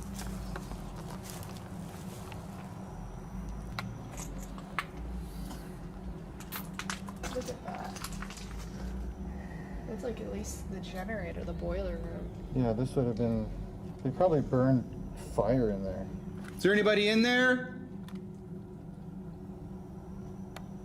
Yeah, just me. But yeah, this could have been the morgue in here. I don't really want to go in there. I feel like it looks more put together upstairs. It definitely does. But I think they just threw everything down here. those floors are Oh yeah. definite no-go. There's Figure, just like dart, just now. literally just now. Like a white figure, just quickly. Is there anybody in the hospital? Hello? Yeah, I feel a hardcore dead energy here. Yeah. Well, that? Yeah. It's burning. Someone's burning something around here. Investigation. Wait, hold this. Investigation structure fire. Oh, weird. What? Structure fire newspaper that's burned right when we're smelling burned stuff. Yeah. Kind of a weird coincidence. I love how the plants have just like reclaimed this place. Like literally the whole building is just covered in plants. This is not a building anymore. This is a... It's a nature preserve. Literally. This... I love the Marshall Train Hospital National Forest. Look at the pillars on the building. Yeah. Little architectural designs. Oh no, those are, what are they? Gutters. For anyone watching this, this is a good example of a place to not urban explore. Yeah, truly. We were in there a while, and we were in there last night. Nothing real spooky to report that happened, but I mean, it was just terrifying last night. And we were both like, yeah, we need to just get the hell out of here. I think it's more terrifying because of how dilapidated it is. That's exactly what it is. That's it. Like, I wasn't in there scared of like whatever is in there. I'm more scared of that building just crumbling around us. Like, what? Just the last remnants of it just fucking murdering us. I mean, it's in bad shape. Ooh, like really, really bad shape. So don't come here, don't follow in our footsteps. Just enjoy the video, please. We're off to Shreveport now. We're gonna do a final night of investigating and exploring. I love you guys so much. We're having a lot of fun. Hope you're enjoying these videos. Thanks for watching from Ashley and I. So after exploring that abandoned train hospital in Marshall, Texas, Ashley and I decided to head on over to Louisiana. We were only a short drive away from Shreveport, and there were some places in the city that we wanted to visit. I had never been to Shreveport before, and I loved it. There were so many cool places to see, including this abandoned block of city that I happened to come across. I found it online. It's been used as a movie set. Ashley and I decided to pull over and check this little area out, but in between visiting the cemeteries and the other places in town that we did, we encountered something absolutely bizarre. Now, as you can see in this shot, this is a city shot, and you can see a man walking right here. I've frozen it on him. Now, this guy actually, while I was filming, I didn't know who he was. He was a homeless gentleman. He walked up the street all the way up to me with my camera and started to talk to me about religion, but not just any religious talk. He pulled out a Bible and he told me that I have demons around me. He sees them and he feels them. He held the Bible out to me and said, "You're going to need this." Now, this was before Ashley and I even knew what we were going to do that night, and to have somebody tell me that I got demons around me and I need a Bible, it's just a weird omen. But after that, we decided to treat ourselves to a nice dinner since we had been eating fast food for the last couple of days while we were filming. So I'm going to cut to the dinner now. This salad looks disgusting. It's huge. It's monumental. But we came to get seafood. We've got some catfish, some shrimp, some crab. Over here, Ashley's got some Diablo oysters.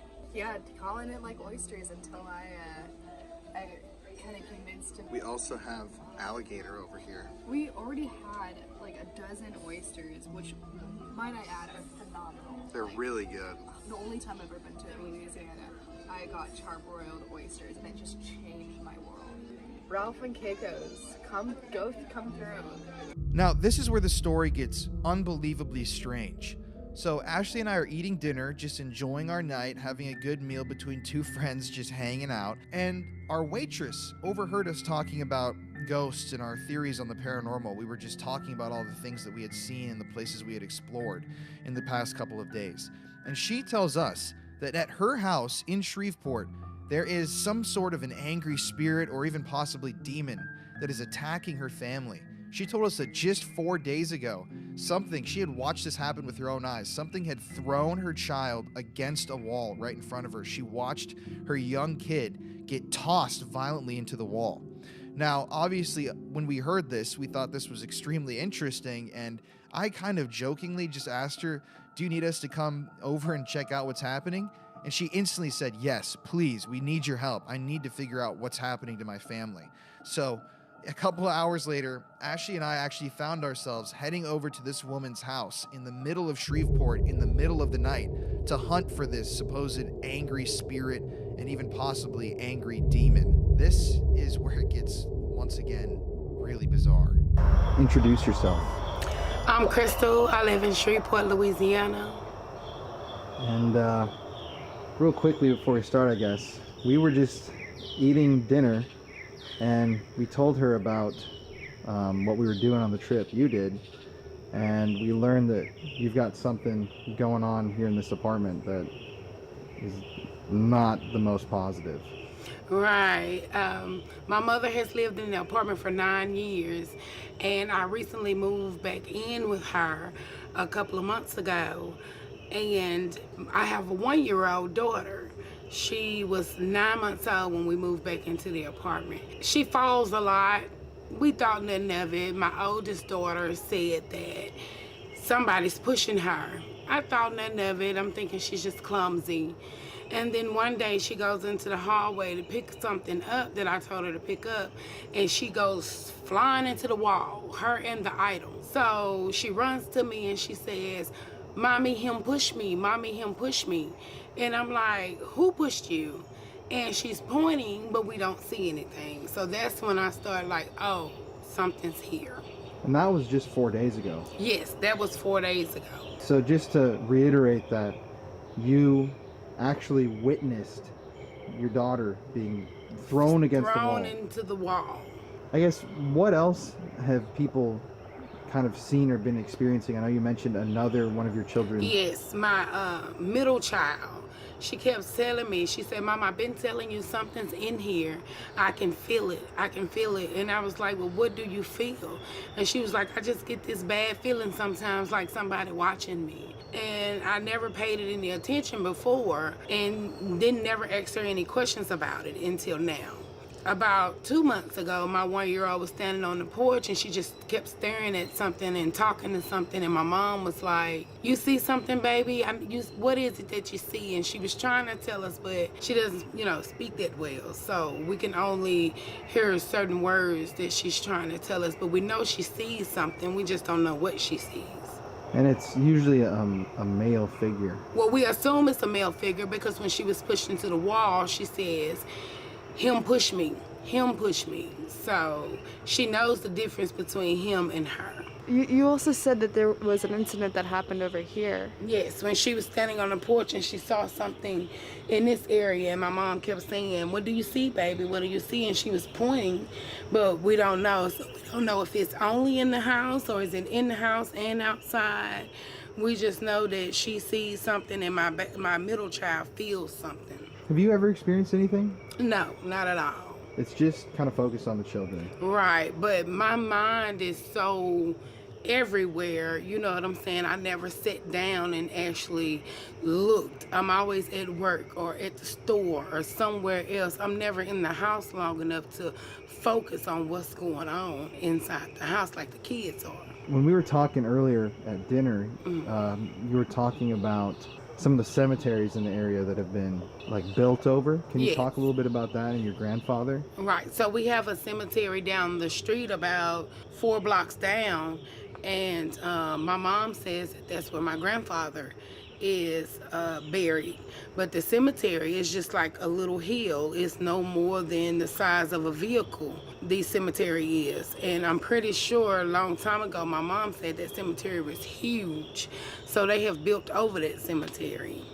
I noticed, looking on Apple Maps, that this apartment complex is actually bordering the bayou and a big running body of water. Yes, it is. The only thing separating us from the bayou is a hill. It's the only thing in the fence is what's separating us from the bayou.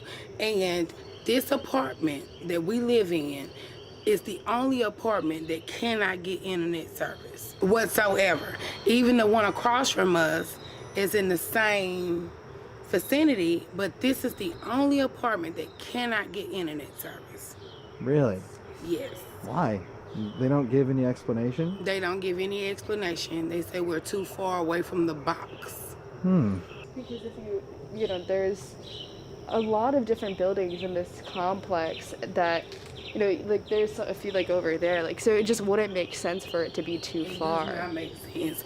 The apartment that's right across from us has internet, even satellite, but we can't get internet service. It doesn't work inside the house. Would you consider yourself to be kind of afraid of what this entity could want?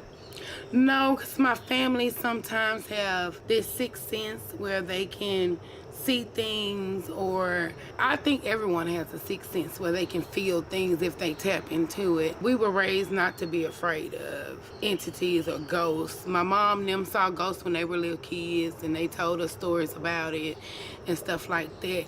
I don't take myself to be afraid, but if I actually saw something or something happened to me, who knows? I may be afraid. I'm not afraid of ghosts or spirits or entities. I feel like I'm pretty stable in myself to know that you know, that's not going to affect me. It's more or less just like people. Yeah, definitely. Right. What if I actually see the ghost, or if the ghost shows themselves to me and it's according to what they look like? Because you hear so many stories about, disfigured ghosts and things like that. So I don't know what I would be afraid of if it actually showed itself. And what do you think it is? Last question. My mama says it's family, so I just don't know. I believe her when she says it's someone in the family, but I don't know who. Well, maybe we can get some answers. We'll see. Okay, I think it's time. Let's do it. Let's do it. So this is a REM pod. This thing basically just detects electromagnetic frequencies, and it kicks out a field around the device, and when it detects another signal that comes in close, it'll signal with a light. See, I'm not touching it, but when you get closer and closer, it gets stronger. It's picking up on the signals that your hand and your body is emitting. Tonight, we're basically going to use these 2 EM pumps. These things kick out electromagnetic frequency, which some of these meters can detect, which a lot of people theorize if you put this stuff out, like you put out EMF, then the spirit is kind of called towards it. Set those here. Got a millimeter right here. This is your basic EMF meter, which detects the frequencies that these things are putting out. Let's do a little sweep first and see if we can get any sort of a reading anywhere in here.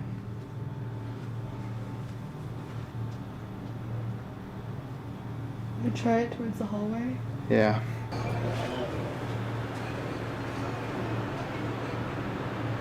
Nothing yet. Same temperature. For here we've got zeros. Well, that's good that there's no EMF in the environment necessarily. So these are the dowsing rods. So these basically, you know, back in the day people used to use these to, well, they call it divine, to find water under the ground. And a lot of psychics and intuitives use these things to get responses to questions.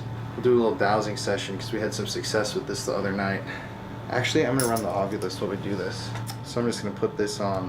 Okay, so to whoever's in this house, if you're a human spirit or you're some other type of spirit, my name's Colin, here with Ashley. We just wanna get some answers from you if you're here. If your answer is a yes, cross them into an X. And if it's a no, just leave them out straight. I pointed really strangely. It's really weird. I wonder, it's that direction, that direction. If there's someone here with us, can you cross these rods into an X? What? That was really strong. And look at it, like stopped it. Can you hold the X still? Okay. That was like instant. Usually this doesn't happen so quickly. Last time it took like 30 minutes. Can you straighten them back out? You can stop the X now. Dude, look how straight those are too. Dude, what? Are you a family member of this home? Are you attached to one of the family members here? One of the children? Are you here to protect whoever the people in this home? Do you want to harm somebody that's in this home?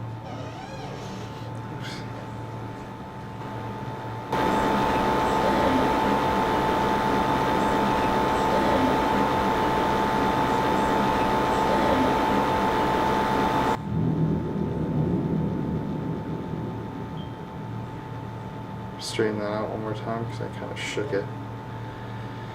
Once again, I'm going to ask the same question.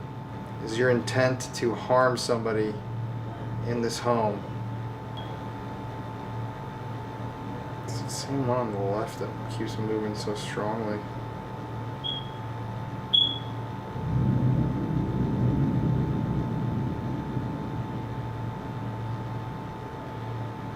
Look how it stops right there too. Can you straighten them back out? Whoa. I've never seen it do it that cleanly. Me either. No, like genuinely. This one keeps pointing over there. Oh, that's right at the bedroom where the kids are right now. Or at me. Or at you, yeah. Oh, look at it. It kind of went towards you right when you said that. Do you see that? Yeah. Are you a man?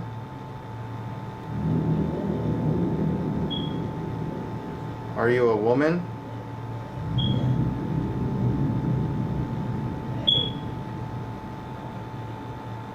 Look at them sway like that. Are you both?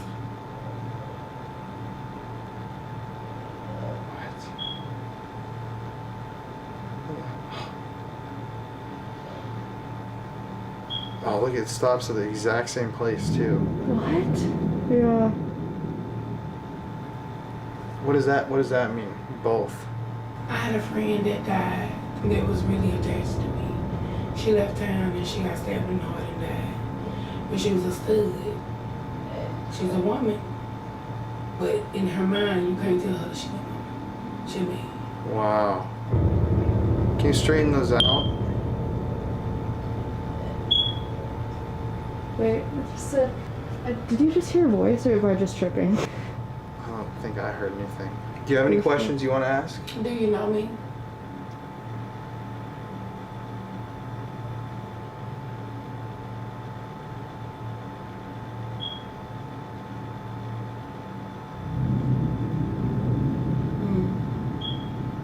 Can you straighten those out again, please? Just perfectly straight. Is your name LaToya?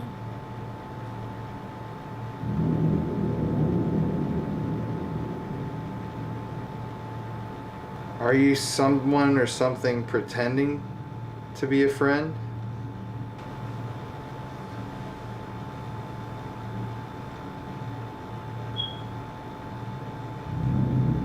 Look at that cross.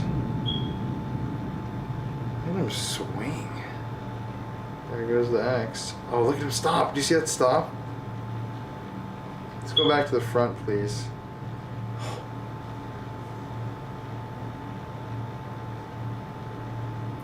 Are you stuck here? Wow, they got so still.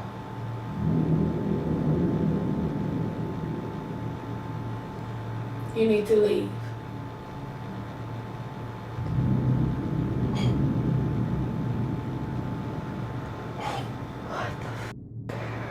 You need to leave. Look at it shaking. Both of them. Why are they shaking like this? Are you a human? Shit.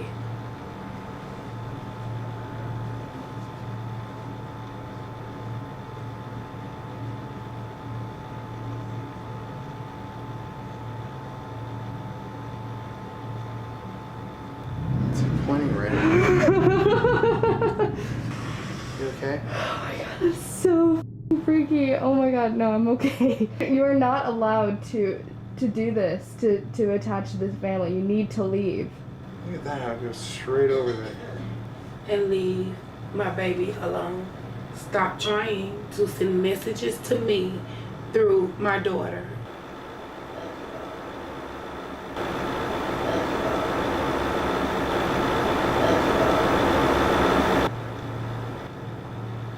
Just got really dizzy all of a sudden.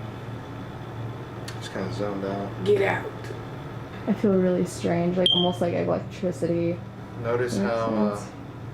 didn't answer yes to being human.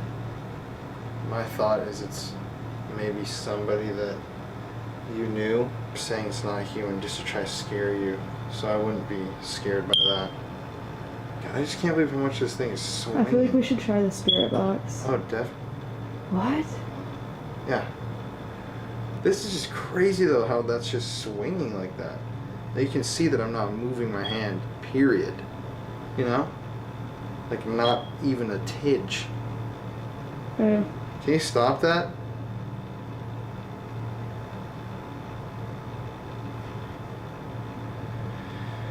Okay, thank you.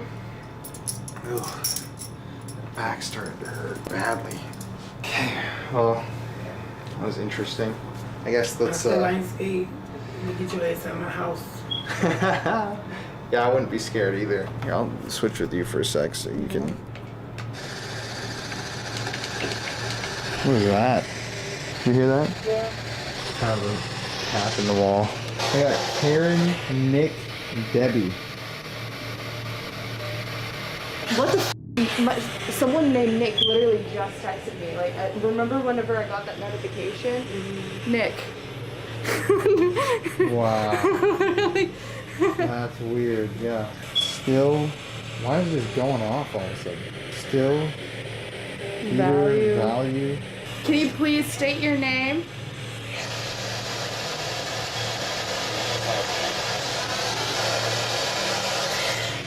If you are in this room with us, could you give us a yes or a no?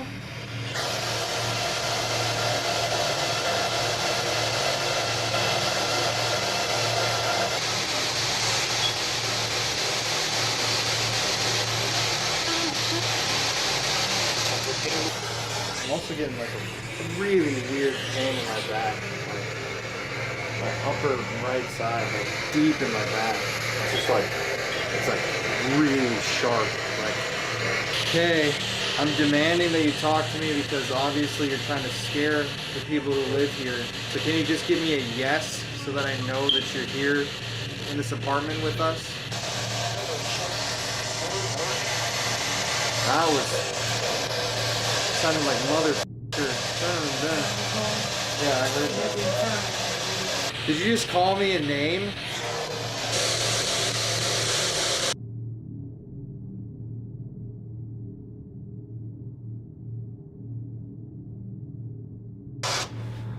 I'm like, the moment we came into this room, my back started to hurt really badly. Well, Thank y'all for joining. The camera just got really blurry. on me? Just in general. Is it okay if we sit outside for a little bit and kind of go towards those woods and ask some questions? I Yeah, think maybe whatever you something wanna has kind of come up from the woods. Just be careful. Yeah, we won't go actually into the woods. Please don't. Yeah, no, we won't. So, like I was telling Ashley, we just stepped outside of the house. Well, I was doing the dowsing rod session. I didn't want to freak out anybody in the family, but I started to get like dizzy. I mentioned that in the footage, and it got like really hard for me to breathe, and it still kind of is. And like during that session, I have not had any pain in my body this whole trip. During that session, my back like started to spasm. It's like, and it's right here, this whole area. It's like a really, really deep pain that it's just like came on during that will not go away. When we finished everything, we were walking back out of the house, which we were not allowed to film. There was the hallway. I'm like walking down the hallway, and I once again got like super dizzy, and my vision just kind of went like this to the side, and like, ugh, it was like a really intense split second of dizziness, and then I came out of it. But my back is like just hurting really badly, and I feel like crap. So I don't know, you can take that however you like, but we're gonna walk over to this government gauze quest. Maybe the government killed some people in one of their campaigns. I don't know. What a weird day we've had. Yeah. I can't really see you over here. Come over here. So nothing. Oh, we're getting a 0.1 over 0.4. Can you zoom in on this? Oh, 0.1. Back to 0. On the millimeter. Yeah, I saw that. EMF spike. Do you want to hold this? So, whoever's over here. 0.4, 0.4, 0.5. 0. Behind this fence is the bayou. Like spike out to 4 or 5 and then go away. Yeah, that's like weird. literally as soon as no, I swear to God, like as soon as what? When the camera isn't on it, it'll spike up. And then go away? And then go away. Mm-hmm. That's happened to me before. It's like it knows. Whatever's here is like, it's smart, which is what's kind of creepy.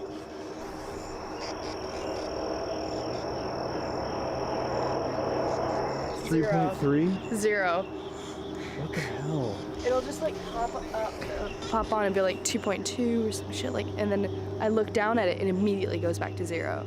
It's watching us, I think. Spirit 3.3. 0. What?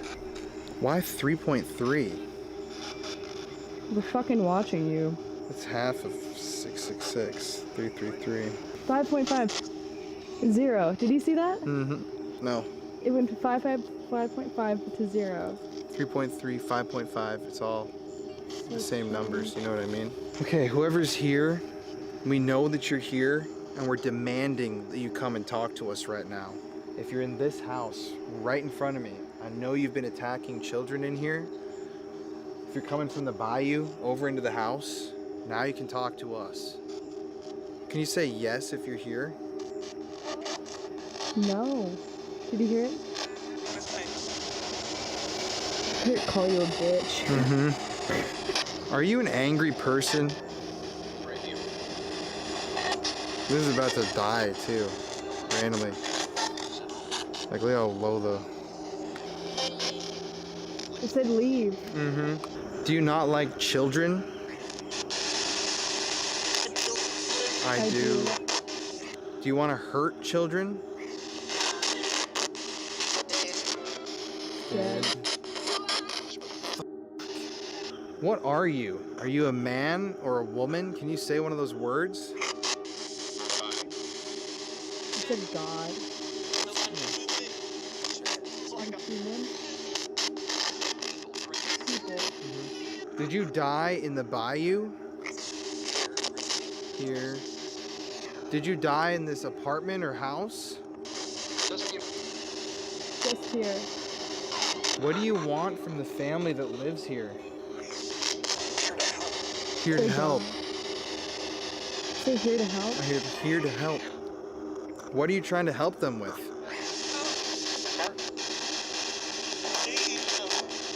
Save them.